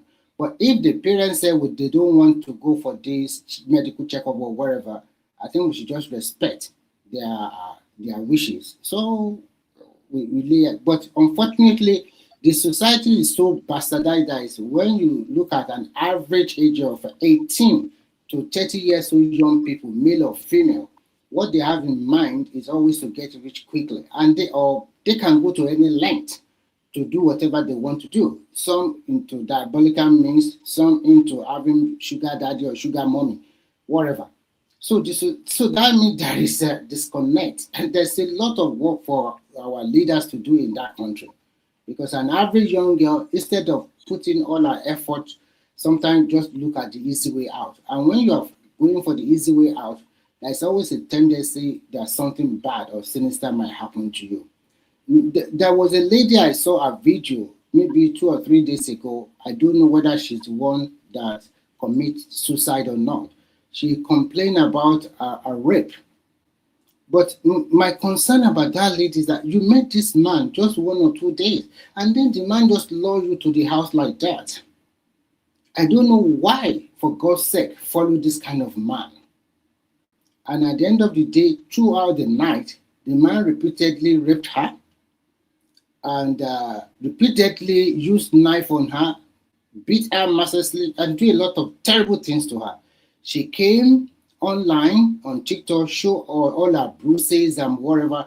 I'm not sure whether it's the same girl that committed suicide. If it's her, oh my God, it's a sad story. So, and then, well, I think I have to stop here because I don't want to continue to reiterate all this negative news. I'm tired of it, and I think a lot of Nigerians are very. Because of my battery to Nigeria, can I also make contribution? Because maybe I'll soon my battery will flat. Okay, so I will stop here so that I give you opportunity to make your. Is that Akko? Is that Akko? It's me, Midwest. I think Akko was here first. He will have to. Yes, I think it's Akko. So that we make it short, so that other people can have opportunity to talk. Akko, are you there? Thank you. Akko, are you there? Akko 1, Akko 2, and Akko 3. Let's go to Midwest. Midwest, please go ahead with your submission. Why are you going to Midwest? What about me? You are a moderator now. You don't count. Midwest, now you be beneath the center there. Where no? Okay. Let him go. Where no? How? Midwest, make your submission. Don't do beneath something here. Just make your submission. You have been given details. I want to ask a question because I heard that those. Sorry, Midwest. To Niger, I think Osaloko came before Midwest. Or because let me ask this question. It's because of my battery. If not, I won't have been there because I see my battery. No, but we have to ask him to give you opportunity. Midwest, go ahead. I'm even signing out now. Midwest, go ahead. Okay, my question is: I heard that these guys, the guys that carry out this evil act in Oyo against our pupils and principals and teachers, that some of them they are dead already. Is it after the freedom of these guys that we lost those guys? Or yes, now. Yeah, in the so why all this secrecy around the whole something? Because when Makinde talk, there are a lot of foul plays that the man is suspecting. He's the governor of the state. It's very unfortunate the way our country is being structured, and the structure is consuming everything anyway. Except we have to really change things. Because if the government haven't rescued those people, and they could not protect, they could not even parade those guys who committed this evil, I think a lot is really going on. We need to be honest. I'm suspecting something as well. What are these guys really doing? Because the issue in Nigeria is being politicized by the same politicians themselves. They can go to any length just to have power. Some people can be overzealous, message never give to them. They want to be holier than Pope. They can plan anything and try to execute it, just to remain relevant in their positions. So I think it is better, if we really want to save life in Nigeria, the government, they should try their best to open up over this insecurity. It's becoming very, very dangerous against that country. No matter the number of police they are recruiting, or the amount of people or guns they give to all citizens, as far as the leaders themselves are part and parcels of this evil, we're not going to defeat them at all. That's just my summation. They need to open up over that very kidnapping case. And globally, I am becoming so worried about the competition over natural resources in Africa continent. Because the more they destabilize a place, the more they can have access to the resources freely. Congo is a good example. And when I look at documentary these days, I can see European leaders agreeing that, look, it's like they are now in the mercies of China. Finished products, raw materials that they need for their factory and industry, they must go through China. And these resources are from Africa. So whatever they are planning, I don't think it is going to be good for the continent. Let our leaders do their best as much as possible. They are not going to take this universe out of this world. They are not going to take this country, everything out. One day they will go. Even those their children that they feed, that they have positioned very well, better than the other people's children today that they can mock. That because they were not opportune to have those privilege or enjoy the privilege that their children are enjoying across the globe. A time is coming. They will not believe what that continent will become, particularly the black, the sub-Sahara or whatever they call it, because it's not good looking. Let's wake up and be serious as a country. All this deception is working, it's not working. I don't think anybody can build a skyscraper on top of a 40 foundation, because you just have to go and remove everything. You have to dig deep. What do you make, based on this, your vision that you are trying to paint, which is the right thing, what do you make of the things going on in South Africa that seems to be fracturing the continent? The thing, what is going on in South Africa, look at the international community. Don't you see how silent they are? We're talking about human rights here. No organization could be able to condemn that country. So in other words, me and you that is in Europe, we should be worried about our future. You saw what happened in Dublin the other day. It is already cooked. The hatred is there. Just like you see the citizens in South Africa. They have it against us here in Europe already. It's just for a little thing to trigger it. Okay, go and read the memo they submitted about United Kingdom. 5 years' time, there will be shortage of food, hunger, and the possibility of civil war. The government tried to hide it. Some journals are trying to release it. It's not only there. We all live here. Somebody is praising German economy. The whole German economy is down. Zero. It's like that giant industry that they once proud of is almost like something that is almost off. But they are still managing the space very well. But that does not mean bigger issue is not coming. So like this space, like Nigeria, sometimes you do talk of defense. Yes, I agree. But we cannot defend when we just hate ourselves. And we hate ourselves for nothing, because the government is holding everybody hostage. Because of structural failure. Let's look at, I don't understand. For me, if I look at what is going on in the world today, I feel a little bit concerned for the black race generally, minus maybe the Americans. But we that is really from this Africa continent that are black, wherever we find ourselves, I think we should be worried, because our country has failed us and the leaders are not willing to do something differently. They just want to remain with the status quo and believing that they are achieving something, while enemies are surrounding everywhere. Look at Nigeria, what is going on. Our land is now ripe for all form of negativity. Mexico cartel, they have interest, and they are already there. I don't know whether we've been able to stop those ones. Those ones are far worse than Boko Haram. To be honestly speaking, only one Nigeria. We ourselves, we don't even. Just take my state as an example. You go to social media. I think it's okay. It's okay, Midwest. Let us move to the next person. Okay, thank you very much. No, Midwest, please get my number from Ogele or from Pamo. Tony. Tony, let us have orderliness here, please. Who is next? Is it Osaka? Is it Osaka Logun? From Osaloko Logun. Enigmatic. Yeah, I will just be very pungent, right? And the fact is that on the prompt topic, the two prompt topics that actually drives the conversation tonight. Yes, I'll say. Kulata, I greet you, Kulata. Long time. That's not Kulata. I beg. You have to change your weed distributor, my brother. This is not Kulata. This is Kulata's younger brother. Anyways, so okay. Yeah, it's an established fact that we do have a bunch of very venial and very banal, viciously and viscerally hateful set of people in Nigeria.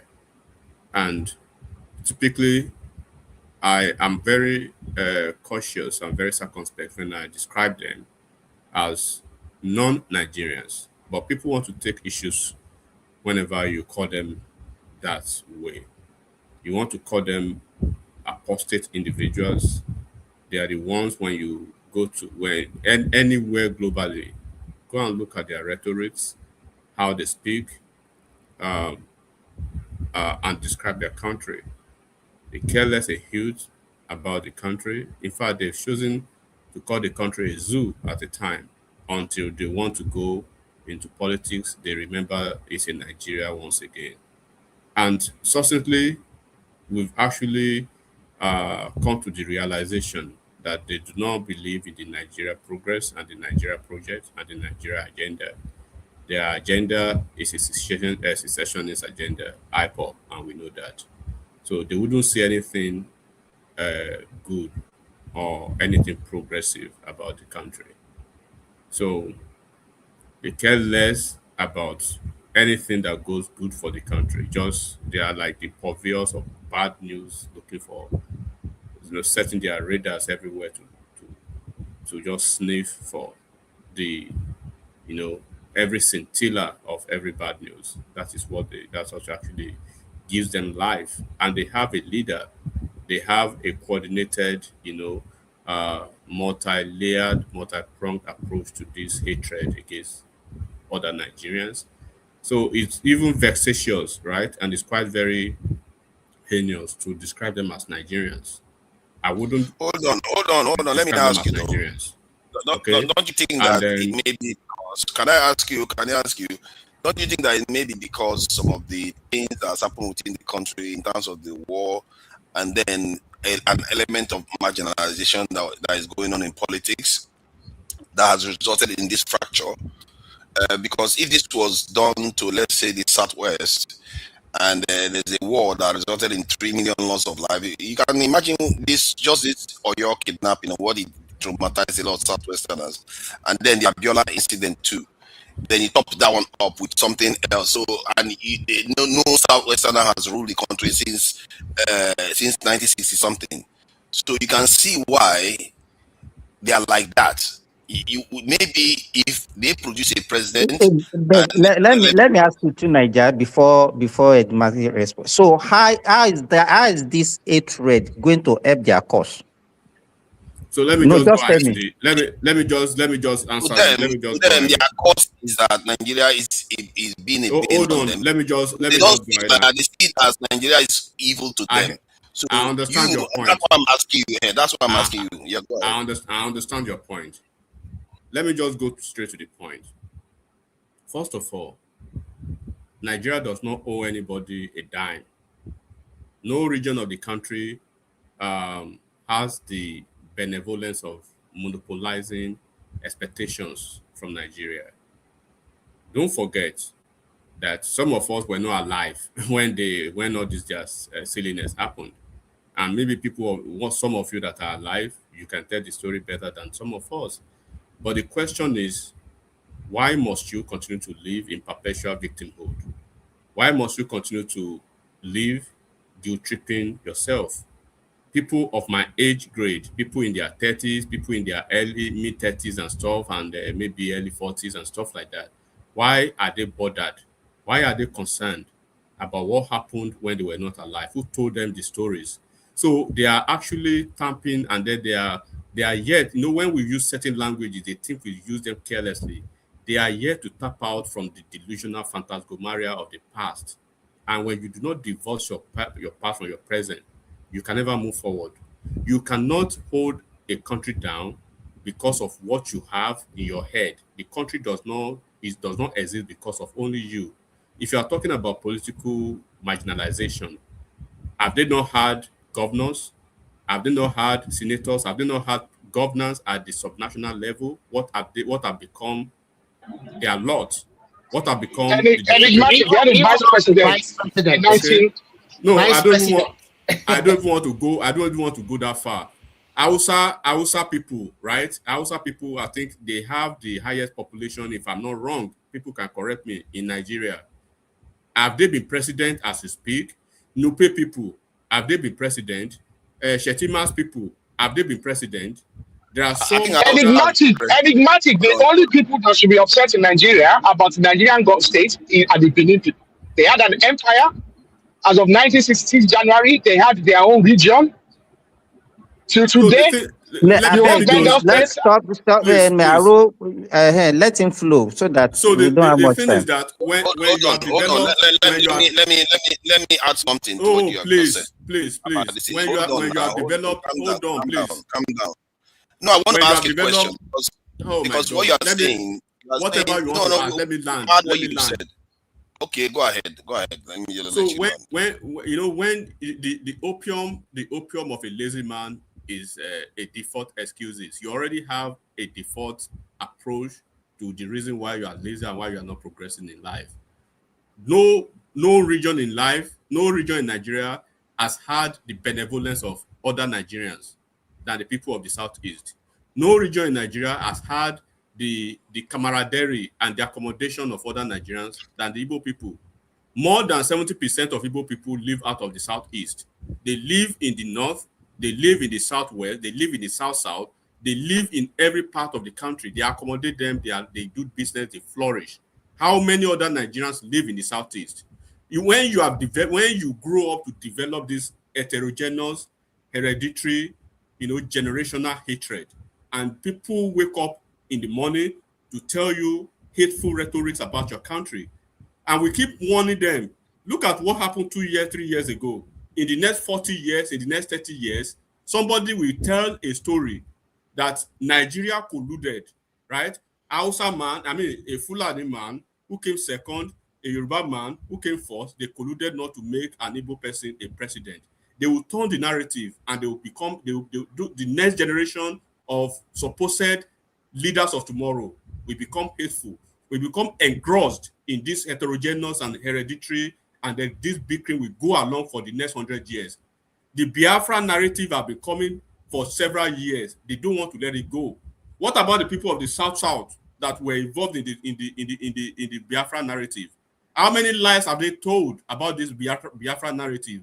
If they could tell blatant lies about what happened right in front of our eyes about the general election 2 years ago, their political poster boy, still as we speak, being an election denier, not accepting the fact that he lost an election, right?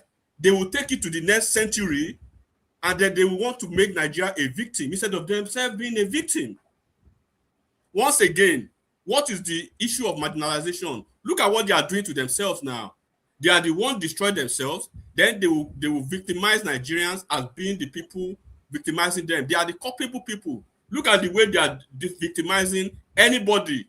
Just look at the trend now. Anybody but Peter Obi in the Southeast, right? They are victimizing that person. You are not good enough. Soludo is not good enough. Peter Mba is not good enough.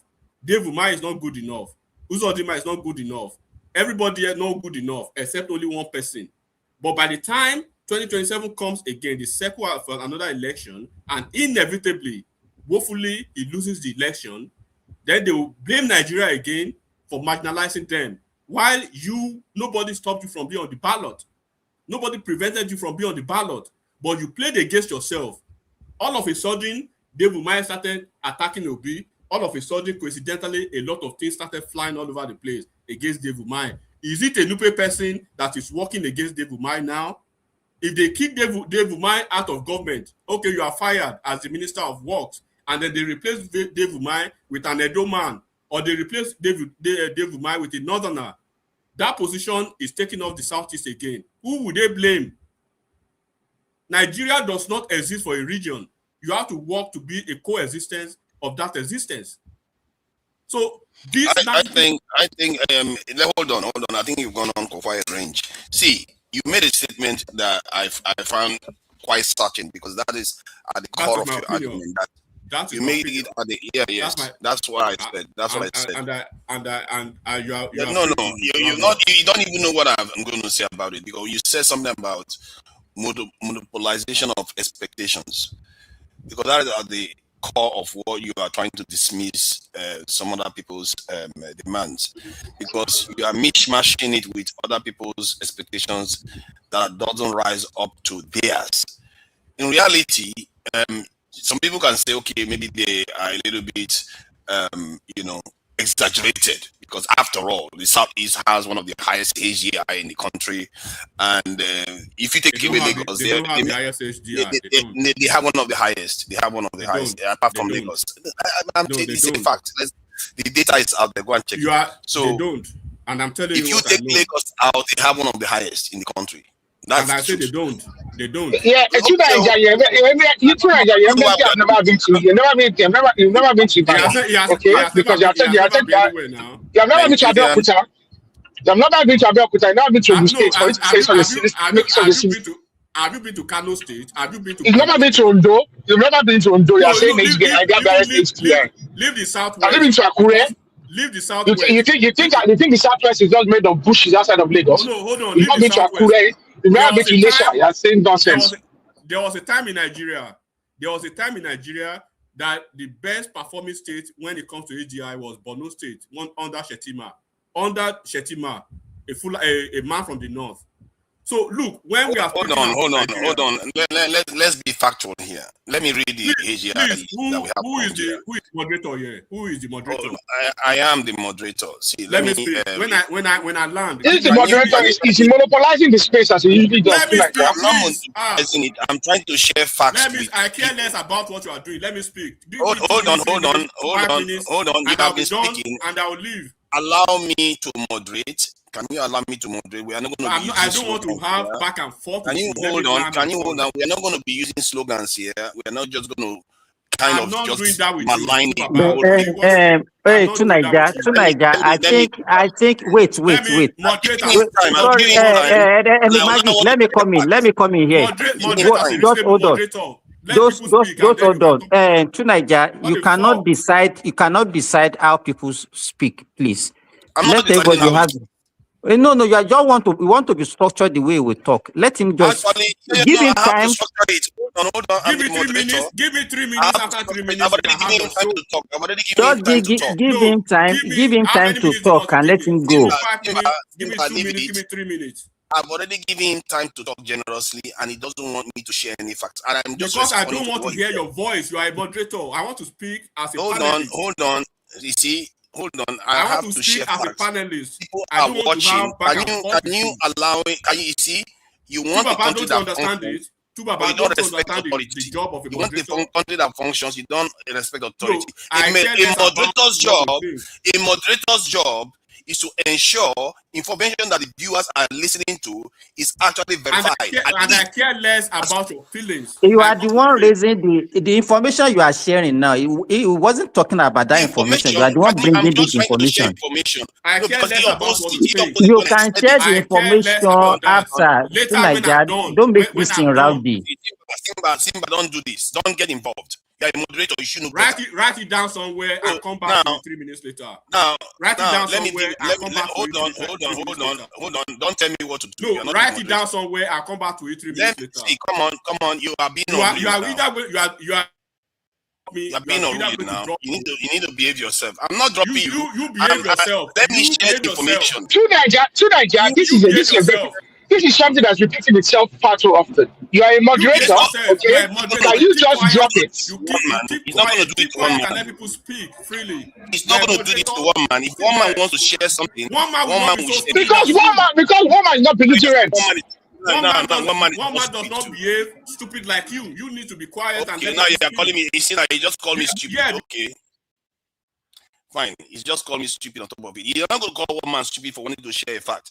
I don't know why people behave like this. You say you want a country that functions. You can't even behave yourself. You can't even restrain yourself. I just said one statement. I said the Southeast, and I'm in a way, I was trying to even argue along the side that he was arguing to an extent. Because I said, even if the Southeasterners feel marginalized, the data actually indicates that they have one of the highest AGI. He opposed that immediately. So 1 minute you are saying they are not marginalized, they are not marginalized. You are making an argument, and I'm making an argument that backs it up, and you are opposing it too. So you are saying it doesn't want you to intrude in. That's what he's saying. It doesn't so what's my business with their marginalization? I did it in Nigeria. He insulted me a moment. And I don't want to throw the path of your own conversation. You are supposed to be can you apologize for the insult? Fuck you and your apologies. I care less about your feelings. You see what I mean? That's what I mean. You are not moderating. You are insulting. The last time I tried to interject. The last time you come over here, you insulted all of us and you made away with it. So why are you upset about it? I didn't curse anybody. Oh, really? You do not abuse people. You abuse the whole race. You came over here and literally told us they said, come on, don't try to be obtuse. Come on. You interpreted what I said as an insult. I don't call you. No. Don't say you interpreted. Okay, there was a day you came over here and you insulted Baba. You tried to be sly to Nigeria. I know you. I figured you out. Okay, don't try that with me. Tell me what the insult was.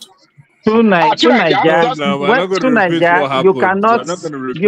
He is talking. If you are not comfortable with what he was, just give him time to say whatever I want to say and let him go. When people say this, I like it to be true. If you said I insulted Baba, then tell me what the insult is, so that I can hear it, so that everybody can hear it. To Nigeria, come on, don't forget. Remember that day he started with to Nigeria, please. I will bring him in now. Give him time to talk and let him go, please. Are you going to demand that he apologizes? Because he no. You have never apologized since you abuse everybody on this platform. That apology is not necessary. It's not necessary. Keep saying I abuse people, but you never say what abuse I abused you. We were here. We were here that day. Wait. I was there. Wait, to Nigeria. Wait. You were even crying that day. Everybody you abused, not even one person. You abused a race. And then he doubled down on it again. And then he doubled down on it. And so you went everywhere. You went on other platforms. You are crying everywhere. Whining and winning everywhere. He went on Dr. Damages and they flogged him on Dr. Damages. I heard it now. Simba, and now he's coming back. You are doing it again now. You are saying because you are unrepentant. You are unrepentant bandits. So that's what I'm doing to you. See what now he's calling me bandit. See the thing. You people are the ones doing the insults. I'm just being funny with you, Johan. Are you a bandit? I'm not worrying. See what you just said now. But you abuse freely. You abuse freely. So there's no reason for you to cry about it. Okay. My own insults. When people complain about government, look at you now. You cannot even tolerate ordinary speech. Somebody is talking, you can't tolerate. And you be complaining about government. Don't you understand? He's the one that is not tolerating mine. I tolerated his own. He's not. You are a moderator. You can let him. Just give him time. If you don't want to hear what he says, okay, you have 2 minutes more. Just say what you want to say and let him leave. Okay, I will share this fact and he can carry on, which is what I wanted to do in the first place. Now, the AGI of the country, Nigeria, the highest one is Lagos of 0.21 of AGI in Nigeria. The second is Anambra State of 0.76. Lagos 0.721, Anambra 0.706, Imo 0.693, Federal Capital Territory 0.6 0.678. Cross River 0.675. Abia again. So you see a lot of southeastern states show up. So if someone like the previous speaker or Sir Local wants to make an argument, this is the kind of argument he's going to say that maybe their feeling of alienation is not necessarily justified. Well, so did you study mathematics? Did you study mathematics in school? Oh goodness. Okay. Wait, one thing. What I think. You know what? Let me rebuff that. I think Akko is over here as well. Aro, please, can you guys just let me make my submission? Oh yeah, let him. You have shared what you want to share. So give him time now. Let him talk. You have shared what you want to share. We heard you. The Igbos are the best in the. They are the best. Just hold on. They are the best in the whole world. He has never defended any other region, but whenever he doesn't. Don't mind him. So you share what you want to share. Let him have the time to talk now. Any region. So, come on. So Simba. I don't know who is the moderator. I don't know who is the co-moderator. But one man, if you are listening tonight, this is the reason why some of us want to come to your platform. When we see a finicky, fickle-minded titty baby handling the microphone, who wouldn't understand the duty of a moderator and the duty of a panelist? He wants to inject himself into every conversation. People don't do this. This is the reason why next time, please be very careful who you hand the moderating job to, because moderating job is like a prime minister job to some people here. I'm speaking as a panelist. Give me my minute. When I'm done, I'm not speaking to you. I'm speaking to people listening at home. You are not the subject of my conversation. And the subject of the conversation is that an entire nation, right, cannot continue to tend to the narcissistic nature of some people who believe the nation should, with their inappropriate sense of entitlement, that the nation should cower or probably be on the knees for them every damn time. I just mentioned population, ethnic tribe that has never been anything close to Aso Rock in Nigeria. But there's nothing you do that satisfies them. And I just mentioned that 70% of them live in every other part of Nigeria. If they do not, if Nigeria do not love you, they are supposed to chase your ass back to where you come from. They are in Lagos, they are in Benin, they are in Kanu, they are in Borno. Go to every part of the country. They are there. How many other parts of the country do you see there? And they are causing a nuisance in all of those places as well. I think you should make it. They continue to create willful nuisance approach every time. So the thing is that when the young and the old and the elderly of a region continues to cry this cry for 50 years, 60 years, you are playing the victim card. You are playing the guilt trip card. At a point, you need to look at yourself in the mirror. They hate you in Nigeria. They hate you in the Southwest. They hate you in the South-South. They hate you in the North. They hate you in Ghana. They hate you in Tanzania. They hate you in South Africa. They hate you in India. They hate you in Cambodia. They hate you in Bangladesh. They hate you in Indonesia. What the fuck are you? Look at yourself in the mirror. And the point is that you have to, at a point, you have to take yourself out of the delusion of your grandeur. You have to take yourself away from the identification that a country is not meant for you. You are meant for that country. Play the game, play the rule, and play with everybody else in the country. What do you mean by a region is marginalized? Is it somebody from Edo State that comes to elect their governors for them? Is it somebody from Edo State that comes to elect their senators for them? Is it somebody from Edo State or from Borno State or from Ondo State that comes to elect their subnational leaders for them?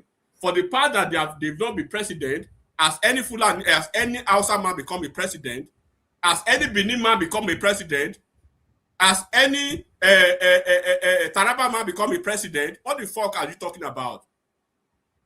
So the point is that it is 2026 for crying out loud. In the last presidential election, even Omo Elesowore was on the ballot. Nobody stopped him. Peter Obi was on the ballot. Nobody stopped him. At the end of the day, it descended to 3 different ethnic groups: a Yoruba man, an Igbo man, and Atiku, quote and unquote, representing the Hausa Fulani people.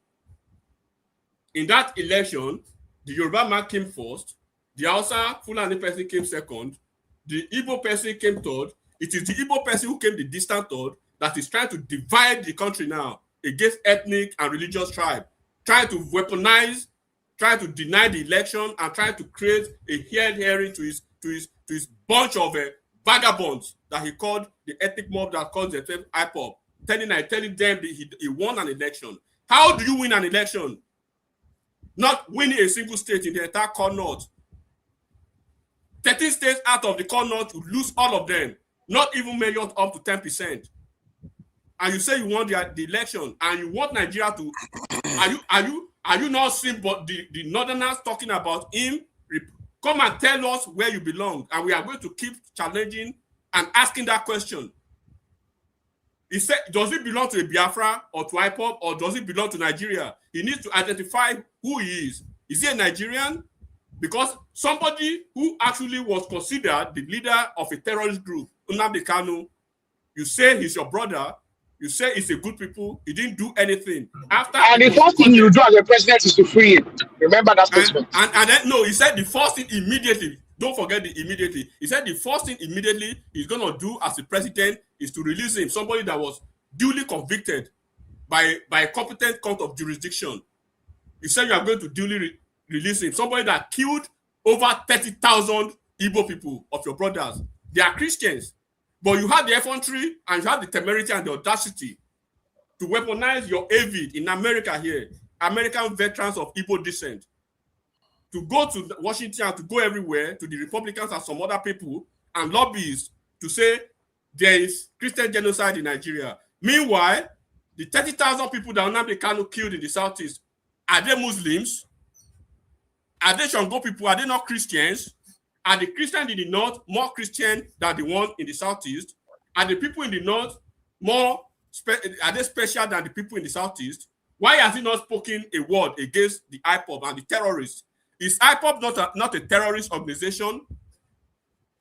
So anybody can claim to be marginalized in Nigeria. A certain Shetima can come today and say, my people has never been president. It can be crying marginalization all we care. A child that was born 10 years ago is already crying marginalization in the Southeast. A child is somebody who is my age mate, who did not see anything about Biafra war or anything about the Civil War or anything, is hateful, talking about because of Biafra that he didn't see. Who told him the wanting stories of Biafra? Why do you viciously and viscerally hate your country? And you still want to lead over the country? And at a time, even when you date a woman, when you become so narcissistic to that woman, when you become so cantankerous to that woman, when you become so naggy to that woman, the woman will look at you and leave your ass alone and move on. That is who they are to the Nigerian society. They have become cantankerous, they have become naggy, they have become narcissistic, they have become a problem to Nigeria. Nigeria is not the problem to them. It's either they are Nigerians or not. Let's wait until 2027 election is done. They will come back and say marginalization. They will come back and say rigging. Peter Obi is junketing Europe everywhere. He's not back home to work at the grassroots, to coordinate the grassroots, to chant for election. Then when he's been whooped again, defeated soundly, he will find a possibility of choreographing somebody as an abhorrent vagabond like you, and you believe what he says. Round up. You are old, but you are stupid. You are old, but you are so prejudiced. You are old, but the malevolence in you and the abhorrence in you and the level of ignominy and infamy in you wouldn't let you see the front. You are a fucking idiot, and I say it. No apologies to you. All right. You're welcome. I'm magnanimous like that. So it turns out that I may be surprised by this data actually, that the southeastern states, apart from Lagos, has the highest HGI. Even more than all the remaining southwestern states. Every single southeastern state had the higher. There's something peculiar about that. One thing about Nigeria, I know you don't understand data. I don't think you need this argument. You understand? I shouldn't bite. I shouldn't bite because Just leave it. that data is easily. Leave it. I wouldn't Just bite. leave I it. wouldn't bite. We need to try to understand it instead of that. I'm curious bite. about But, the question I want to ask you, let me ask you too, Niger. This AGI thing, how is it related to what we are discussing? Sorry, there is a noise. There's a bit of noise coming through. I don't know where it's coming from. Somebody's audio. Okay, good. How it is related is because he talked about expectations. The previous speaker said you cannot monopolize expectations of the different groups of Nigeria because it means Southeasterners are demanding too much. So, and as a matter of fact, if he was listening to me, if he was wise, he would listen to what I'm saying. Because if Southeasterners are so marginalized and oppressed in Nigeria, how come they have one of the highest AGIs in the country? Why is he not paying attention to that? Why is it that the Southeastern states, as marginalized as they appear quite developed? Maybe even more than the Southwest, apart from Lagos, of course. So these are arguments that you can make to a Southeastern. As a matter of fact, I've made arguments.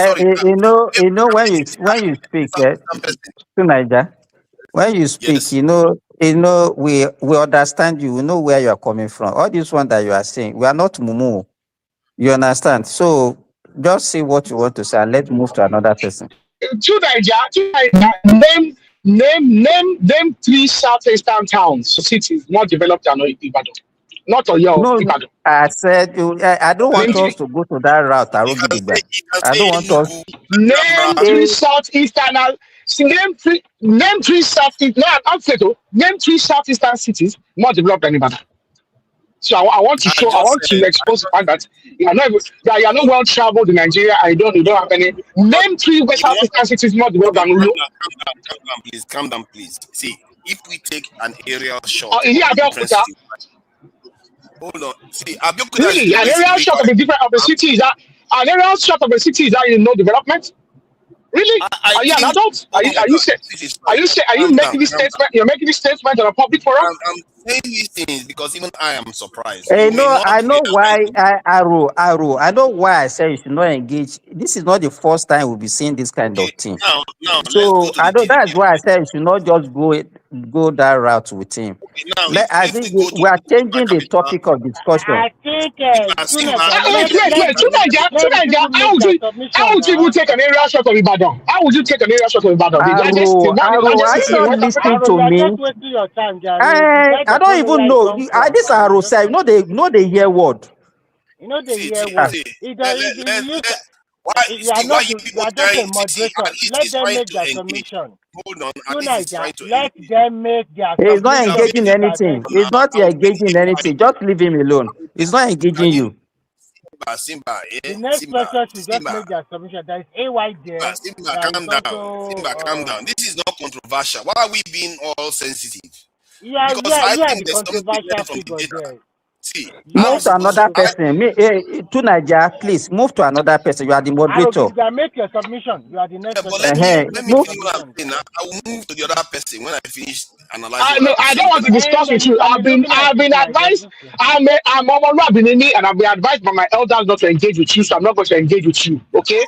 You know when children are being raised, they tell them not to talk to strangers. You're a stranger, and I've been told not to talk to you. Like, stranger danger. I'm not talking to you. You know what? I can accept yours. At least you're not necessarily insulting, but it's okay.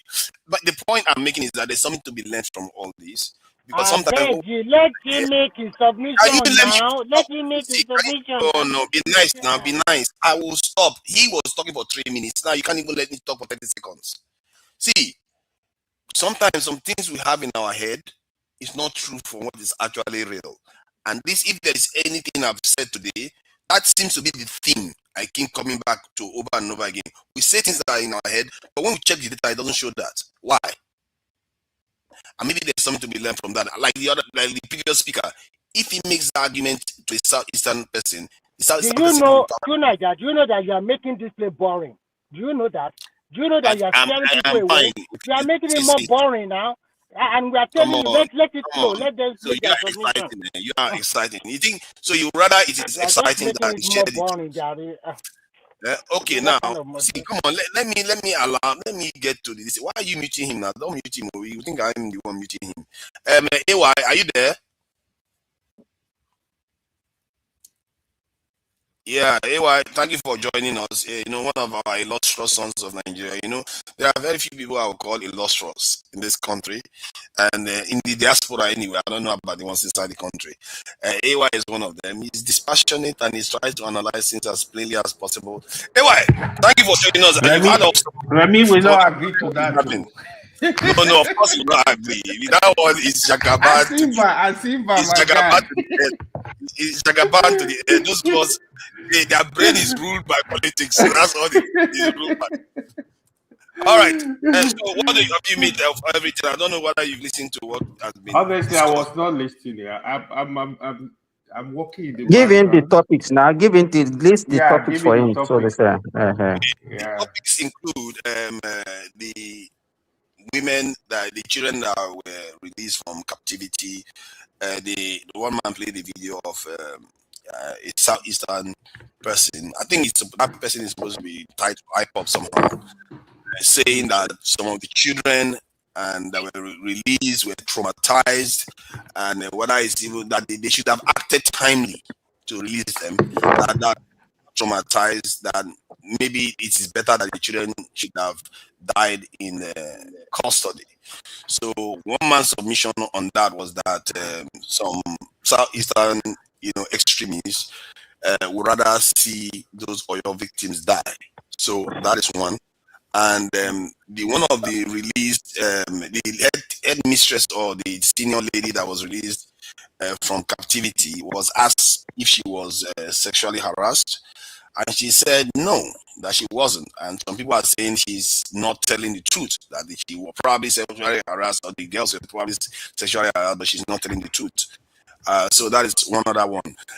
There is the Omahi issue where a young lady died. He said, yes, to have died in his property, and in shady circumstances, that the evidence was not necessarily collected, and there are counterclaims that he said they are from a higher institution, but Sahara reporters, investigative reporters are saying no, these ladies came from Kaduna or Kanu straight to his property.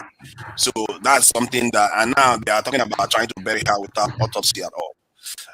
So that is another one that has occurred there. Then there was this conversation about the population of the country growing, and then it resulted in me asking one man, let him show us a country that population growth has destroyed, that if anything, it has made them more powerful. So that is the context of the conversation. If I miss anything, maybe sit back and shine a light on it. Yeah. No, I think you've given him all the topics. Yeah, I agree to everyone. First of all, as regards the school children, right? So there is no debate on that. The happiness is they were able to rescue them, whatever happened. But it's sad the politics going on in around that, as is between the federal government and the Oyo State government, basically. These politics, I think they need to stop it and prioritize the safety of our citizens, right? It's a good thing again, the release. I think anyone that is against that, probably you feel, oh, I wish they tried them. That's a big disappointment. So I think we need to celebrate, and it's an opportunity to see put pressure on the government to make sure they protect. But AY, is it due to lack of knowledge, or can we say it's wickedness for somebody to say because those children are traumatized, and so instead of now that they can become terrorists later, so they should buy them instead? Is it because of lack of knowledge or wickedness that we can? Sincerely, the disappointment with Nigerians most time is we kind of play politics with everything. Things we should not. If you're looking at the country, this is human being we're talking about, right? So I would say this, irrespective of who's in power, even if you like the person, you don't like him, doesn't even matter. So this is about your country. This is about your people. So I can dislike the president of Nigeria, and I'm not going to let that affect my decision on this kind of issues. I think that's where Nigeria have the issue. Like, they look at everything from the less of tribe, less of I don't like you politics, less of religion. It's so sad, It's so sad. But sorry, Aro. If we are playing politics, but to me that is too extreme. Yeah, you understand what I'm saying? It's too extreme for somebody to say that they should have wasted their life. And I don't know. Can I put it to you that you're sitting on the fence? It's just wickedness of the highest level for anybody. You're sitting on the fence on this matter. And you don't denounce it to the strongest language. Because by that person's rationale, all those malnourished kids in the Southeast in 1966 and between 1966 and 1969, the federal government should have fight them as well, so that they don't become a bane on the country later. Since according to him, the victim of war, that they are traumatized during the war, so they should have fight all of them. They should have fight all those young children that are malnourished now, that were seeing their pictures in Kashok on UNICEF. They should have fight all of them. Yeah, let's denounce that statement that person made in the strongest of language. Who made that statement? I beg, I didn't even know anything about that one. I don't know the person. No. Sincerely, anybody commentator or a high-level politician, I don't know. All these are social media or something. Maybe social media. That's where you will see this kind of statement. So again, I think we should not play politics with this kind of things, right? To be honest, we should look at it at least. The first thing is the safety of the people. Is the safety, at least we are able to get back to the society, And on the case of Dave Umahi, it's actually a sad one. I'll be following up that case. I think the lady that said she was a physiotherapist, if I'm not mistaken. I think now we are, okay. Now it appears the other time there was a lady that was seriously accusing Dave Umahi. She was suing her, and she claimed that he was trying to sleep with her, stuff like that. She's a married woman. You see, now it seems we are just a lawless country, right? When things like this happen, let's have proper investigation. You see that even the police, they are kind of compromised, because now they will look at him. Oh, he's a minister. They look for a way to cover him up. He's supporting the government. He's working for the government. This kind of stuff, if they happen in the same country, Dave Umahi should resign and it should be investigated. But has it been? Wait now. Something happened in his facility. Was it there as at that time when the thing happened? That is part of the investigation. So, so why are you not saying he should resign because of that? Hold on. It needs to be investigated. Was he present? What were they doing there? So it's only a Sahara reporter that are throwing more light on this issue. They said they have some videos. What happened? So I mean, he needs to be questioned. We are not lawless people. Dave Umahi should be questioned seriously. If he's found guilty, I mean, he should face the law. Is it in his village or in Abuja? I think it's in Ebonyi State. Okay. I think it's we don't know, but listen, AY, one of the issues I find a little bit unsettling about this is the nature, the kind of lady that went to Umahi. Let me see if I can share the image again. And pretty lady, young lady, into a politician that has a lot of money, and that is on the premium side where you are looking at higher income. But where did she find go there? Where did she find go there? Why now? Why are we like this now? Let's calm down. Why you say where did she find go there? But it cheap now. That's what took her there. So no, sorry, I muted you. So but the point is that there's a lot of young women in Nigeria now that is still almost assumed that when you are going to higher institutions and college and everything, they tend to do a kind of moonlighting or side gig with richer men. Or very common. Yes. But just call it greed. Call it greed. Don't try and sweeten it up. It's greed, okay? Because you are saying that I could have been a criminal as well if I had greed because I like money. Okay, so to Nigeria, now this time Europe we did, it's about to go. Okay, we all have friends that are running wire. Okay, if I was greedy, I would have done the same. Okay, it's greed. Don't let us call it what it's not. I want to. Okay, the question I want to ask is that because a lot of Nigerian relationships are based on this type of stuff, I just want to ask because I don't necessarily know.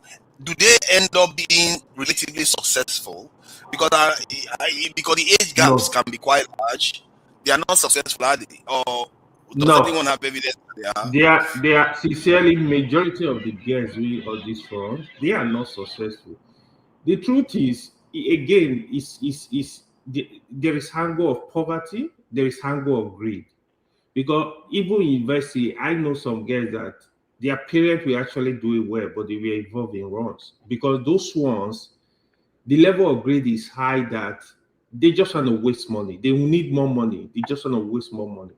Then there is hunger of poverty where this girl, probably their parents can only provide basic needs. Baba, Tinubu has done free tertiary education. What do you need? Leave that now. Let me ask you, AY. Why are we not also looking at the because it's not everybody that is poor that will engage in such thing. We can also see even people that are rich that can engage in such. Yeah. You understand? So it's not absolute. Why can't we also look at it from the angle of parenthood? We are not even looking at the role of parents. So it's a combination of factors, right? Like I don't know, was it somebody mentioned greed? Greed is a factor. There are some that is real poverty that is causing it. So I will tell you this: the issue of parenting is an issue, Simba. You see, there are situations where even some parents they will allow this girl to take care of them. So to exactly, for example, in fact, how can you have it? You have a young girl that is supposed to be sponsoring. But it is now you now have a reverse that even you see the parent asking such a child money from the girl, demanding money from them. So many Nigerian parents are doing like that. Is it because you think? Is it because the parents are rich? That's why they're asking the girl for money? No. Let me tell you. Let me tell you. That's a rhetorical question. Of course not. So obviously, maybe the parents are in need. I don't know. No. Let me tell you. Okay, when you are looking at that, where do we now put our value system? Yes. Yeah. So exactly that's what I'm talking about. We should also talk about the society effect, the environment effect as well. By the time, if you're not, especially in today's age, today's world, if you're not homeschooling your children or your child, okay, if you send your child to a public, even a private school, all the way to whatever university, your influence, parental influence on children nowadays in today's world is quite minimal, especially with the bombardment we have out there when it comes to the outside influence. it's always been there, but right now it's turbocharged to the highest level. So parenting, I don't know. I'm not going to be quick to blame the parents. Even by the way, even as much as young people you cannot blame a parent. No, wait now. You can't blame a parent that is demanding. Wait now. You have a child that is supposed to be in school, that is supposed to be sponsoring, and you are demanding money and say you cannot blame the parents. You can blame parents very well. So many parents are doing like that now. You have somebody. If you want to talk like to Nigeria and talk on a moral and a pious ground, of course you're right. Of course, the child, the parents are not supposed to be demanding money from the daughter or the child, and make sure the mother or the parents provide for their child. Yeah, that's the way it should go. But in a society whereby there's so much pressure coming from anywhere, I don't know the family background. Which pressure will now no, please, Daddy. I can't take that one from you. It's my turn. You guys should just stop. Okay, so I will take over. It too much. So the thing is, there is a goal of greed, like I said, where these guys, not that they are hungry, but they just get involved in this to have extra money to spend. Peer pressure is also there. There is hunger of poverty, where these women, they don't have people to take care of them, so they take this short route, and parental influence. We have to consider that. So I remember growing up, like, for example, I cannot buy a shirt without explaining to my mother how I got that money. You are going to be in trouble. You can't even buy ice cream without explaining how you got the money, except you want to hide. So nowadays, there is real more society moral decadence, where even, for example, the Yahoo boy, I see situation now, your son is not working. He will go and buy you a car. You are going to accept it as parent, as a father. Even these women, I've seen situations where the family will push these young girls. They will start taking care of them. They know very well she does not have a business. She's not working. She's not any salary. Where do they think they make the money? They are not even interested. They don't want to know. So it's a lot of factors. It's a lot of factors. But however, most women, what is driving the parents? Sorry, what is driving the parents, you think, to do that? What is what?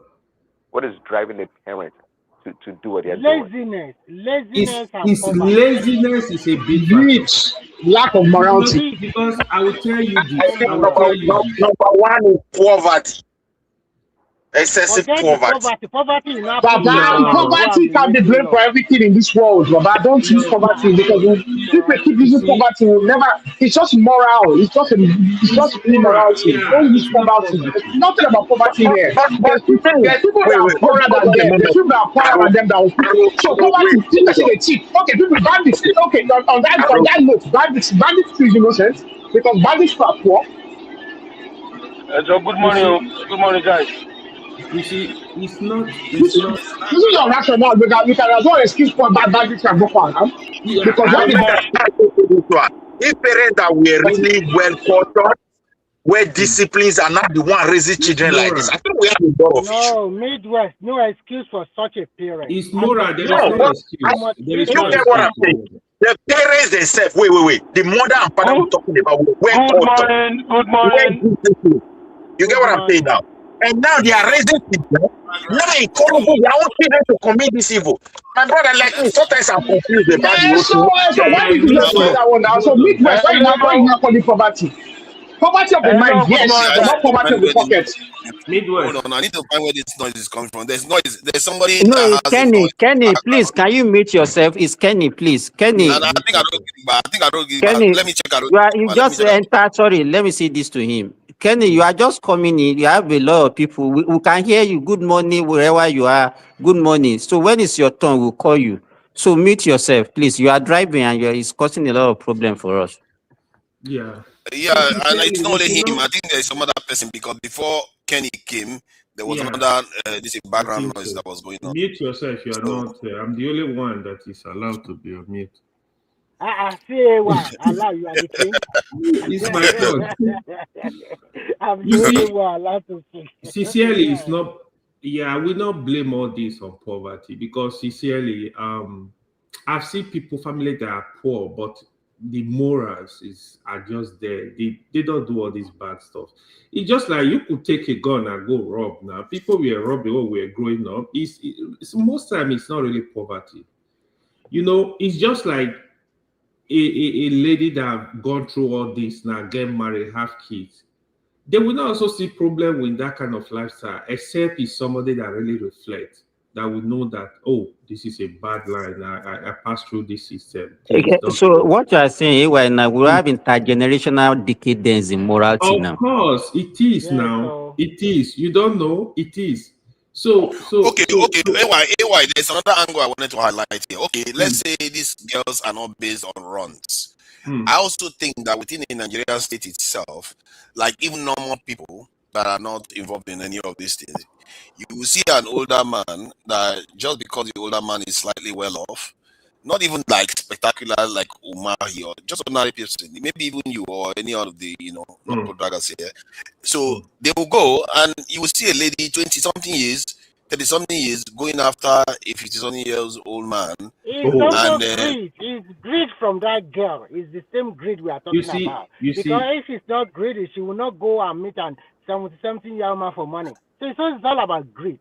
Because it's 50-something years now we are talking about. So like, hold on. What I'm thinking is that is that not normal for women to do though? Is that not normal? Or is this one abnormal? No. To Nigeria, I agree with you. It's not unique to Nigeria, okay? And it's not. Yes.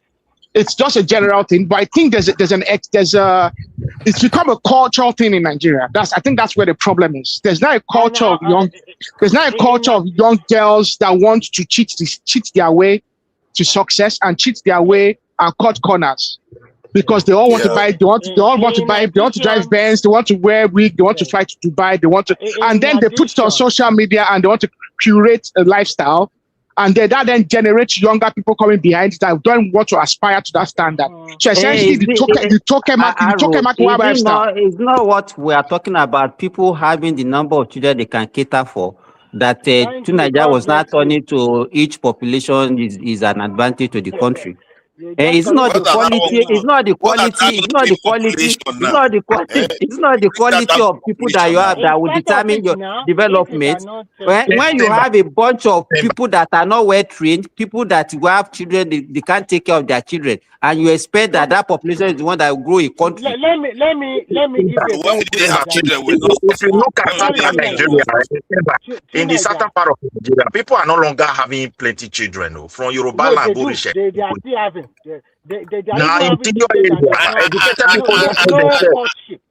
No courtship. And this seems to be a southern thing. Not necessarily in the north. Let me give you this scenario. I think all of you guys, you travel all over Nigeria. When you travel all over Nigeria, I feel witness that each time you get to a particular bus terminal or a station, you see a lot of ads, a lot of people, and most of these people are aged between 10 years old and probably 30. Okay, so you will see that, and they sleep, eat, and sell whatever they are selling there. Okay, so you will see that there's a lot of children in Nigeria now that they don't even know who is their father. I'm telling you, because there's so many children out of wedlock. They call them baby mama. It's about 10% of the whole population now. Can you guys hear me? Come on. I'm not sure that's that. I'm telling you the truth. That is. Can somebody hear me? We can hear you, Akim. Just hold on. We can hear you. Right. Okay. Akim. So Remy, you see the problem with this thing is that we are focusing the conversation on the wrong side. Okay. You see what everywhere you go, majority, even the Western world, they are girls who does this. Maybe they go online. They are street grunts. They are online. That's why you have only fans and stuff like that. People do this thing. But the conversation should be as, why was the minister of government involved in this kind of situation? What was the girl doing there? What was he doing with the girl? The focus should be on the man, not the woman. That services is provided for everybody. Before you so go on, the question is, what was she doing at Umai's house? What was Umai paying a woman? Look, we cannot be emotional. The man is a good minister, but we cannot be emotional about certain things. He's an employee of government, and we must hold them accountable. That's where the conversation should go. A quick question for you. If this particular person we are talking about, this young woman, if he was a man, what would you have said? And he also buy in Umai house. And if he was a man and he buy in Umai house, of course it's the same conversation. No, it won't be the same conversation again. No, it's the same. Remy, you're dumb. It never be the same conversation. Everybody can chime in. It can never be the same sorry for me. Sorry, I used that word. Yeah, but look, he's a minister of government. He's employed by the taxpayers. So it's not entitled because he's a minister. He cannot. No, it's not. It's not entitled to behave like that. Do you know the new thing? Do you know the new thing in Nigeria now that most Nigerian households in Nigeria of today? Let me listen to me. The man is employed by taxpayers. He's using you and I, our money. Our money is what they used to pay him. And I will keep quiet. And I know everybody of you know about it. When they are ill in Nigeria or sick in Nigeria today, majority of people always call nurses to come and look after them. The nurse can be a qualified nurse. She might not be a qualified nurse. So most Nigerians are making use of nurses nowadays. It is not that we now come to their home, diagnose and give them some medicine, give them some drip or something like that. This is the thing that is going on in Nigeria today. Most Nigerians sometimes they don't even go to the but Remy, you're just trying to sugarcoat it. All we heard was that she was fully naked, unclothed. She was naked. She had no clothes on. They say they found her in his house unclothed. Did you see the video? This is what I heard. I've never seen anything. So you see. So I'm saying, listen to me. I'm saying if the conversation, if that story is true, right? That was the situation they found the woman in his house. Hold on, let me finish. I'm saying if the conversation, if that story is true, but you guys should remember that it's AY that is on the that is. I know. So what I'm saying is that what I'm saying, should be brief. We understand what you are saying, Hakim. He's a minister, and everybody, even if he's not a minister, but why is the focus on the woman? Why is the focus on the woman? No, wait. You just came in. We've discussed the minister. We are just looking at, okay, the minister has been discussed. We're also looking at why are some ladies engaging in such things. That's not true. That's nobody's business. It's our business. It's our business. No, it's not. It's nobody's business. It's our business. It's our business. It's nobody's business. It's that issue is actually more serious than what the minister has done. There's no Kenny here, Matunaja. What's wrong with you? Exactly. Hold on. Let me confirm that. I might see it up. Okay, it's not here. It's okay. Sorry about that. He's not here anymore. Yeah, he was here. So yeah, I think that issue about what our young women are engaged in, it's actually more serious because it's pervasive, especially within the southern community. I don't know about the northern side. I don't think it's happening as that much of a high scale. Because I find I go to Nigeria now. You know why Hakim is saying that? Maybe Hakim doesn't know how many of our ladies are dying daily because of this kind of circumstances. Exactly. He just wants to focus on the minister. Yeah, but look. It's important to talk about the minister, but it's also good to also explore why this is happening more and more often and whether it's a problem even. It's not, it's a personal decision for what they are. It's a personal decision. Don't be mean, Hakim. It's not me. If a lady decides that this is what she wants to do, that's what she wants. If you want to patronize her, you patronize. If you don't want to patronize her, you leave her alone. So why are we not crying when you hear such things happening? So Hakim, you should just say that we should legalize. We should have a law to legalize abortion. Are we better? Is Nigeria a better country than? Is Nigeria a better country than Holland? Is Nigeria a better country than Holland? Forget about all these things. Stop all these things that you are saying. If we are losing a lot of people due to these same circumstances, so are you not saying that we should not discuss it? we can discuss the cause of the death. Why are they dying? How do we protect the ladies? Not why are they doing it? No so if you don't know what is pushing them into it, going to that look, it's a personal decision. It cannot be. It cannot be. Wait, if that is your own belief, decision. you cannot impose. No, it's not my. It's a personal decision. That is your own opinion. So, and you cannot decide what we discuss. You understand? You cannot streamline our discussion. I'm not streamlining your discussion. No, that's what they say. Why are we not discussing it? So you cannot decide what we discuss.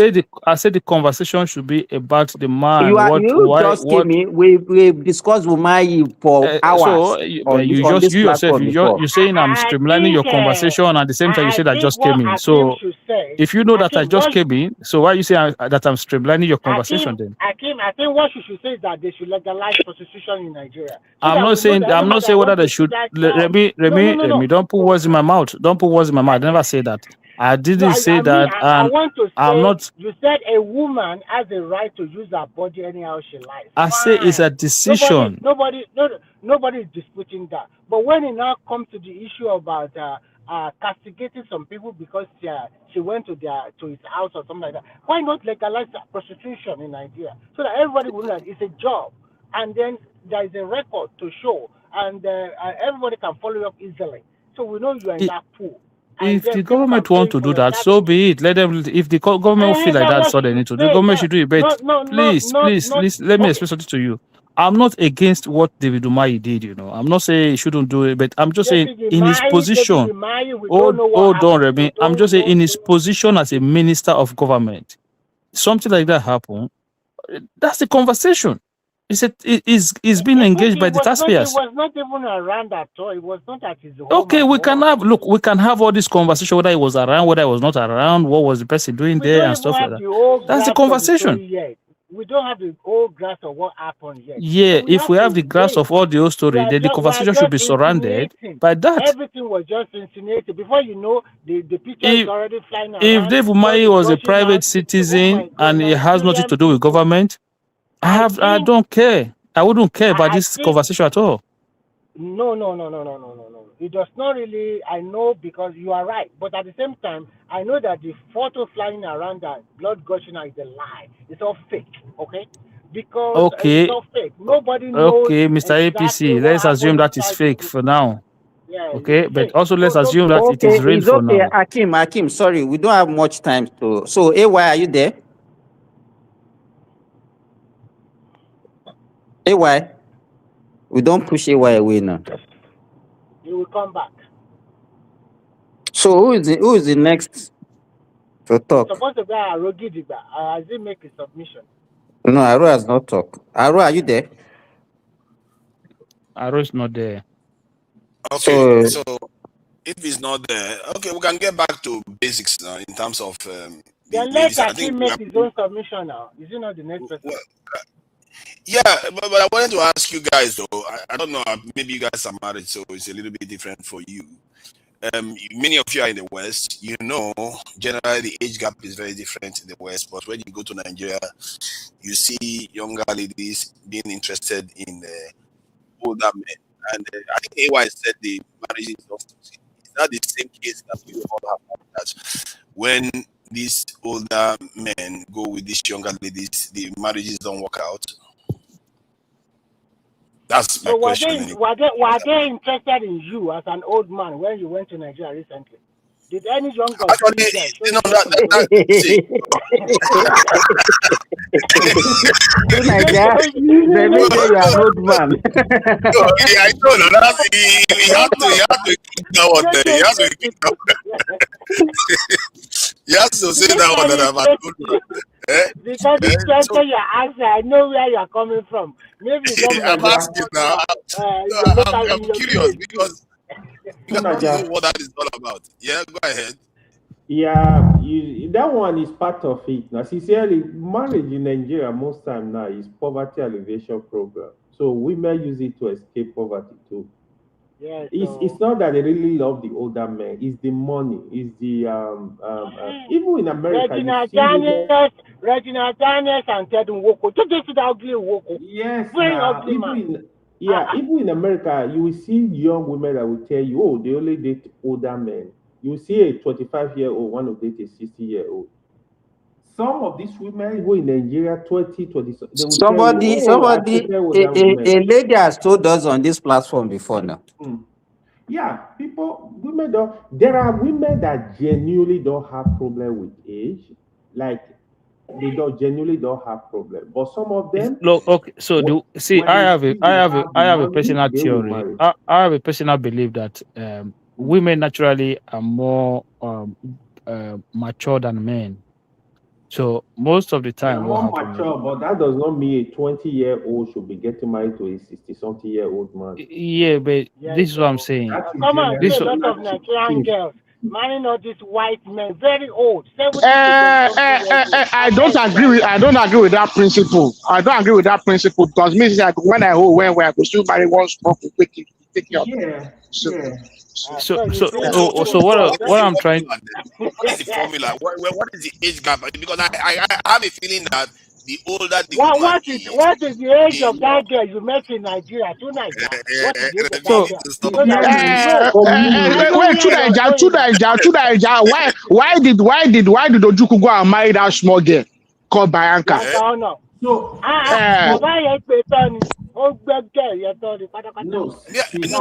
just curious. What is the formula now? Is it that when the lady is 35, she's allowed to go to 60, 70 years? Because it looks like when the ladies are older, they're allowed to marry almost any age. But when they are slightly younger, they are not. Yes, that is the truth. When the ladies are older, let's say for example, a lady of 40 years, most time nobody will complain. You marry like a 65-year-old man, no, you will not see complaint. Where the problem is, even 70, nobody will complain. Where the problem is, right, is when the older men, 60-something, they will go and marry 20-something-year-old. That's a big one. You have a lot to contend with, right? Because these women will marry you for the money. In America, I've listened to women, they will tell you, yeah, when he died, as long as you have life insurance, I'm okay. You have properties to inherit, no problem.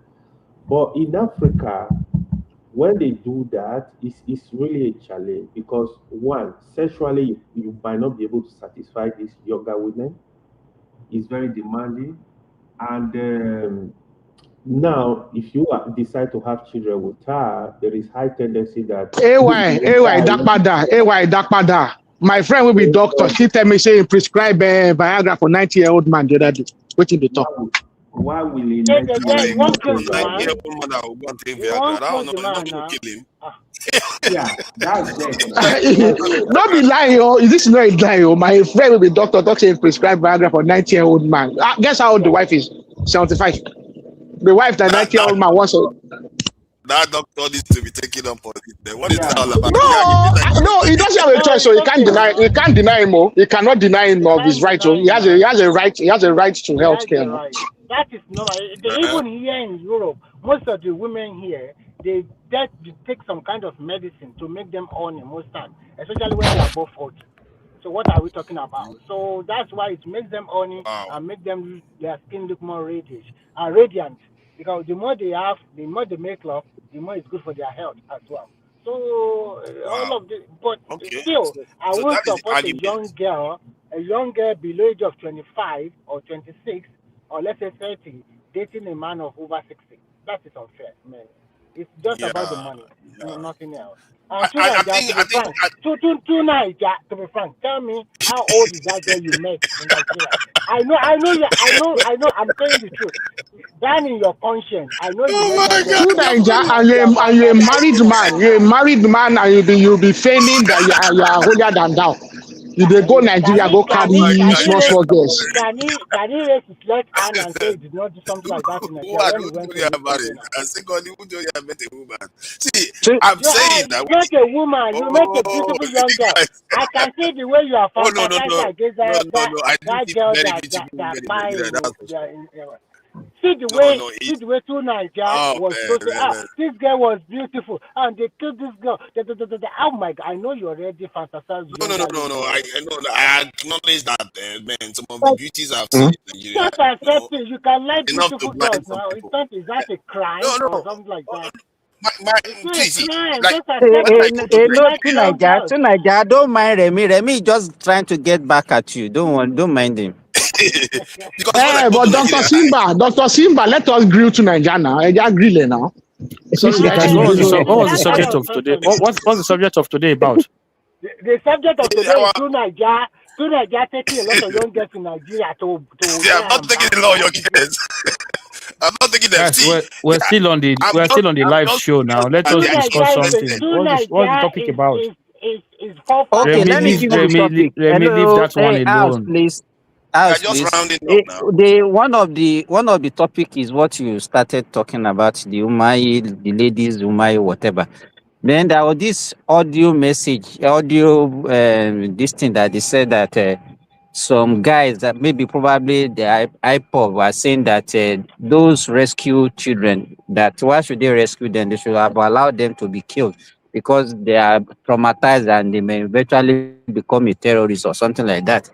So that is one. That is another topic. Which one is it? Okay, it was also talking. I think to Nigeria introduce one population, whatever. I don't know. I don't understand that one. Yeah, you talk about if you have a larger population, it's good. It's propel the economy of that country to grow. It debunks in several ways, which is always a lie, of course. To Nigeria. No, you grow your population, you grow poverty, you grow wealth, you grow both sides anyway. You grow both sides. You grow because don't forget you have to, as your population grow, you have to be able to generate enough income to be able to provide the right set of whatever they need environment. For them. So environment to for develop. them. So to education, your healthcare, you have to continue to develop your roads, you have to continue to develop your infrastructures and stuff like that. So I've seen everything. Yeah, on one side, it create a huge market for the economy, but also it create a huge workforce as well for the economy. But then the government have to be able to still generate enough income to be able to support that level of growth. If it's that easy, don't forget that there was for many years China had a one-child policy. Okay, they had a one just to be able to put a stop gap to the rate of growth or bed growth in their country. So bridge the gap between the infrastructure and the exactly, and so the that they will be able to catch up. If not, they will not. If not, they will be playing catch up for very long time. They know that okay, they already have a population explosion. The only way to do it is to put to bridge that gap so that they will be able to develop and catch up with the numbers. So that was one of the reasons why those policies came in. On the other hand, if you look at India, that hasn't gone in that direction.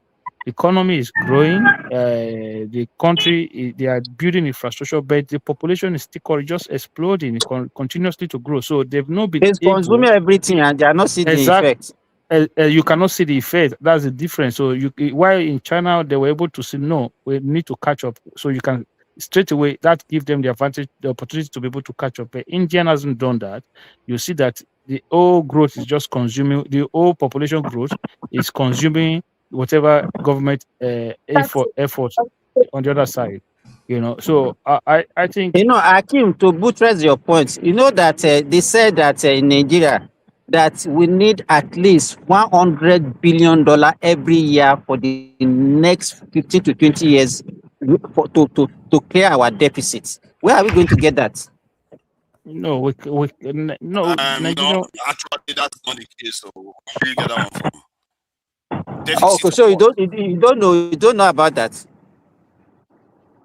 No, that is about economic growth. $100 billion for us to develop this in economy to a high level, but not $100 billion. But I use the correct word now. I use the word deficit now. What is deficit in the budget? The deficit, deficit in the budget, but but that's the word we use now. He's not talking about debt now. He's not talking about debt now. He's talking about deficit. No, sorry. We have to be in surplus. I said deficit. We have to be in surplus. Our budget has to have a surplus of that amount for us to be able to balance. We are talking about infrastructural deficit. We are talking about that's what I mean. Now, your infrastructure will be budgeted every year now. Is the budget or is the annual budget? Is the annual budget that we used to correct that? It's part of the budget. If he has said, hold on, let's be organized here. If he has said infrastructural deficit, I will agree. But he said deficit. Deficit tends to refer to government spending annually. In terms of no, that's what I said though. I don't know what you are hearing. Simba, let's even assume that's what you say. So what's the problem, Tunaja? The problem with that is that that is not the deficit of the Nigerian government. Nigerian government don't have such a high deficit. $100 billion is like they don't even spend up to $100 billion a year. Yeah. So where now that they don't spend? Hold on. So now that they don't spend up to $100 billion a year, so where are we? Then why would you need $100 billion to cover the deficit when you don't spend up to that? To cover. So you think that budget that we are having is a budget that can take us out of poverty? That's more budget that Nigeria is having. No, I agree with you that if you want to get Nigeria to where it needs to get to, yes, I agree with you. You need to. Yeah, but what's your argument then? So what did Simba said? What did Simba say that was wrong with that? The term he used at the time, I didn't hear the term. What is wrong with the term deficit? It will just explain to you the whole point of that saying deficit. The term deficit tends to refer to government annual spending, where they actually have. Hold on. Where they actually have to borrow money to be able to meet the commitments for the year. So that's a big difference. But that is not the case that he's talking about. He's talking about infrastructural deficit and what Nigeria needs to spend to become actually prosperous. That's what he's talking about. Okay, so do you have any issue with that? No, zero issue with that. So what are we on now? So, Progressive, let me ask you this question. If Nigerian government now go out there to continue to borrow more money for infrastructure development, don't you think this Nigeria will start crying again? That they are borrowing. How can we get the money? Because I learned one thing from those countries that they develop. They make sure that they borrow a lot of money from the Western world to develop their country, especially the local government also are indebted to tune of billions of dollars. So Remy, like which country? Of course, you know the country I'm talking about now. Am I supposed to? Am I in your head? I'm not in your head, Remy. I'm talking about China. That's what it did. So China, okay, China did not develop in 3 years. China did not develop in 10 years. Of course. Okay, so the problem we have in that country is people who live in the West, who see road, who see 24 hours electricity, and who say, oh, why is Tinubu not giving us this? Who see all these schools, all these beautiful things. So people go to China, they see all the shiny buildings, shiny structure, they see this system working. And they expect that in 2 years, in 3 years. No nation has ever. And if you say, "Oh, must we wait 40 years? Must we wait?" No, these things is not rocket science. It takes time. Okay, the system work in its own way. There are roads. You see that Lagos Calabar Coastal Highway, right? In 25 years, it might look like some old-fashioned road that they will now have to find a way to expand to 6 lane on each side, that they will not have to create some bridge across it, that they will not have to build a roundabout or a flyover somewhere. So the development is not finite. It doesn't get to a place and then it's end. Nations continue to develop. I look at the map of Nigeria. I see all this new construction of road from north to south, and from east to west, and from south to the north too. I see the north, that Sokoto Badagry Highway, and I also see the way it crossfires during the Lagos to Calabar Highway. And I see all the road coming from the east to also join the Calabar Highway. For the first time, we have not done. If we would have done this thing 20 years ago, that means it's not Remy. It's not what. It's not if we could have done it 20 years ago. Open at all. It's not. Look. It's not if we could have done it 20 years ago. We can still do it now. But what I'm trying to say is that, I know. I'm just saying that. I'm just saying Nigeria, these things will be done when they are done, it will lead to economic expansion, and that economic expansion will lead to further development. That is how every country works. So, You remember there were that, time. There were time when people were saying, that one that China goes now, China goes is fake now. Even in Europe, they were not allowing Chinese goods to come into Europe. China now. They were not even allowing Chinese goods to come into Europe at a certain time. But today, all their big companies have warehouses, have factory in China. All of them. Yes. I want to add this to what you are saying. I was checking yesterday, Lamata, Lagos State train, whatever you can call it. They extend the lines they are going to construct in Lagos from 6 to 11. And then the new international airport they are reconstructing now, they are building underground train that will lead the red line in Lagos directly to Murtala Mohammed International Airport. I think that is fantastic.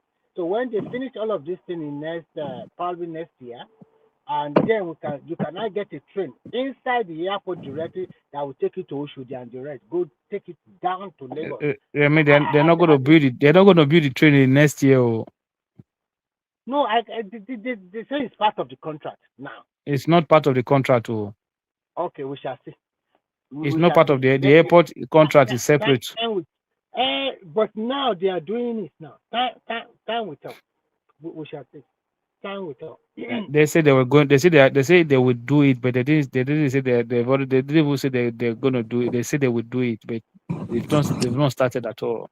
So what I just want to say is that Nigeria, as big as we have not really connected that country very well. There's still a lot of vast spaces that need development. So, for example, if you happen to have a plot of land along that Lagos to Ogun State now, along the shoreline, you already become an instant millionaire, just like that. Yeah, but you see, is that not the problem? Whereby, you see, part of the problem we have in Nigeria now is planning. Why are you selling land to individuals? Why are we not having developers? Right? Why are we not having developers? Don't touch that place, because if you touch that place, that country will burn. How? I will tell you why it will burn. If the government decide that all land now belong to the government, then why did you put word in my mouth? I never say belongs to the government. I say, why are we not using developers? Don't mind Remy. Nothing will, if the government decide to take all the lands in Nigeria, there's nothing will happen. I did not even go in that direction. Because the problem we have today, is you will buy your land, it's not you want to build your house. So, you will buy your land, you want to build your house, you don't care about topography, you don't care about erosion, you just raise your foundation as you want to raise it to protect your own house for the future. Everybody just do whatever they want to do. No, government need to regulate that industry. People should be made to buy houses rather than build houses. Provide facility for people to buy houses. You have a very good point. Yeah, so that if I want to develop, I go to a community. Let me hold on one second. If I want to develop, I go to a community. I negotiate with the community. I go to the council, I negotiate with the council. The community provide me with the land. I can say, okay, if I build 300 or 200 houses, 5 will be for the community, 5 will be for the council. Okay? We can make such deal with them. They'll say, okay, fine. Then we develop that estate, or the area, provide all the facility that is required: drainage, waterways, sewage, electricity, street lighting. We develop all those houses. As a developer, the community get their share, the council get their share. You as a developer, you start to sell your house. But you would have followed all environmental standards that are in place to create that estate. This thing can be done. You are right, but the problem we have now is this: some of this property after development, they want to collect their money under 1 year. In fact, that also no, but it's not. Look, Remy, you would have developed house, right? What I want to say to this is that they can do that. Part of the negotiation with the government, with the property developer, should be that whenever you develop this kind of particular flat or house or duplex or whatever, the payment should be spread at least 10 years. No, Remy, listen. The developer don't have that leverage to spread payment because he's a businessman, okay? So the But bank how would you is, hold expect on now, somebody to Remy. offer Yeah, it's the bank. The Let banks. It's the me, can you not government just has to do that to the listen? bank.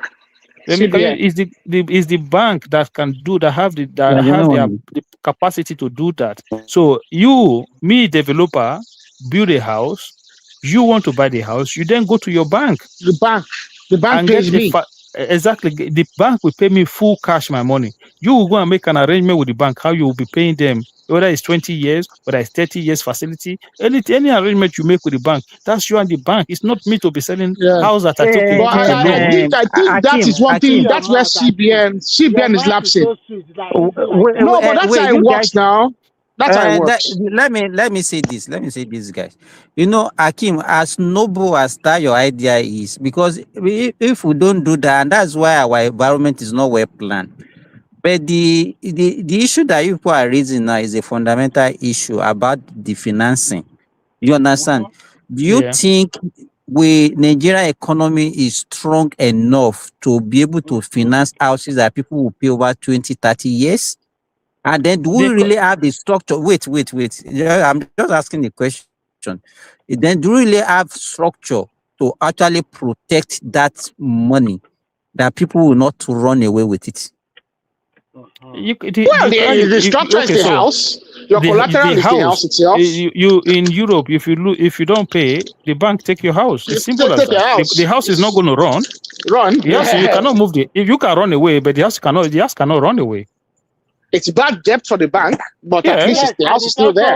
The bank will come back and claim Do we have do you think that the country Nigeria has that money that they can pull and then put into that kind of project for that long term? Yeah. Of course. CBN can start, and I can you say wait now? Don't let us just be. Well, you said CBN is going to print money or what? Or but CBN and the banks already offered mortgages now. There's already mortgages. Right. That is federal government housing because there was 30 million. Now, when you are talking about, it's not that kind of thing that we do. Let me tell you, in Saudi Arabia, you understand, there's nobody that will even build house with their money. They don't even have the money to go and say, okay, they have passed to go and build. Everybody will go and take a loan, and they spread it over a long period. It's because they have the money that the government has already injected. Anything that you want to even buy in Saudi Arabia, you can get them on loan or credit, or you understand. Is our economy strong enough for that kind of? I don't think so. Those are the things that we have to look at now. So how do we get the problem is? I don't think the problem is if our economy is strong enough to do something. I think the problem is, can we build affordable housing for people to be able to afford? That's the question. That's where the question should be. So it's still part of the economy, Akim, now. Yeah. So because if people are not earning enough for them to be able to even pay what it requires of them, then what are we talking about? So this is what I'm saying. What we should talk about is how can we bring technology into being that will allow us to build a 3-bedroom apartment or a 3-bedroom house for like 20 million naira from start to finish. No, you cannot find though. Remy, come on now. Let's assume. Wait, Remy. It's possible. Let's assume that it's possible, Akim. Let's assume it's possible. And in the country, let's say we have 100,000 is even the minimum wage. So how much do you think they can be taking from that 100,000 that somebody is earning for him? Simba, in the Europe where we are now, nobody on minimum wage go to buy house. The bank will not say. I was going to say exactly. I was going to say that statement. Nobody on the minimum wage. There's no way. Look, you take your contract and your payslip to the bank. They check it. No, sorry, they won't give you. We cannot offer you. They will not give you. That's why there's social housing for people like that. Hold on, guys. That is not the process here, because you are telling your own process.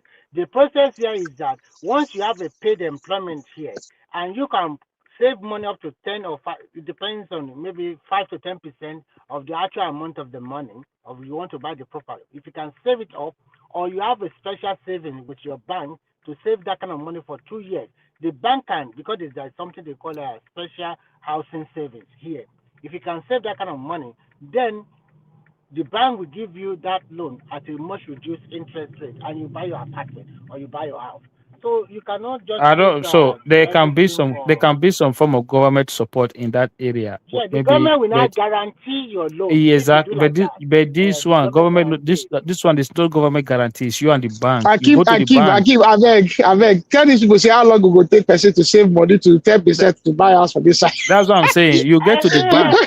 You go to save forever. So no, because every time you bring this conversation up in Nigeria, how many people even Europe, if you are minimum wage, forget it. No bank is selling you any house. So here, in Ireland, bro, if your contract never did knock 40-something thousand annually, forget say you won't go. No, it's not just you. It will be both. It will be it will be two of you, couples. Yeah. Akim, do you know what they did here? Because here is a kind of welfare society. So the house you buy here, the appreciation level over the years, even if you are lucky, cannot reach 2%. Let's say you buy a house in 2015 and you want to sell it off in 2025. The money you get on it cannot be up to 2%. I mean the premium or profit. No. What I'm trying to say is that just to get. So what I'm trying to say is that maybe in Dublin or Ireland over there. Let me ask you, when you are talking about even the profit, what is your inflation rate in Finland? Unless I check it, I think it's about 6 or 7% now. Okay, so wait, so your inflation rate is 7%, and you are talking about profit of 2%. Sure. Let me check. Is that a profit? It should be up to that. It's a loss now. No, that's the same thing Remy say. That's the same thing saying. He said that the house does not appreciate quicker. He's saying houses does not appreciate quicker. If you buy a house in 2015 in Ireland, if you buy a 3-bedroom in Dublin in 2015 for let's say maybe let's say middle of Dublin, okay? Let's say maybe that's for like 300, 290, 300, 2015 Abby, about 290, 300, eh? Yeah, for so that region. A 3-bedroom in Lucca now is nothing less than 480, 450, 480 minimum. So that is why it's appreciated over there, but here it's not appreciated. So it's not so they don't make it very difficult for you to get an apartment here. But don't say you are going to make every abnormal profit in 10 or 15 years. Their own system is their own system is different. It's not so their own system is kind of is different. But you can appreciate. But one thing I always know about house is that though you appreciate, don't forget that if you were to pay off that mortgage at the end, you're paying double, triple. You're paying double. All over the world now. You're paying double of that house. So people will just say, I bought house 250. Now I sold it 600. Go and calculate your repayment. Go and calculate your repayment. So do you, Akim, this kind of system, do you want to introduce it to Nigeria? But that's because but you have peace of mind that you won't. Exactly. Because at the end of the day, the other side of it is this: you are renting, and when you are renting for the period as well, you pay that volume of money anyway. So when I was renting, you don't own it. You have no equity at all. So when I was renting, I was paying well into almost €2,000. My mortgage is not up to €2,000, but I have equity on the house. So you you have peace of mind. You have peace of mind. Nobody's going to come exactly. and say, nobody's going to come as long as I pay my mortgage. You cannot put this one here. You cannot put this one here. You cannot do this. No, it's your house. You can do whatever you want to do. House.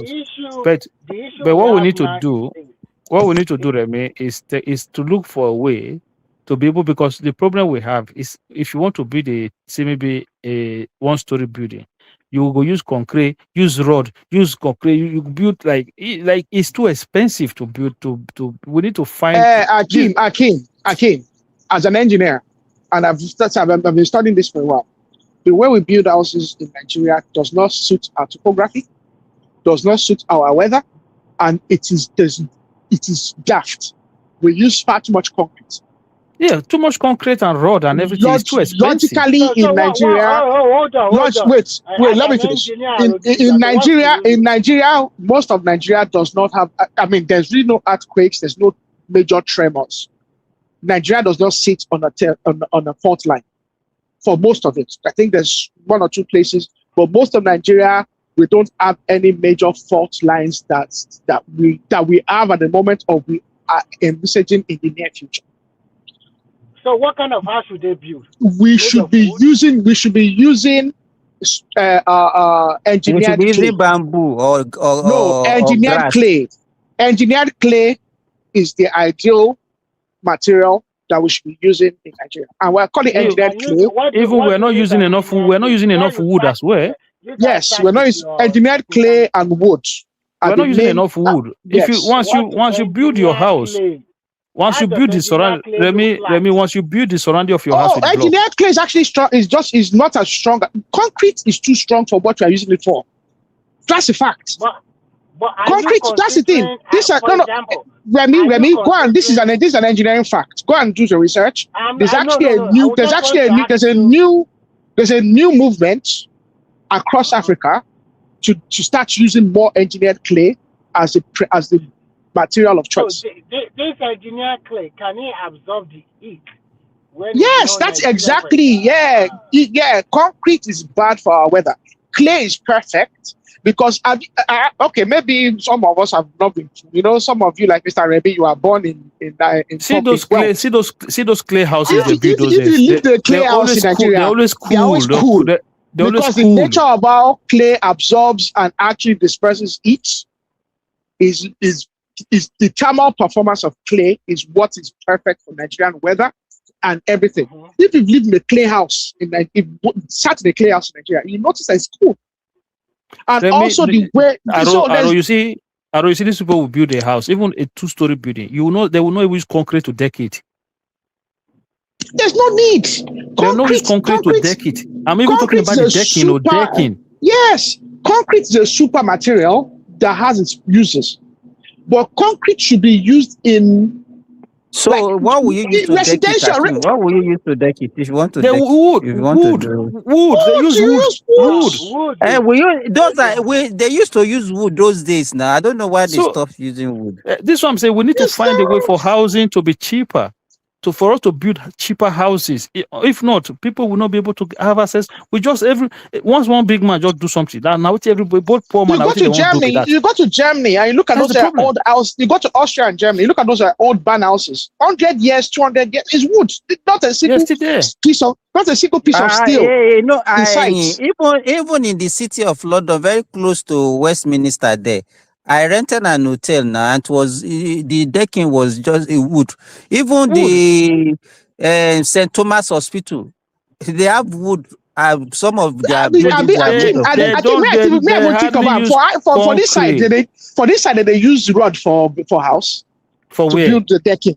Because my house, I don't think say rod there. They do use rod. Don't be saying you don't think say rod. They are take your carpet off now. Because I I'm the structural diagram of my house now. You go see wood. Brand new, I buy my house. Now nothing there when I buy. Now me do everything. So I can now wood be everything. Not a piece of iron rod inside. And this is a country. This is a country. No, but this is a country that you have high winds. You have a high volume of rain right through the year. Nigeria, yes, we have torrential rains. But we don't have winds. Wind won't carry out. My house don't stay there. Look, just look at it. People are building shops, bigger shops, and when they'll use wood, the shop will never be strong. They'll use wood and sink, but wind will blow. Still with it. But if you can build a house, look for cheaper way. We need to find cheaper ways to build houses in that country. We have a lot of wood. So that family that are on like a combined family that are on like say maybe 450K, if they can afford 100K from their salary every month as mortgage payment, why not? Why not? Even look at our roofs. See the way we build roofs in Nigeria. In this part of the world, they still use slates to build roof. Slate shingles. Yeah, slate they use now. Slate, not this. It's what they use. Slate is what they use. But in Nigeria, everything is just I don't know. We have a perverse idea of things. And then now we now start using more energy because everybody wants to use AC. If you have engineered clay sometimes is not as strong as concrete. but it doesn't. Concrete is too strong for the uses that we are using it for. And even the way that we use concrete, we don't even mix it properly. So to be frank, we are not even getting the performance we deserve. Because concrete, because the way they use concrete, the way they use concrete is just perfect. It's just not right. Aro, you have to understand that it's a material that is actually an engineered material that you cannot just. You can in this country, if you buy concrete, it will be mixed, it will be tested. They will come and they will deliver it on that day. And it will be offloaded and spread on that day within a short period of time. You have to understand. So if this people wants to build the house now, you see the outside frame of the house is what is blocked. Inside, all the partition inside, everything is wood. Wood. All the partition inside the house. The whole frame is wood. The outside that is block is just decoration. Just small decoration. Block. Yeah. Inside that block, they'll still come inside and they'll use wood again to touch to do inside. And the inside is just what? It's just plasterboard now. Now plasterboard with the inside. If you're going to that what do you call this area now? I always forget the name of this area. Like the small UCD campus, not the bigger campus, the small one. Yeah, I know that side. Yeah. As if you are going to Don Larry side. Don Larry, What's that area called again? No, it's Logan. No. It's the Logan area. Yes, the Logan. You're correct. It's the Logan. So if they are building some house in that place, because I used to drive past that place recently, right? They're almost installing. It's like they are installing the house, not the building. It's like they already built it somewhere. They just bring it and start to install. Now the roof. They see that they install. They do roof for here. Now they don't build the roof finish for somewhere else. Now they just bring the roof and just put it on top of the house. They'll bring pattern. They'll bring this one as they're installing. You see, there's already window. There's already door. Everything's already attached to it. You can build a house. You can build a house. The only thing that takes time in this place building a house is the foundation. Use that machine. The foundation to guide the house. The foundation is always concrete. So they do the foundation, they do the pipe work, they do the facilities. The facilities, the borehole, everything comes. Sorry, I said ball. The sockaway, everything comes into the foundation. It's all prepared. They do the foundation. They do the form work. They pour the foundation. They let the foundation set for about over 1 week. So they let the foundation set. And everything else is just wood. You see, once that foundation set, go there in 3 days' time. There's a roof on top of the house. There's a roof on top of the house. There's a roof on top of the house already. The roof is prefab. You see them on these lorries now, the back of those beds. They just bring the roof. They bring the roof, 10 roofs in one big bed. They bring 10 roofs and they do 10 houses. They did 400 houses in my estate now. That 460 houses they built for them. Yeah, Riverside Estate in Trim, it's nearly it's nearly more than 400-500 houses there. I knew when they were constructing those estates. And all the people where they do those buildings, all their staff where they do those construction, they feel pass 50. Including the carpenter, including the carpenter, now Glenville, and then they do pass. Now the carpenter, the girl will be the girl that is the head of HR in Glenville, and one of my cousin Maria. But it's just simple now. Now, just very simple job now. And like I said, there's no reason. I've already decided that my next residential in Nigeria is engineered clay. I'm not using concrete. Look, the government, if government just creates that room for people to be able to have access to finance, and then people can, like you and I now, can just set up a company. Go to a community, negotiate with the community. They give you the land, and then you take that deed of land. But they're already doing that now. But they're already doing that. The only thing that's missing. You as a contractor, you go to the bank. The bank give you the money you need. You don't even people don't understand that a lot of times things like you don't really need your own capital. Akin, they're already doing that. There's two things about it. The first part of it is this: the developers themselves are catering to a premium market. Yes. Okay, that's the first part. The developers are not interested in affordable housing. So maybe government policy needs to energize that area. The developers, there's already developers. Our people, they are not just they're not inventory enough. Is it that word? No. The developers, and there's an element of money laundering. For you to build an ordinary bungalow in Nigeria, let me finish now. Akim, let me finish. 50 million. Akim, let me finish. Akim, let me finish. Recently, about 6 months ago, the head of EFCC actually had a sit down with developers. The EFCC are actively trying to correct, because the problem with developers in Nigeria is there's an element of money laundering and all this involved in all this. There are developers doing this, okay? The problem is they are all targeting. I mean, I still have a friend that paid 75 million for a built house in like a holiday home, just a bungalow in somewhere in Lekki. On this is Lekki. What kind of thing is that? So it's the house already built. Those things are not they are not reflecting true value of the economy, you know. Yeah, exactly. Property market in Nigeria does not reflect. Yeah, so I think he paid about 100. It's like between 75 and 100 million or something like that for a 2 or 3 bedroom bungalow. You'll be buying house in Nigeria for same money you can find to buy almost a house in Europe. In Lekki, if you want to buy a simple 2 to 3 bedroom flat, if you don't have in Lekki, like Lekki Chevron, right? I still, flat, million. Well, even 150. Listen, even 150. I know. 150. There are area in Spain where you can see house for that price, you know. 150 million naira. If you convert it, that's how much. That's about. Even here you can. That's about. That's close to 100,000 euros. Akim, even here you can find apartments of under 60 to 70 square meters under 100,000 euros. Ah. Yes. Akim, you don't find that one for most of Ireland. Under 100,000 euros. No, Ireland is gonna be hard. Here. Maybe one dilapidated place for Wexford, maybe. No. It could be maybe housing that you need to rebuild. There is this apartment. You know that here. Let me tell you that something that will shock you. Even a house.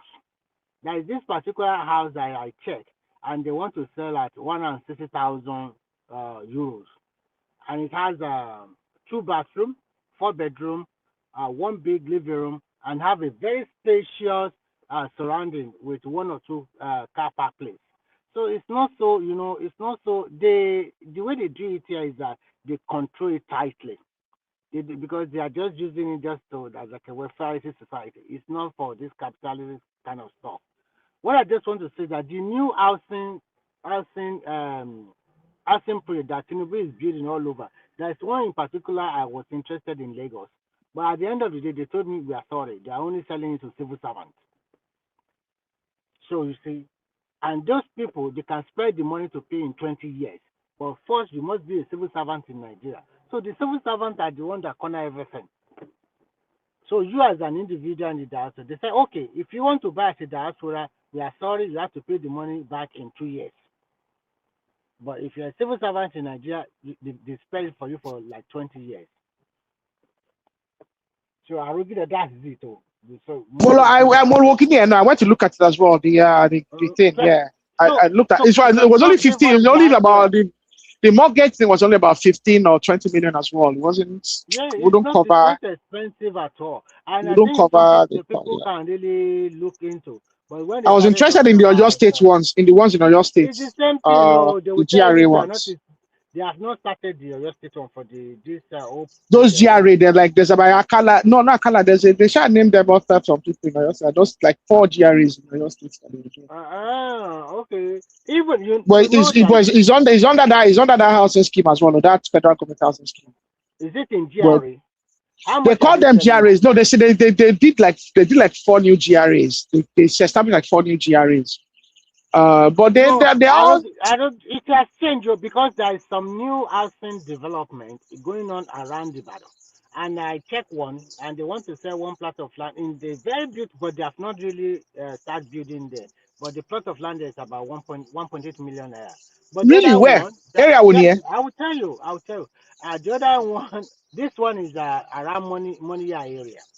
Money or bad, they will be able to develop. And the one I'm talking about, if you are interested, is that, do you know what the place they called Ologun Eru? Now to develop. Ido local government area. But also genus towards. You can take Eleyele to go inside. Yeah, that's fine. Yeah. They see the airport here, Boya Besha, I don't know.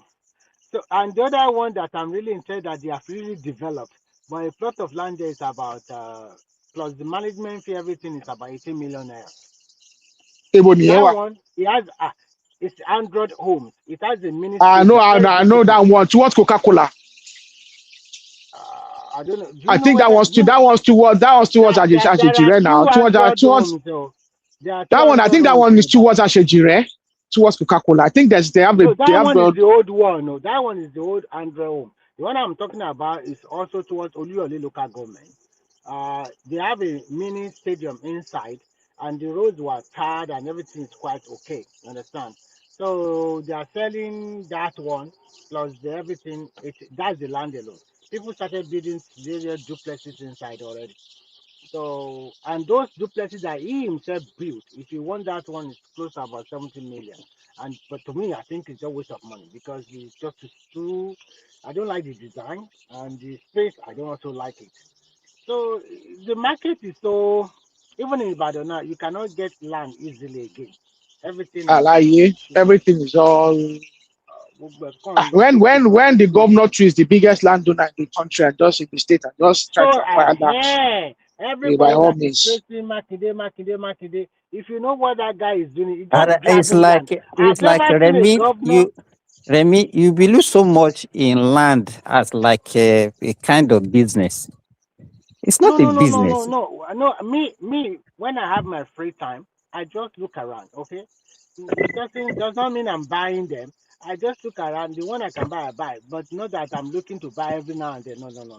I understand you are looking at the inflation aspect of it, but sometimes you can never tell as well. Also, but I don't blame him. To be frank, I mean, if I was maybe okay, maybe young, but I mean, if I was in the position that maybe older at the time, I would have bought more land as well. With all due respect, 60 is not young, please. 60 is not young. I actually came up for you what you said earlier. Why disagree? You see, if I'm a developer, if I can build two homes, luxurious homes, where I can make times 3 of my investment. Why would I build 50, 40? But I meant about BT. I made mention as well that it's government policy needs to maybe encourage them to do that. There's no incentive for me to build that. So I think the incentive should come from CBN. CBN should maybe make available a special development loan to developers. But however, there should be a clause that they must use it to develop affordable housing. I don't know how much of the knowledge of financial this thing that you have. CBN providing loan is not the duty of CBN to be providing. But they've been doing that in the past. But they're not doing all these different agri programs. It doesn't make it right. CBN is not a loan. Okay, but maybe CBN can facilitate it through one of the banks. They cannot. But it's not their role. It's not their role. That's not the role of the CBN. There's a low-cost housing estate in there are 2 of them actually. One was built by Oshoba. Then Sam Ewang built another one they call it the Elega, and the one I forgot the other one. They have a design 2-3 bedroom, like it's like a self-contained, but it's like a 2-3 bedroom for a single family unit. It was given to civil servants back then, civil servant people and all that kind of stuff. But you can look at that template because the more you build, the cheaper it becomes if land is available. Yeah, even Kiloko now, even in Ikeja now, in Ikeja, that in central Ikeja, Omole Estate as well. They have them in Omole as well. One call flat, one call like 3-story building, one call like flat, yeah, flat. So you can look at that model where it will like cost maybe 7 or 8 million per unit. then you can maybe even 10 is even okay. 10 exactly 10, another ballpark. But I'm saying if you're building about maybe 7,000 or 11,000, it becomes cheaper because you become efficient, and then you can kind of scale it up and you want compared to just building few units.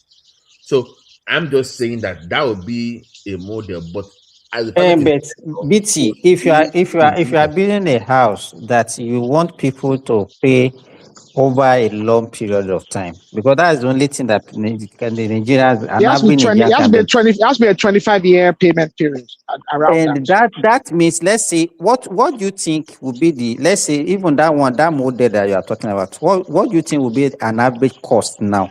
Then if you are not going to give it out for that long period, you have to factor in that period also, inflation and everything. That is why, so do you think back then, that is why they preferred government workers than private, because it's more stable. You are in the system. In today's world now, the private sector now, that one, even BT can't even use that one as a model, because the government that were doing that time, they are not looking at the business aspect of it. And anything that you are not looking at go and look at those estates now. They will be really.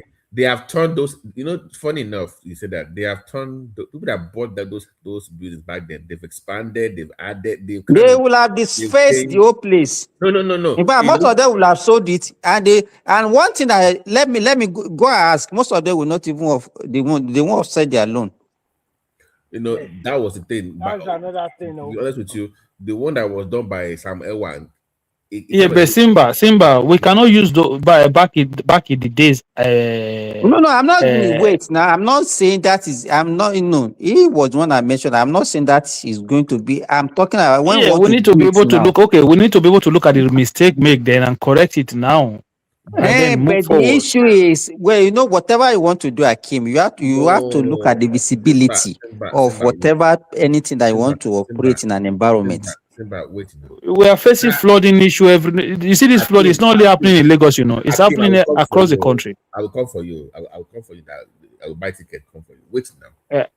What I'm saying is that say if you come now, hey, me and Aro will just come carry you. Aro, where be that? I know they follow you carry beat you. The guy like 6'3". But the man, a big man. My point is that there was a movement from will carry crane follow body now from that low class to the middle class, because they did not only provide money for housing for people that were rented that moved into those buildings. They also provide more financing for cars. So those, do you remember those golf cars? Golf, when it became those golf.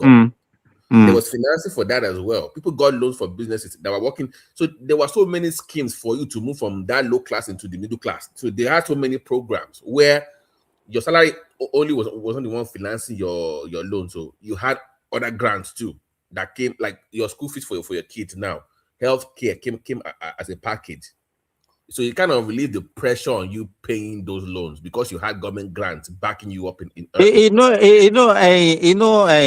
BT, what I noticed about all those things that government were doing those days, they are not looking at the sustainability. They are just doing it for the socialist. So and those things are not sustainable.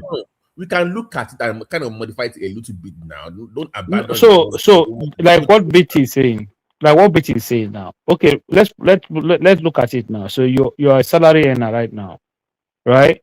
If you not do pass yourself, say you don't want to do pass yourself, public school generally is still free, primary and secondary. So now you have a student loan. So it's almost like the burden of education in terms of fees is completely out of the way. That's one part. Then if they can sort out the issue of healthcare as well, right? Look for a way to make it cheaper for people. All of a sudden, your salary is about food, it's about bills. That's all. You pay your accommodation and you still put your children in private. There are people in that country. There are people in that country who rely on people to support them, who have children in private school. Make it make sense. No. I still believe that even with with the current earning of an average Nigeria, a lot of Nigerians can still afford a low cost housing if government make it a policy.